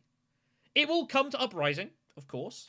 Like, the season that's currently ongoing will come to its end. And then, obviously, you kind of rock and roll from there, basically, so... But alas. No swords for Gurney. He's got 9 persuasion and no swords. He's going for junction, obviously. Yeah, I think that's true. I think that is something I think is completely true. It's like there are people trying to work out how to get interstellar shipping into Dune Uprising. Absolutely not. I have no interest whatsoever in that. It's just not for me, brother. Absolutely no interest.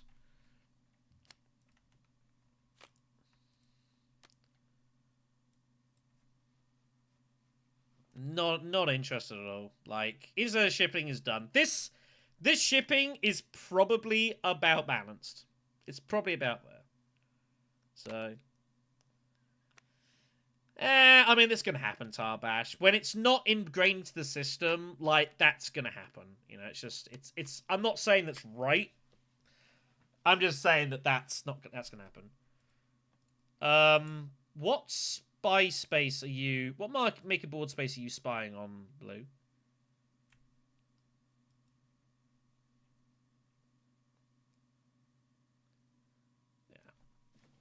Yeah, it did. It had its time. But it's fine. But yeah, no, I have no interest in that. Like, this game, as I've said, the old expansions were not made of Uprising in mind. And if you're going to tell me Uprising was made with those expansions fully in mind, like, you know, I'm not here trying to knock. If Paul Dan ever sees this, when I say this, I'd never try to, like, knock him or anything like that. But, like, it's just... It's not how it works, you know. They've got other priorities. We have 4 persuasion. We are probably just buying covert operation and, like, unswerving. This is to get spies down and then to start using them later on. And this is the supplant like stuff, and this is just for potential trashing. So let's go get these 2. These spores turns up, by the way. Pretty nice. Okay. The housebend stuff I'm fine with. I have no issues with that. I think that's an interesting way to look to play it.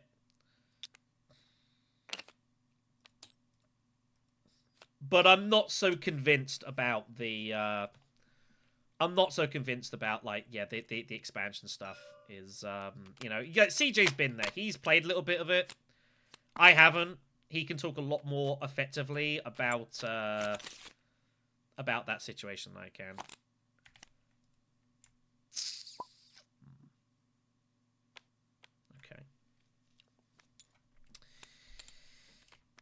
Okay, this should be interesting. How is this going to play out here? So, who wants to go for Swordmaster? It's difficult for Shaddam to go Swordmaster. But if Shaddam goes Swordmaster, Gurney's in trouble. Gurney wants to go Siege Swordmaster. Shaddam can really mess that. Shaddam should go Espionage if he can, get his money... Put a spy on, and put a spy on the, up there, at the council.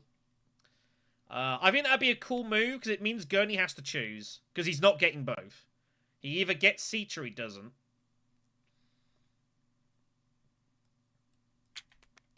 So there's a lot to be. There's a lot for Shaddam, but if Shaddam has espionage access, he has to go there. And I think he has diplomacy. I didn't see it in his last hands. I'm sure he can get there. Now, the good news is we have 3 different ways to get water to threaten Deep Desert, which is pretty cool.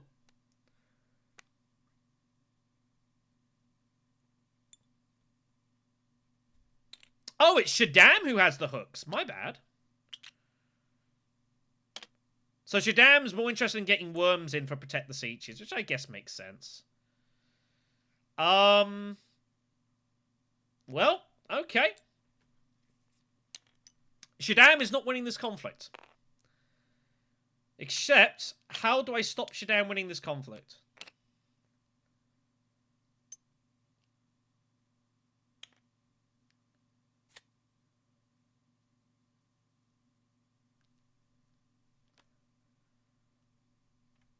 I think we have to try and pull Diplo here. I think we have to try and pull Diplo. Yes. But I think Muad'Dib's not going to let that happen. Shit.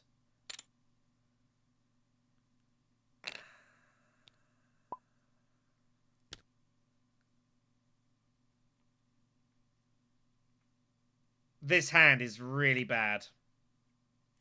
It's creating a lot of issues here.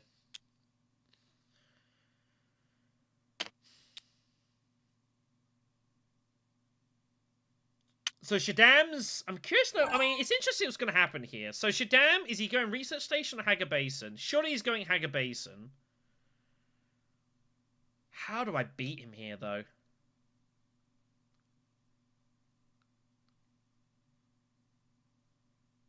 This is very difficult.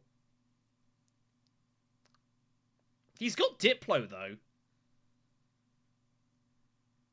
He's just going Desert Tactics?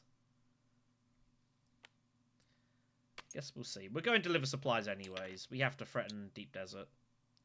And say we're going there, and then it's your problem.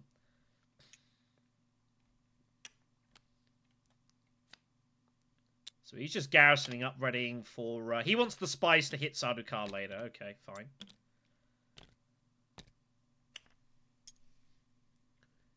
What is going on here? Gurney's looking at Arakeen.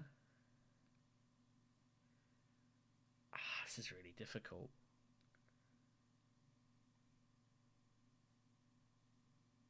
Effectively, I'm threatening Highliner is what I'm doing here.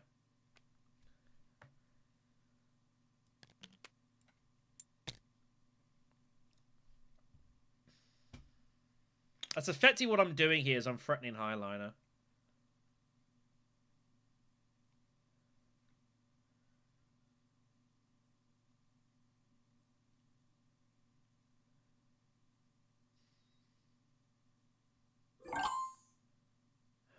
We have a very big decision to make.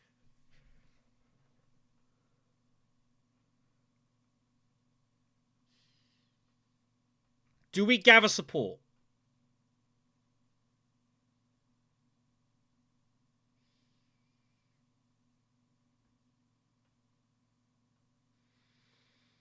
So we can throw in more of Deep Desert. We don't have to Deep Desert it right now. No one's taking any actions here either, which is really weird. I think we go gather support so we can put in 2 troops. I think that's a better move for us here. Or maybe we just go Arakeen. I guess Arakeen's still there.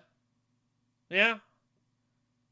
I can't let Gurney get out to Arakeen. Not with that contract. It's an obvious place for him to go. Let's go ahead and cut that off.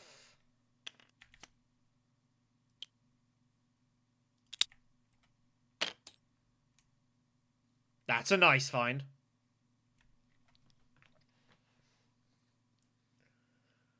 That's a useful find. But yeah, it's just an obvious place for Gurney to go that, so we have to get in the way here. That's the one thing this game does, is like you have to pay a lot more attention to your opposition. The game forces counterplay a lot more, which I think is a good thing. I mean, it's a good thing. But yeah, letting Gurney get Arakeen seems absolutely crazy. Have to block that.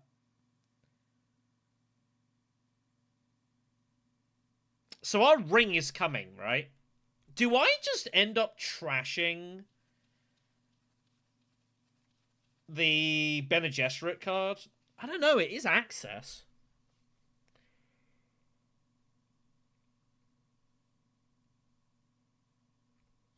Access is always good. We have Truthsayer. So Shaddam just takes, yep, obviously grabs the cash. There's a sword. 2 swords officially.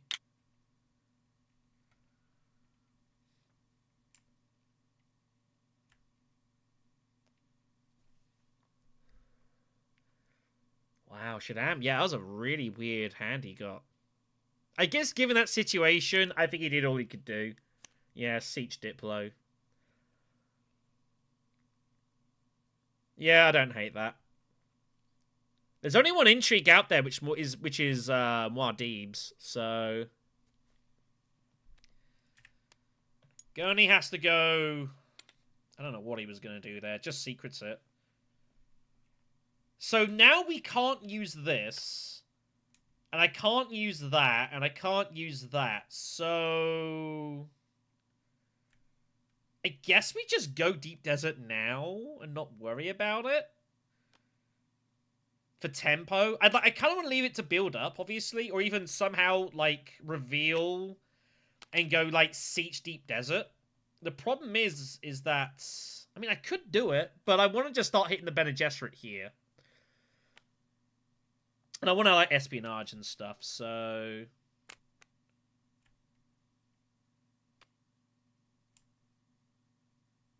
he gets a sword and a spy.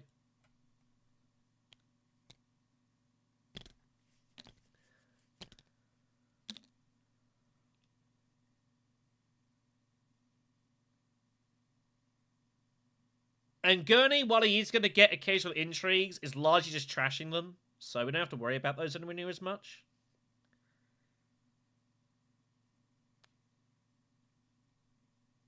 I think we go Deep Desert, because in theory, if we win this, we're getting hold of 2 water anyways, right? So I think we just go there for tempo. I mean, that's fine. I think that's fine.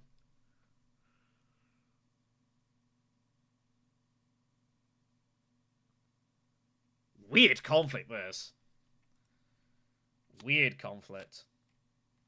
This is going to garrison a troop for us as well. We have no Fremen bomb, but that's largely just to try and trash later on. So let's just grab a load of spies. Where are these spies going? Bene Gesserit for sure.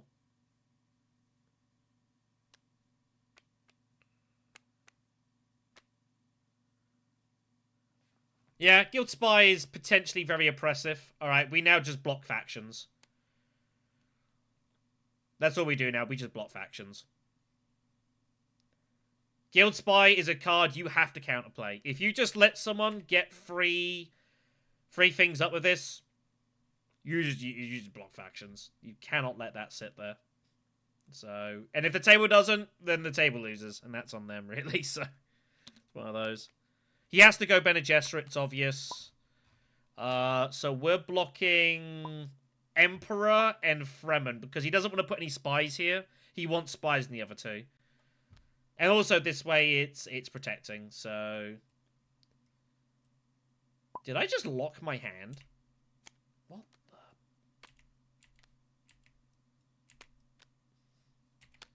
the... Just lock my hand. How did I do that? So, block that. Block that. We get a troop garrisoned, and we get that. Do I want to buy anything for 1? More ring fodder? More ring fodder.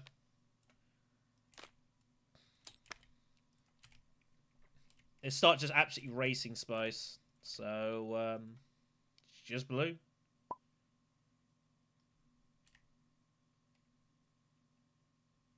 Blue has nothing. Alright, so we get that for a point. A couple of water back, and the troop back.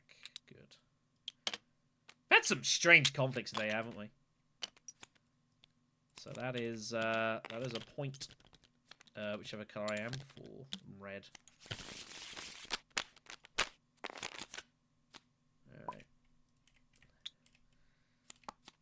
Alright. Okay. And wherever my third agent is, I don't know there. Okay. So, what do we got? Chome security. Huh. It's kind of funny.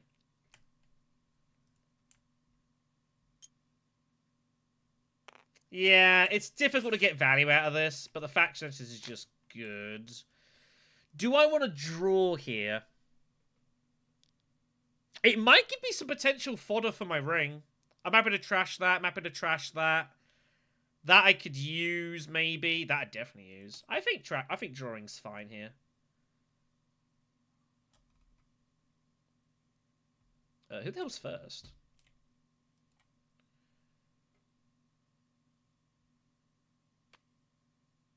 Is it Gurney first?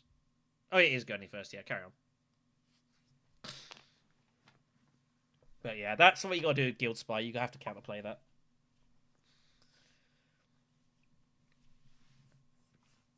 So he will just spam the Bene Gesserit, and there may not be much you can do about that situation. And that just is what it is.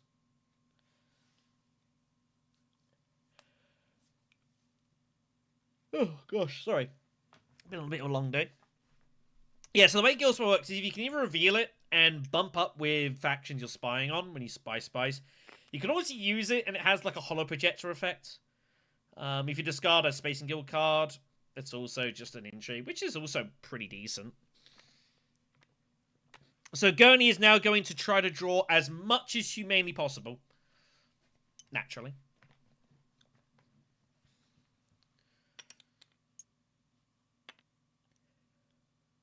Has he actually got like 6-7 persuasion in his hand? I think Gurney's trying to just immediately spike Guild Spy here. We'll see what happens. Very few intrigues out there. Paul's up first. Paul has to get hooks here, right? Paul has to go siege. That's magic. That's why he put the spy there. Well, it's Swordmaster, then siege.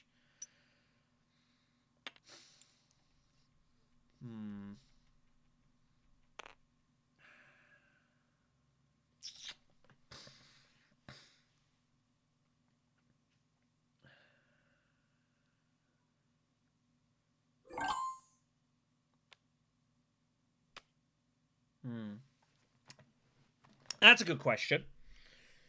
What do we want to do here? Do we want to go siege first while we still can?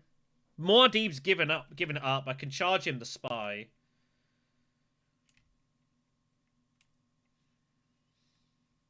Do I just use this? I can't do that.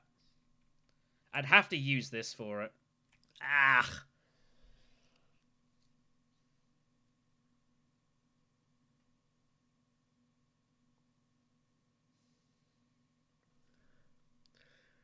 It's not a good conflict for me is the problem. Shaddam's just going Haga Basin.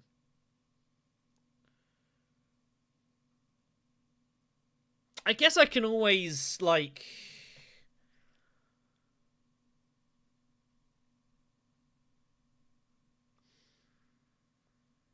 I don't know. This is weird, this. I think espionage is still better for us.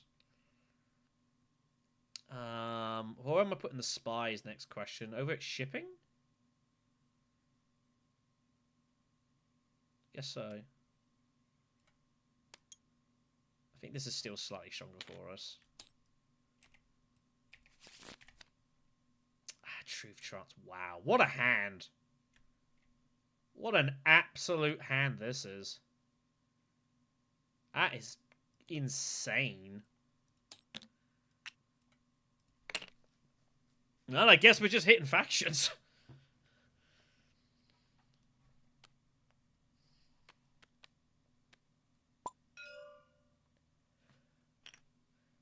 It's the same symbol that's at privilege.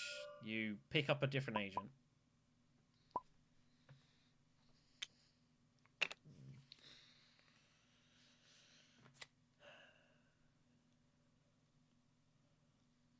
I don't know that I actually want to pick up any of my spies, though. But Gurney Halleck doesn't have much of... So the Gurney Halleck's has got, obviously, Guild Spy. The problem is, Gurney Halleck has a real problem of how to actually... how to make spies. Yeah, Gurney's going for this already. Makes sense. That's Gurney's issue here. Like, it's really hard for him to make spies. He can get the Bene Gesserit. But as long as he doesn't get to espionage, it's fine. We can never, ever let him get Emperor Spy. Yes, sorry.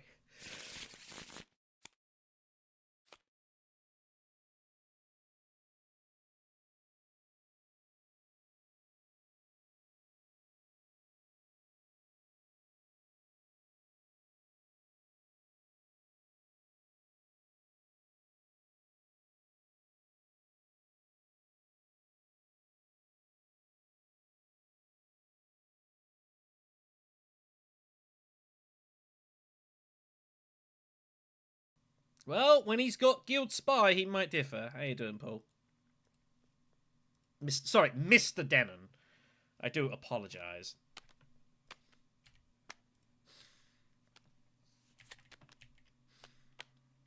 Carino is stacking up on these intrigues, by the way. I think he's got Choan Prophets.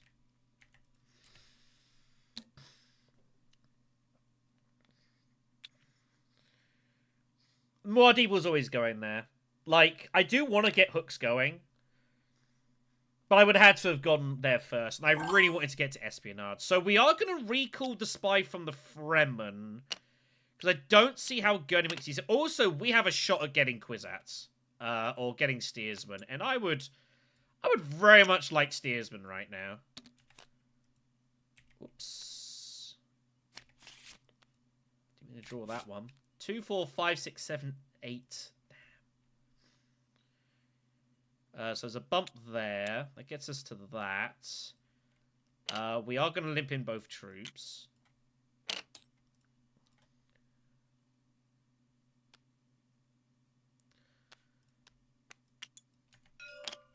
Is that meant to go in, Paul? This is on your hook. Yeah, good spot.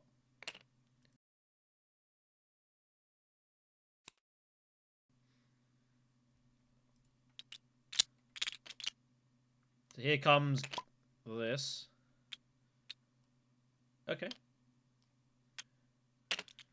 Yeah, so Shaddam's going for this. It's not an amazing conflict for him, really. It's alright. But I feel like he's got Choan Prophets, so...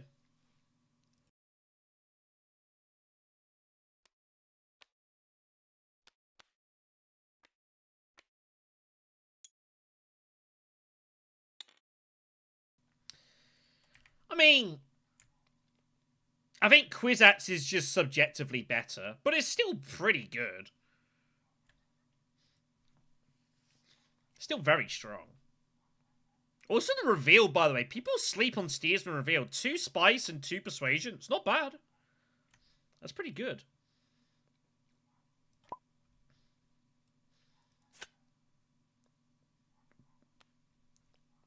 I mean, it's trashed, so it's face up. Yeah. This is how Gurney's going to score points here.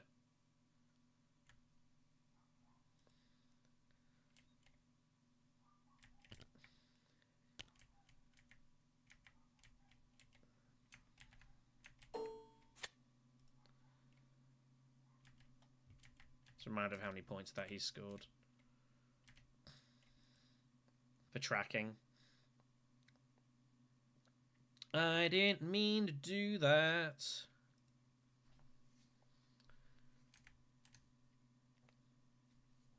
And Steersman would be really good because I don't have privilege access right now, and Shaddam is going to hit that a lot.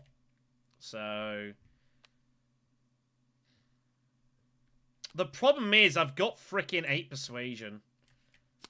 What have I got in here? Unswerving... Unswerving loyalty. The Bene 1 persuasion one. There's a dagger. And covert operation. So if I play, it's a coin flip that I don't get steersman.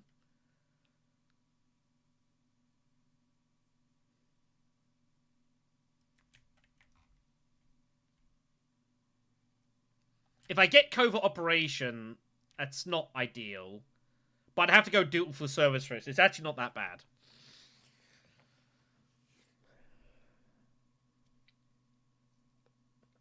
We could accept contract and draw 2.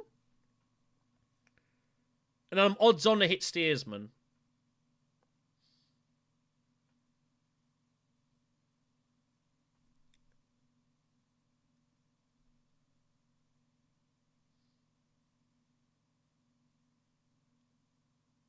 I don't know.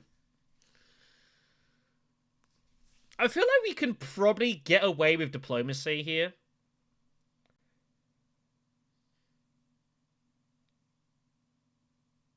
I mean, if I pull accept contract and just withdraw 2, like, I'd be very unlucky not to get steersman here. Very unlikely to not get steersman. I'd have to miss twice. So it happens, like, almost every time. Research station is still good for me, by the way. Spice refinery, maybe for the water. I think accept contract's the way to play this. We go, like, research station. Except how do I research station? Well, I mean, that means at that point I'm kind of giving up on hooks, right? A little bit.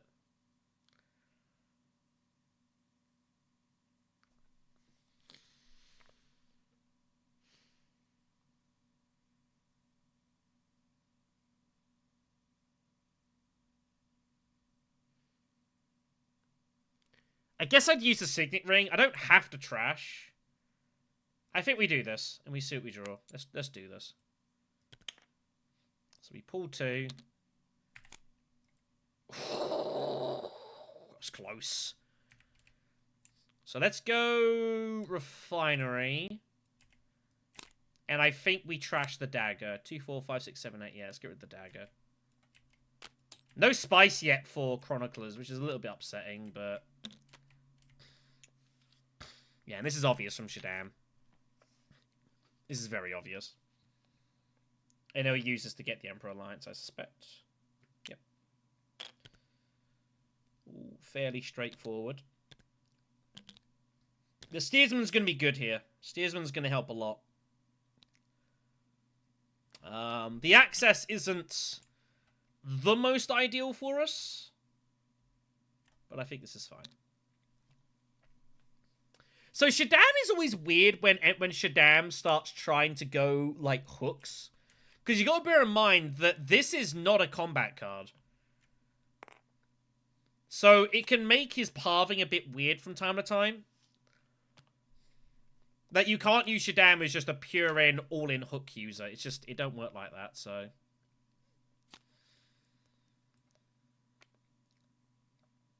I also think Shaddam is partly after... That's probably awkward.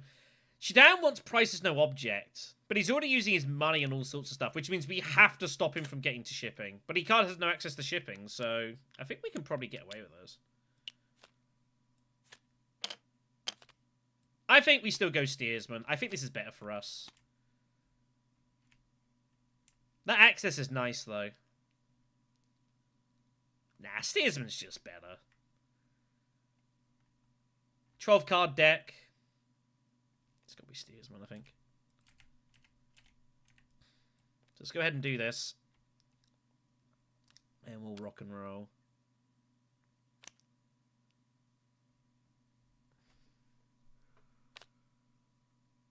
Yeah, let's go with Steersman. I don't know what we're going to do with the bump, but that's not why we're buying it. Oh, no! Best card in the game. Lasadu Car Soldier. Best card in the game. So Dan will just obviously chuck his worm in. Obviously.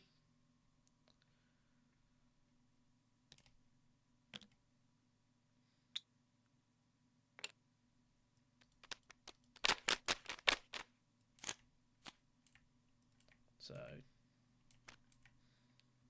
You playing anything blue? No? Alright, well green can sort himself out then. We'll just take our stuff. Because you're never getting up this conflict, so...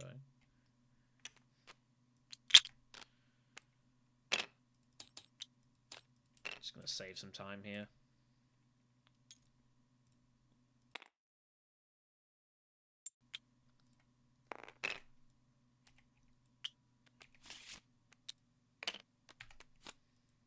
Oh, there it is. Baby daddy.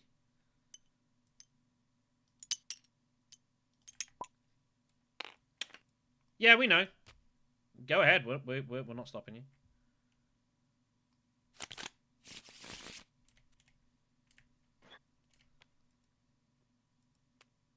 We're just trying to save some time. Yeah, we've all passed. We've all passed. Like, you're not giving up this conflict, so...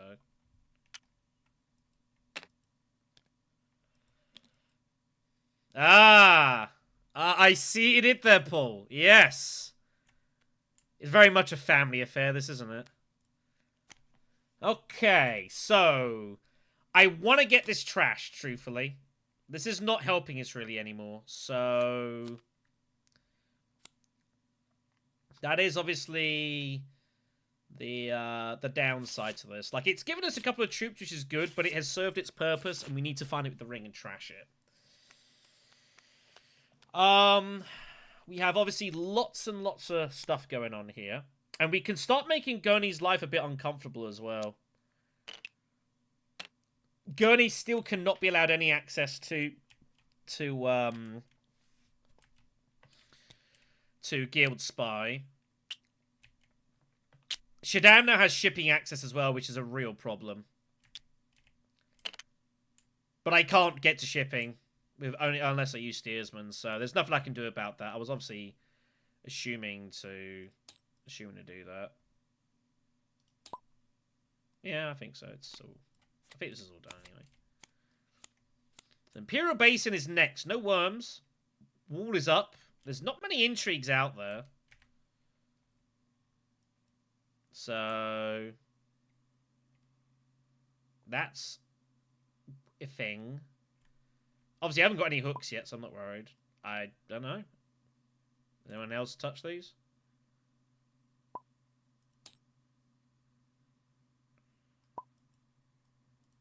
Alright, crack on then. So, I think espionage is reasonable. Even Sardu Kar is actually not the most ridiculous move here.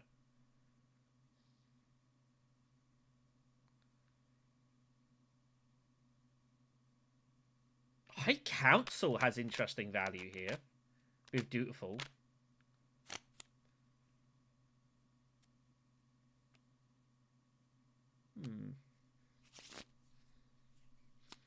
But I would definitely say that like green is probably the most dangerous threat here. It's pretty close actually, this game. Muad'Dib's kind of starting to trail a bit. Muad'Dib just needs to start chucking worms in and rocking and rolling here. This is not the conflict he wanted to see. Everyone else has got a potential pair. So that's the other thing. We can also highline. So we can force discards, which would be cool. He's just off to grab water here, I think. No? Well, he will He'll get a spice. He gets a spice from the Fremen. I kind of like this, by the way, the design of this. I like how like it's kind of reverse. Usually it's the Bene Gesserit that give the spice and the Fremen give the water. I do like that it's like backwards.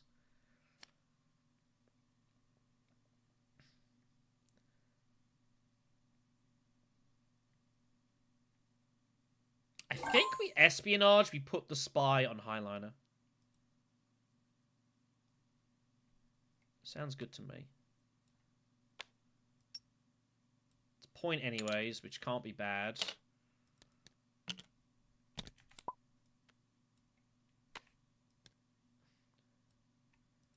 Yeah, I'm not letting. Yeah, I'm not letting Gurney get there. Absolutely no chance.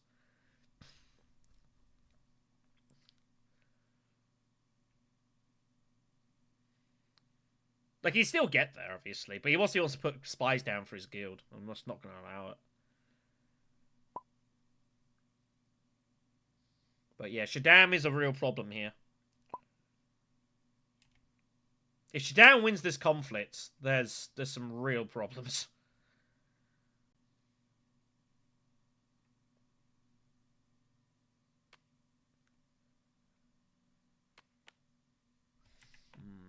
Do pull the Weirding Woman, that's her name. But I can't, like, get her back up at any point. Shaddam has to ship. There's automatic. He has to ship. That much is obvious. Remember, he's got freaking Corinth as well. So Shaddam is, like, favourite to win this game. If I had any way of realistically blocking shipping, I would have done. There's nothing we could do about it.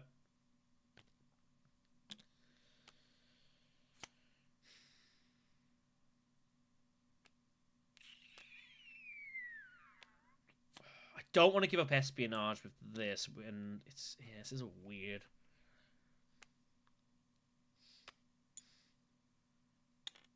Yeah, Gurney doesn't want to lose his spies, so obviously. But yeah, green is favorite here.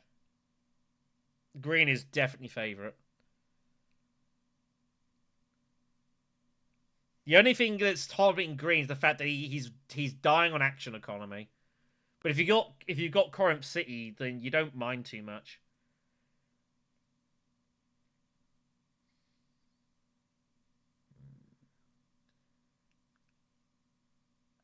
This is awkward.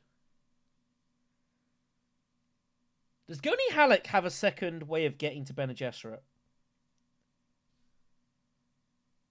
I guess Guild Spy itself would get there, but I don't think he has another way of getting to espionage. I don't think I can justify lifting off espionage, though. It just seems insane. Which means that if I want to take Deep Desert, we have to Weirding Woman. It's a little bit unfortunate. Oh, yeah, I know that. I know that. If Shaddam gets Bene Gesserit Alliance, it's over. I'm well aware of that fact.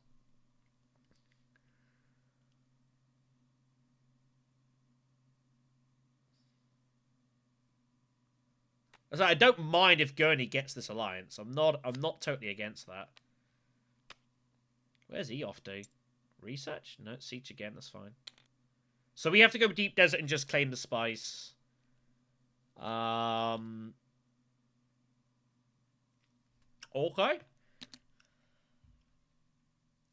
Well, do we just chuck in worms now? I guess we just start chucking in worms.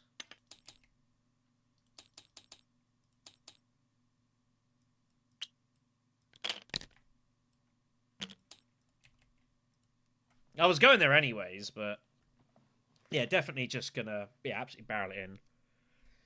Yes, I lack a hook. I realise that. Yeah. Well, I'm still taking the spies.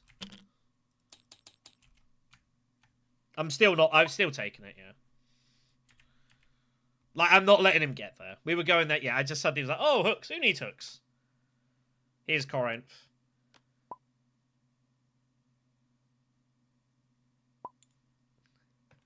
Yeah, he can't do anything. He has to go Assembly Hall here. That's the only thing. Shaddam is, like, struggling for action economy. That's where we have to get him here. Okay, like 6 of you have told me I don't have maker hooks. I got it, kids. I understand.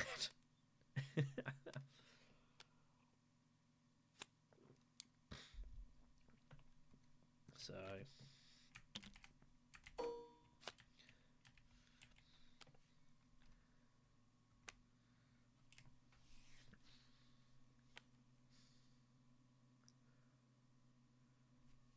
It's for scoring, so we know how many times you've used it.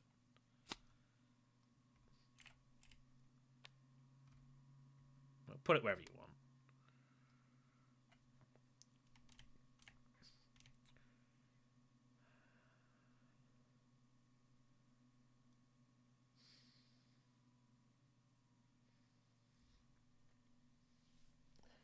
Mr. Denon, I don't want to have to, like, ban you from our channel. I really don't want to have to do this, but...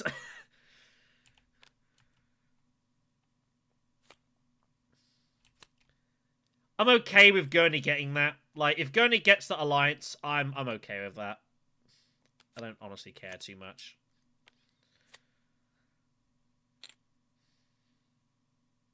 So Mardeep's going to chuck the worm in. We have to win this conflict. It's worth points. We get the spice back. Imperial Basin's always just nice. Do we just go Imperial Basin ourselves of Steersman? I think so. I think we just got to grab this spice. Let's go grab some spice, kids.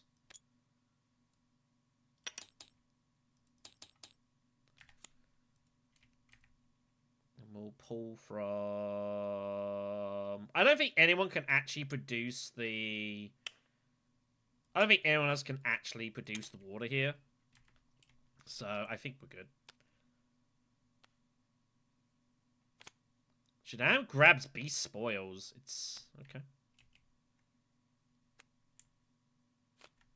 Beast Spoils does work with the starter cards, right, Paul? My assumption is they do. Confirmation would be nice.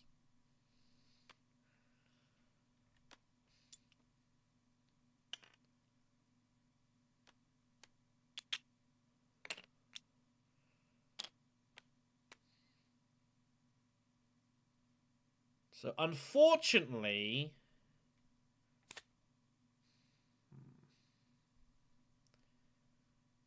I have to win this fight, right?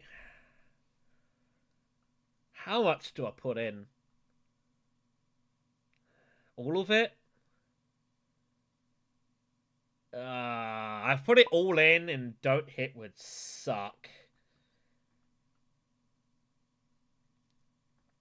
There are definitely a few intrigues Paul could have which beat us here. I'm going to have a couple of garrison. Didn't pull our ring, annoyingly. So that's a shame. Yeah, he's trying to work out if he puts in for this conflict or not. Well, I've got like 14 spice and highlighter. It's really hard for him to put this in. Does he remember that I've got covert operation? But I also have truth trance. He has to assume I've got Highlander access. Oh, he goes in anyways. I think he's got like a retreat one. Yeah, I think he's got like a retreat one. So, Muad'Dib gets an intrigue. I think we just have to shut our eyes and chuck it in and hope we're good. It's not ideal. Yeah, he doesn't care. That's also true. I think it's what he's after.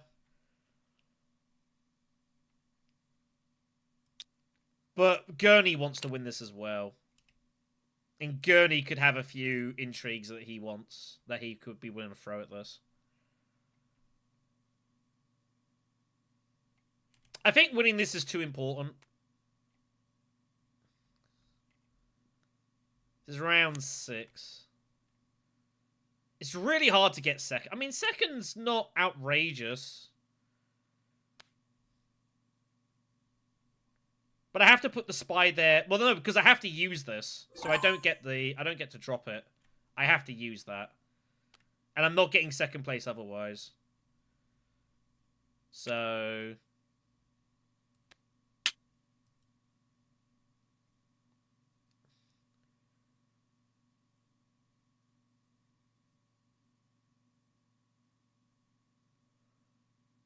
I also need the money anyways for High Council and stuff.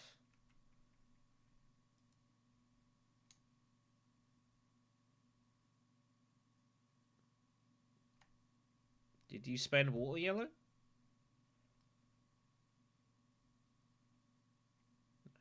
Tears. Yeah, that's true.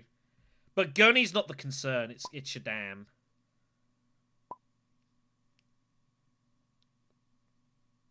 Like, it's Shaddam's the one who's going to win this game. Which means I think we have to pair this. It's too important. I think we just got to go in. Do I want to take my spy back? Not with all this spice, I don't. Yeah, I've got to drop a card.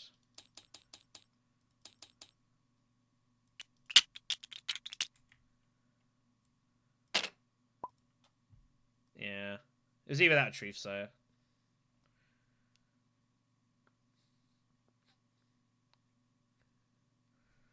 So I think that's the kind of where we're getting here. I think the only person that can stop Shaddam is me.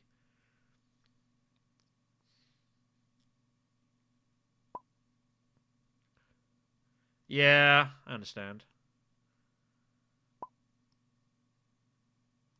No, you don't. You would have revealed. It only affects yellow, this.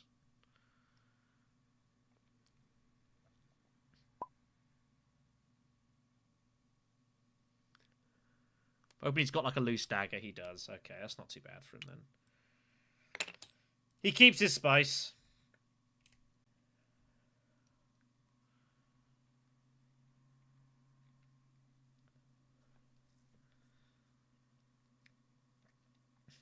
So Muad'Dib's going to have infinite money here. Or infinite water. But I'm okay. If Muad'Dib starts, like, dominating combats, I can live with that. We have to stop Shaddam. Let's... Whoops. There should be. So there's the guild spy. 2, 4, 5, 6, 7, 8, 9. Yep, so he's good. So he gets the spice and the bump. And again, I'm okay with Gurney getting this. Like, I'm not really fighting him for this here. Shaddam is out of resources, and we have to leave that way. We have to make sure we do everything we can to stop him getting resources. So we need to pay very close attention to what he does. So one more garrison troop. For the buy, let's get our Sardaukar soldier. Best card in the game. Oh, Jesus. 5, 6. Let's not buy anymore. I could buy a prepare, actually. We'll get one prepare.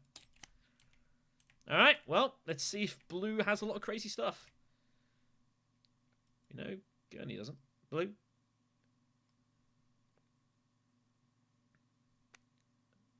He retreats. Retreats for a spy. Gurney might retreat for the spice here. That'd be interesting. Pretty much, yeah. Pretty much. Yeah, yellow. Yeah. I think he pulls them back. Yeah, he pulls them back. That's what I figured. Anything else, blue? Cool. Alright, take your stuffs then.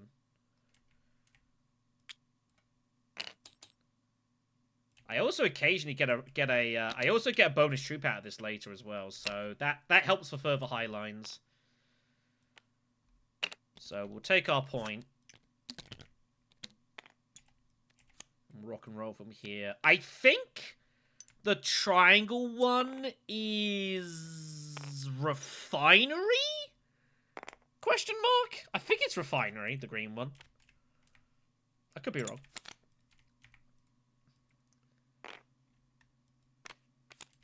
Okay. Here we go then, kids. Tier 3's incoming. It's us first. We must find additional things. It's propaganda.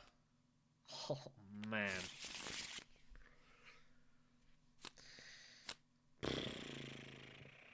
Truthfully, it's not a great conflict for us. Okay, so if I'm Shaddam, what do I want to do as Emperor Shaddam? What move does Shaddam want to do right now? He wants to generate money, right? Well, he's got no spice. He wants that or water. He'd go siege, right?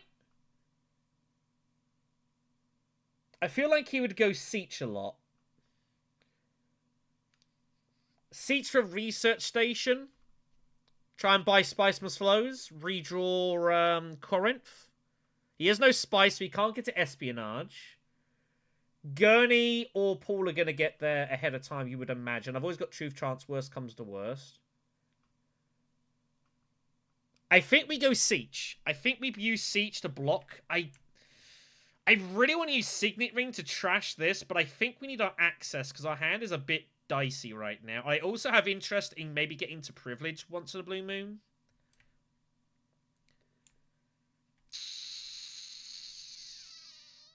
Kind of hurts to just use that, but I feel like that's where Shaddam wants to go, right? Siege? Where else would he go? This is very important. We have to work this out. Maybe he goes secret sometimes, but Gurney's going to fight him for that. Fremen's way out of there. If he's got deliver supplies, he's got deliver supplies, I guess. He's not doing a lot of that move. Muad'Dib might block him anyways at research station. I think siege is the base to start. We also need our hooks anyways, right? So let's go do that. Let's go get some hooks. I'm only going to limp the one in at the moment.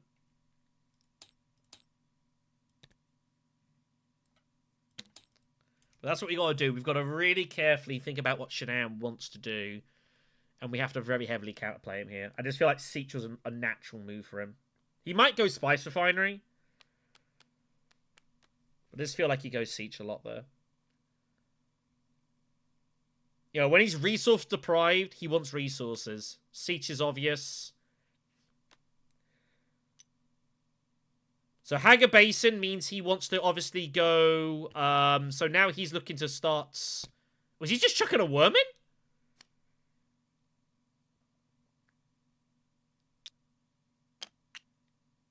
He's chucking a worm in. Wow.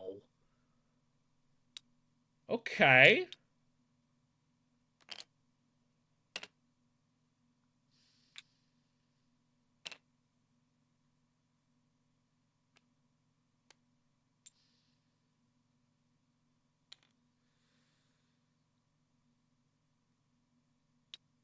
Yeah, it's obvious.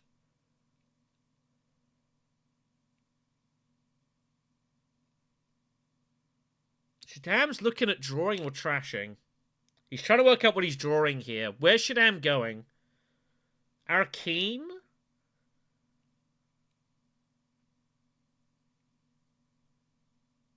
Maybe accept contract?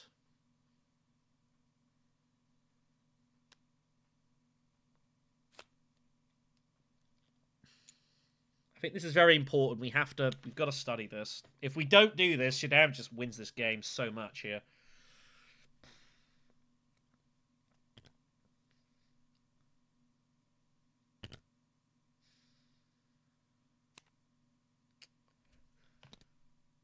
There are some issues of what we might draw, though, is the problem. Oh, I can't get privilege yet, can I? No, I can't.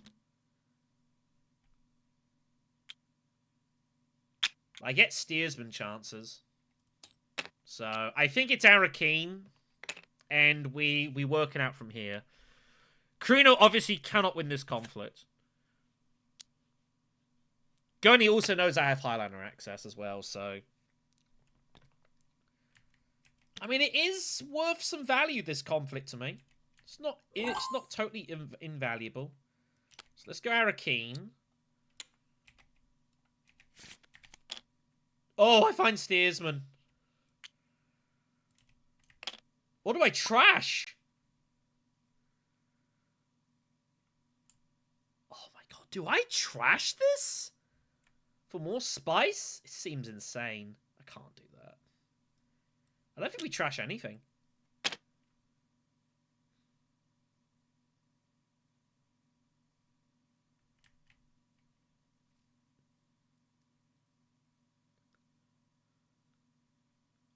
I don't think we trash anything.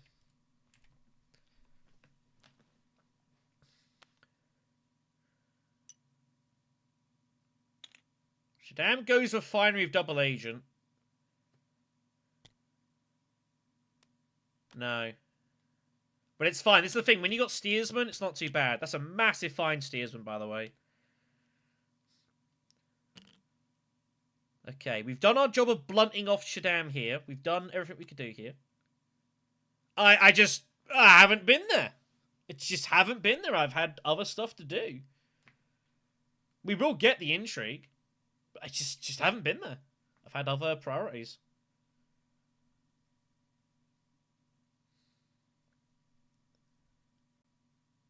Like, we are going to start going there now.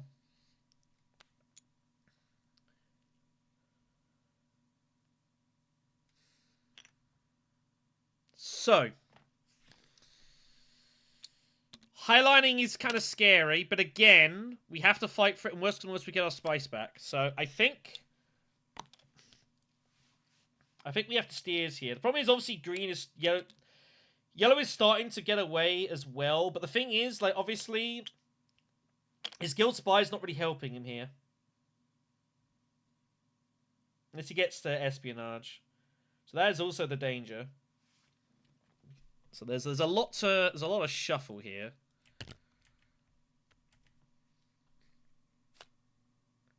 Yeah, I've not played any of the free players. Oh, God. Highliner is very scary here. It's all going in. I've got nothing behind me.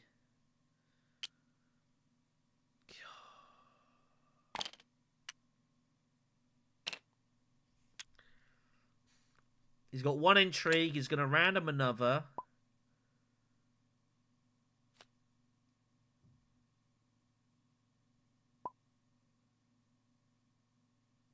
I guess steers... I guess I could... So the problem is I want to pick up a highlighter contract. Oh, I could. It'd be accept contract to highline.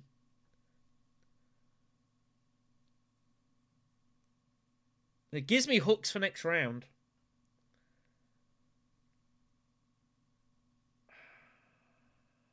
And I guess at that point, we see what Muad'Dib's reveal is. And we might determine that we just can't win the conflict and we don't bother.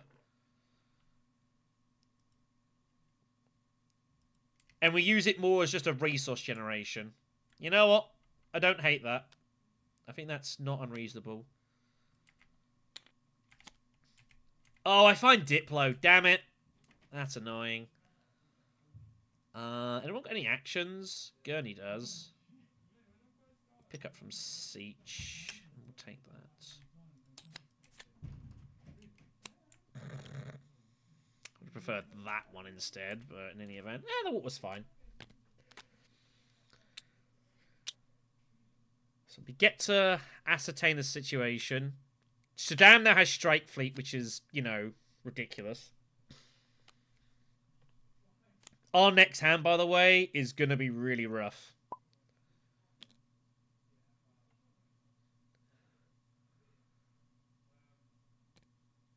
Yeah, it also has draw.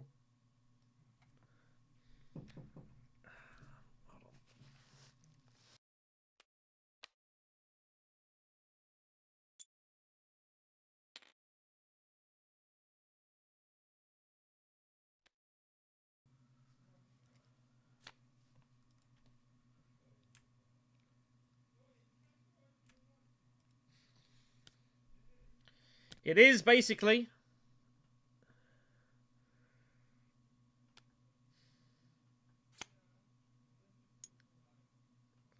It is basically. I can. That's probably what I have to do here. It's probably what I have to do.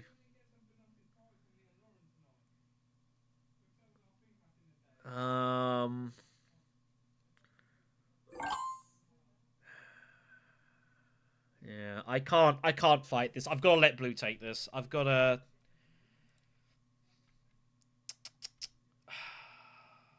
But it's hard to win the next conflict because Gurney's sitting there ready to rock and roll. But how does anyone else get to 2 water? The only way they get it in time would be High Council. Gurney doesn't have hook access, so Mwadi would have to go High Council and have dispensation thingy.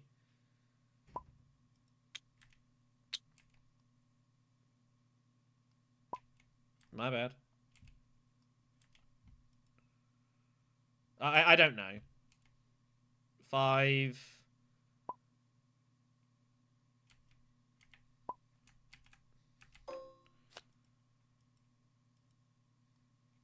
I don't know. If you... I don't know.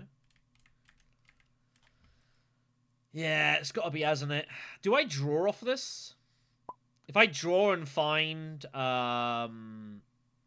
If I draw and find it, it's pretty bad. But I'm willing to take that chance.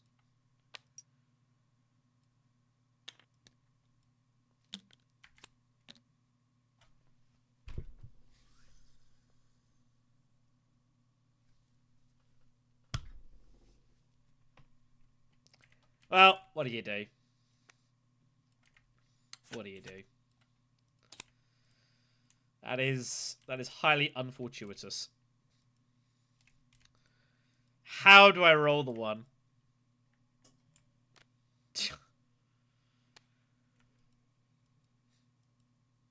That is insane, that draw.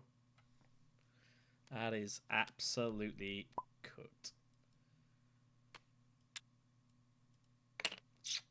I think that's end of game.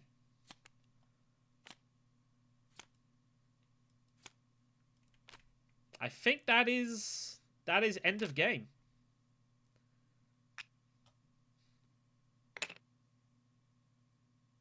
Unless I can fluke a redraw.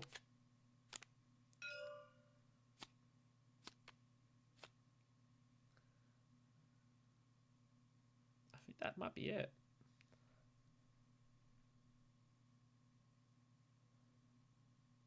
So...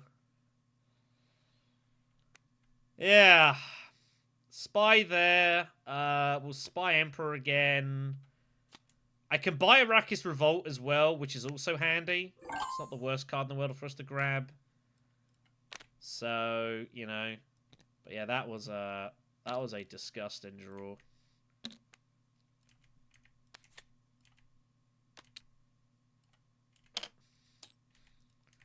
That was absolutely heinous.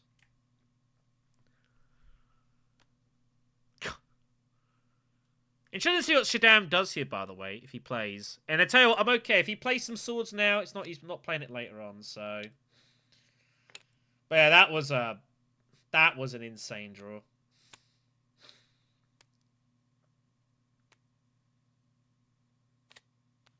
Unbelievable.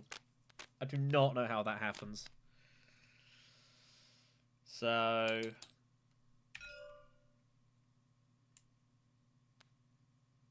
Prepare the Way is going to have to bail us out of trouble here.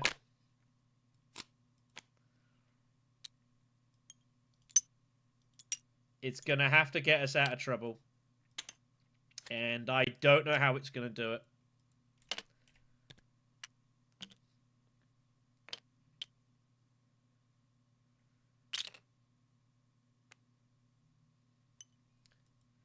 We need Imperial Basin, or we need the Green Conflict, like Spice Refinery.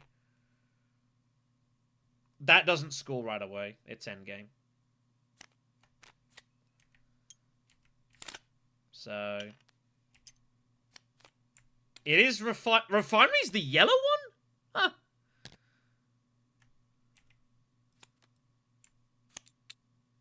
Interesting. So Basin's the mouse on the tier 2. On the tier 3, it's different. I thought it'd be the same.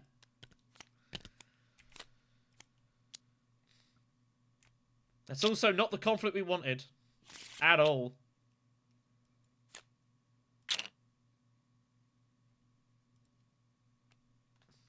I don't have any Fremen Bond to put that in. This is very, very bad. This is very bad.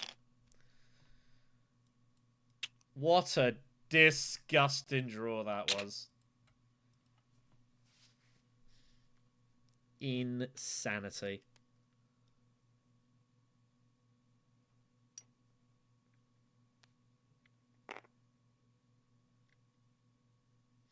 This isn't even a pair for us as well. This is the worst conflict it could have been.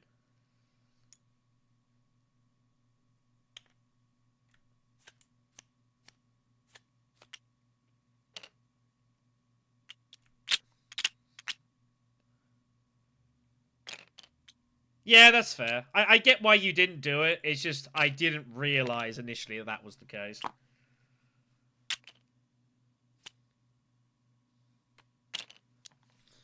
Yeah, there shouldn't be... I don't know why any of this is made up. Everyone went here.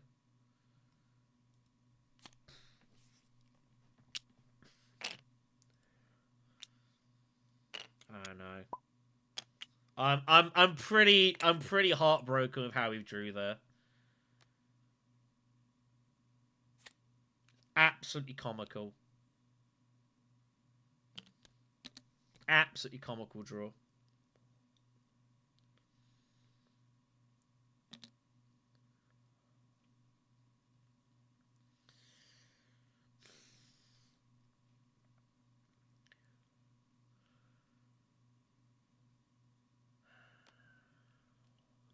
How many entries you want to play, Shaddam? You got reinforcements too? I think he's got reinforcements. Problem is, it's like, how do I even score the extra point here as well? Well, he's got to depart for Arrakis. Oh, Jesus. You can't deploy those, though. You can't deploy them. It's not a combat space. Oh, is it? Oh, no, that's fine. No, carry on. It's any troops. Ignore me. Oh, well, yeah, I forgot that. Yeah, I thought it was only those Sardaukar troops. So, yeah, I mean, if we lose, I mean, we can blame a disgusting draw. But, like, what are you going to do here? Absolutely vile. Karina's just going to throw in as many troops as possible and just look to get over the line here, basically. Guild Spy has to go to Secret, I guess. It's the only place it goes.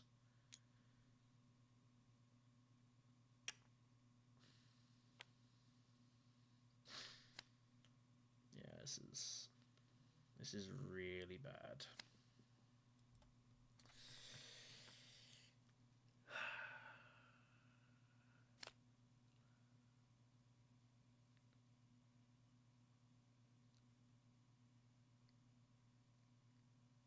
Is Siege Research Station the correct route?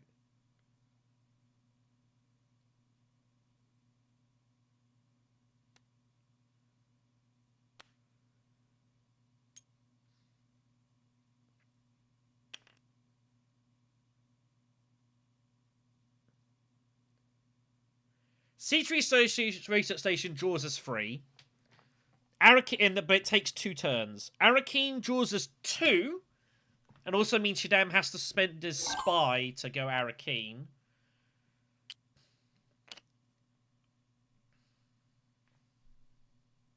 How much do I want to gamble? 4 out of 10 get us there. So 2 draws. Finding any of them, you're looking... It's like going to be about like 65, 70%. About 65%, I think it is. I think that's good enough odds just to barrel Arakeen here. I think 65% is good.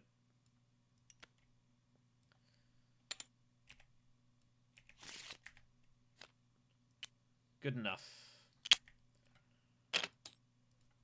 And again, it makes Shaddam have to spend his spy for Arakeen, because that's where he was probably likely going to end up going at some point, so... So yeah, we find one, which is good. The rest of our hand, though, is really struggling.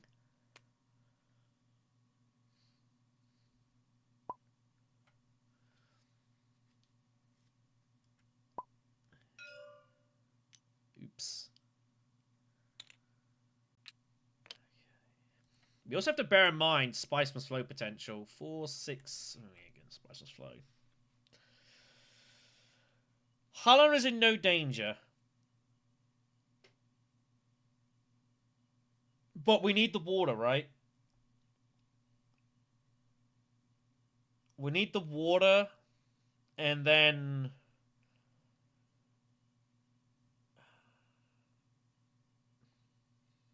well, the Worms doesn't really help us a ton here. The Worms scores us 1 point. I'd rather go Research Station and try and find swords, try and find Fremen Bond. We're going to have 9 troops. We're going to have 18 strength, 19, 20. If we find Fremen Bond, 22 plus the Arachazot, which is 25.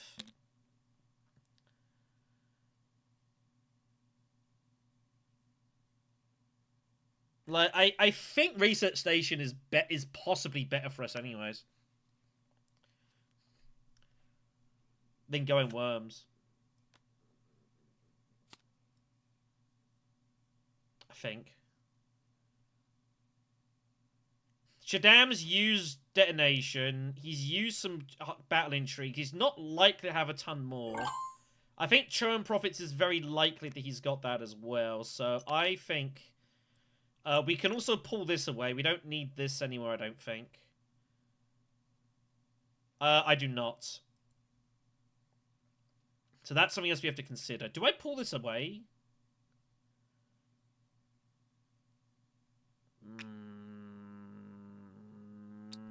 I think we pull it away. I've got to give myself maximum odds here. Hello!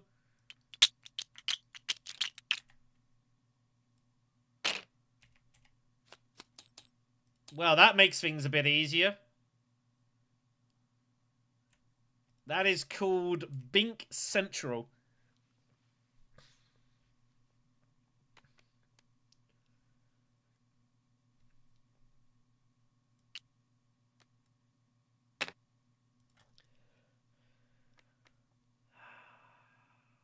I'm not sure it is. I'm not sure that it is.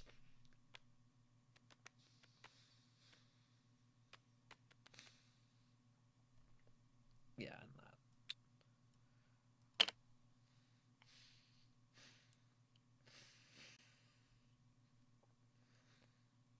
I think we can end this.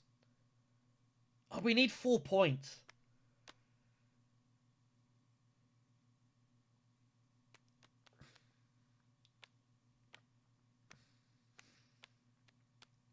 Yeah, that's exactly what I'm thinking, Mr. Dennon. That is the move, TM.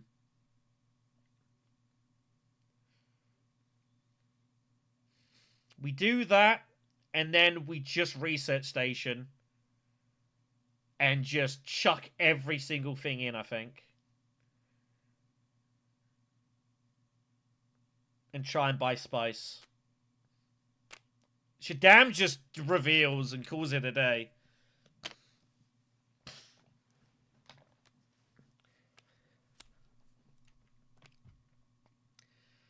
If we could find our ring off the redraw to trash Sardaukar Soldier, I'd appreciate that.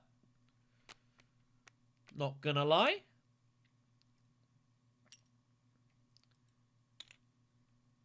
Yeah, I mean, how hard could it possibly be? Where's the intrigue coming from? Oh, yeah, Emperor. Yeah, I get it from the Emperor bump, finally. Just left it till round 8 for my passive, you know, as you do. It's been a wild old game, this. I'm so glad I drew from Highliner. That was such an intelligent decision. Yeah, there are a lot of ways to score here, so this is on. We need to see if we can get a little bit more luck.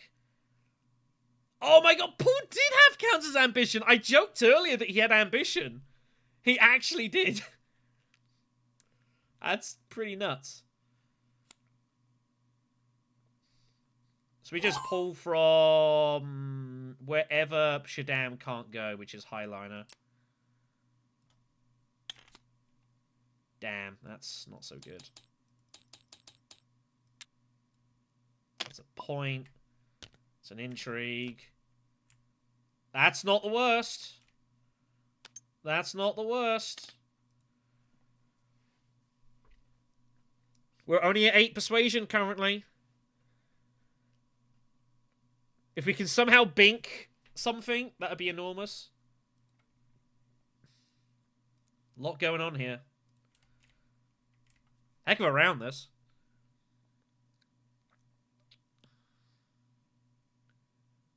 I mean, like, maybe. No, he's out of actions. He went ahead of me. Yeah, he's out of actions. Another spice for Gurney. Oh, that's big. So he's getting to 10.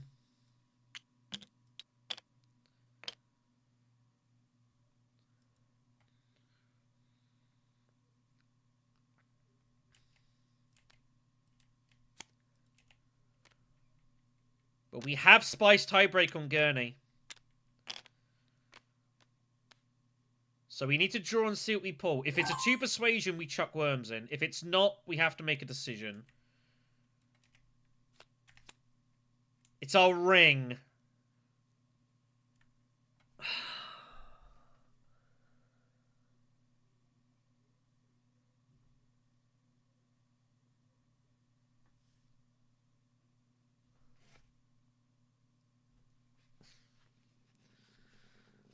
Oh, man.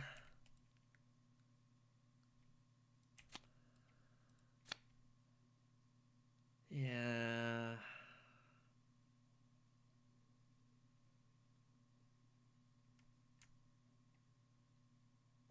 It's the only move. We have to Deep Desert with Weirding Worm. That's such a shame. But it maintains our Spiceless Flow because we've got the bet to pair the way. So it's the only move we have. We do get to pull this back, I guess. Oh, hold on.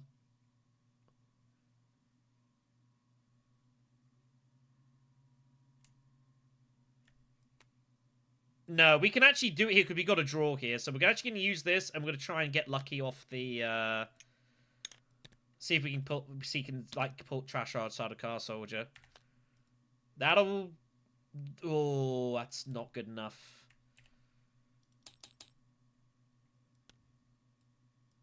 So that's 1, 2, 3, 4, 6, 8, 9. Okay. Well, we don't get to trash anything, so be it. No Fremen, no Fremen thing either, unfortunately. 18, 24, 26, Garrison Troop, and the Spice, and we just close our eyes and hope we've done enough here. Basically.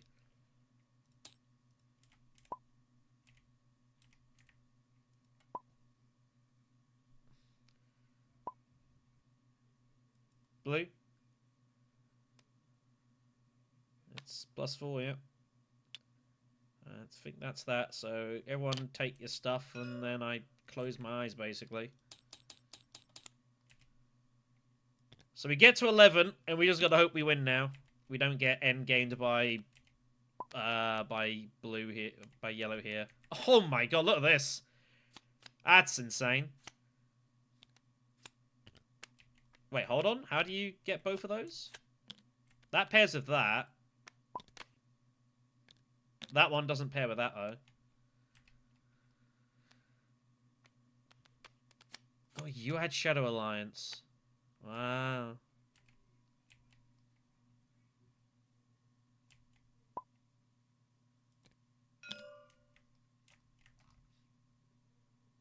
Why are you pointing at that?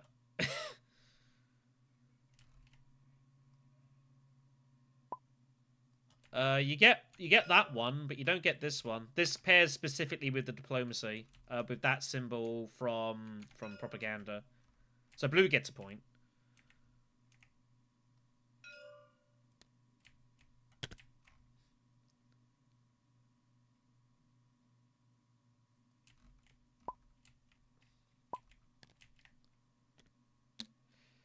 Paul, could you please direct...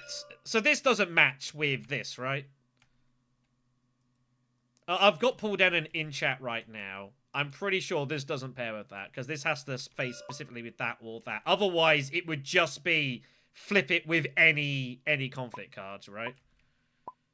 Yeah. This one pairs with anything, but it's the other way around.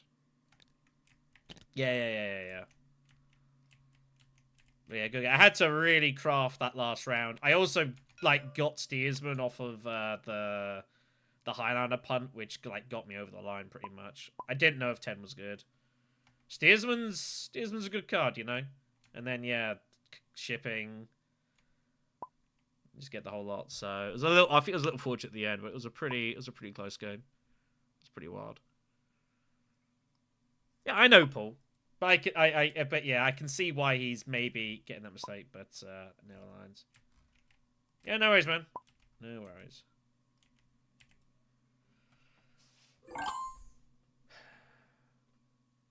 Yeah, that was pretty chaotic. It's funny enough, Irulan is still my most successful leader by a distance. Like, I don't play her often. And I typically play her when, there's something in the Rome League to get hold of. For cheap. Maybe I should just start playing her more often. I do really enjoy her. And it's the leaders you enjoy, you put a lot more thought into what's going on. Yeah, Gurney as well. Gurney, managed to rocket along there. And, obviously, getting this helped. And that was huge. He got, the 2 alliances. But, yeah, nothing here and nothing here was the problem. So, it was an expensive couple of points. Round 7 was disgusting. How we drew Covert Operation round 7, I have no earthly idea, but I guess the scales of justice retooled themselves. That was a outrageous draw. Well, what are you gonna do?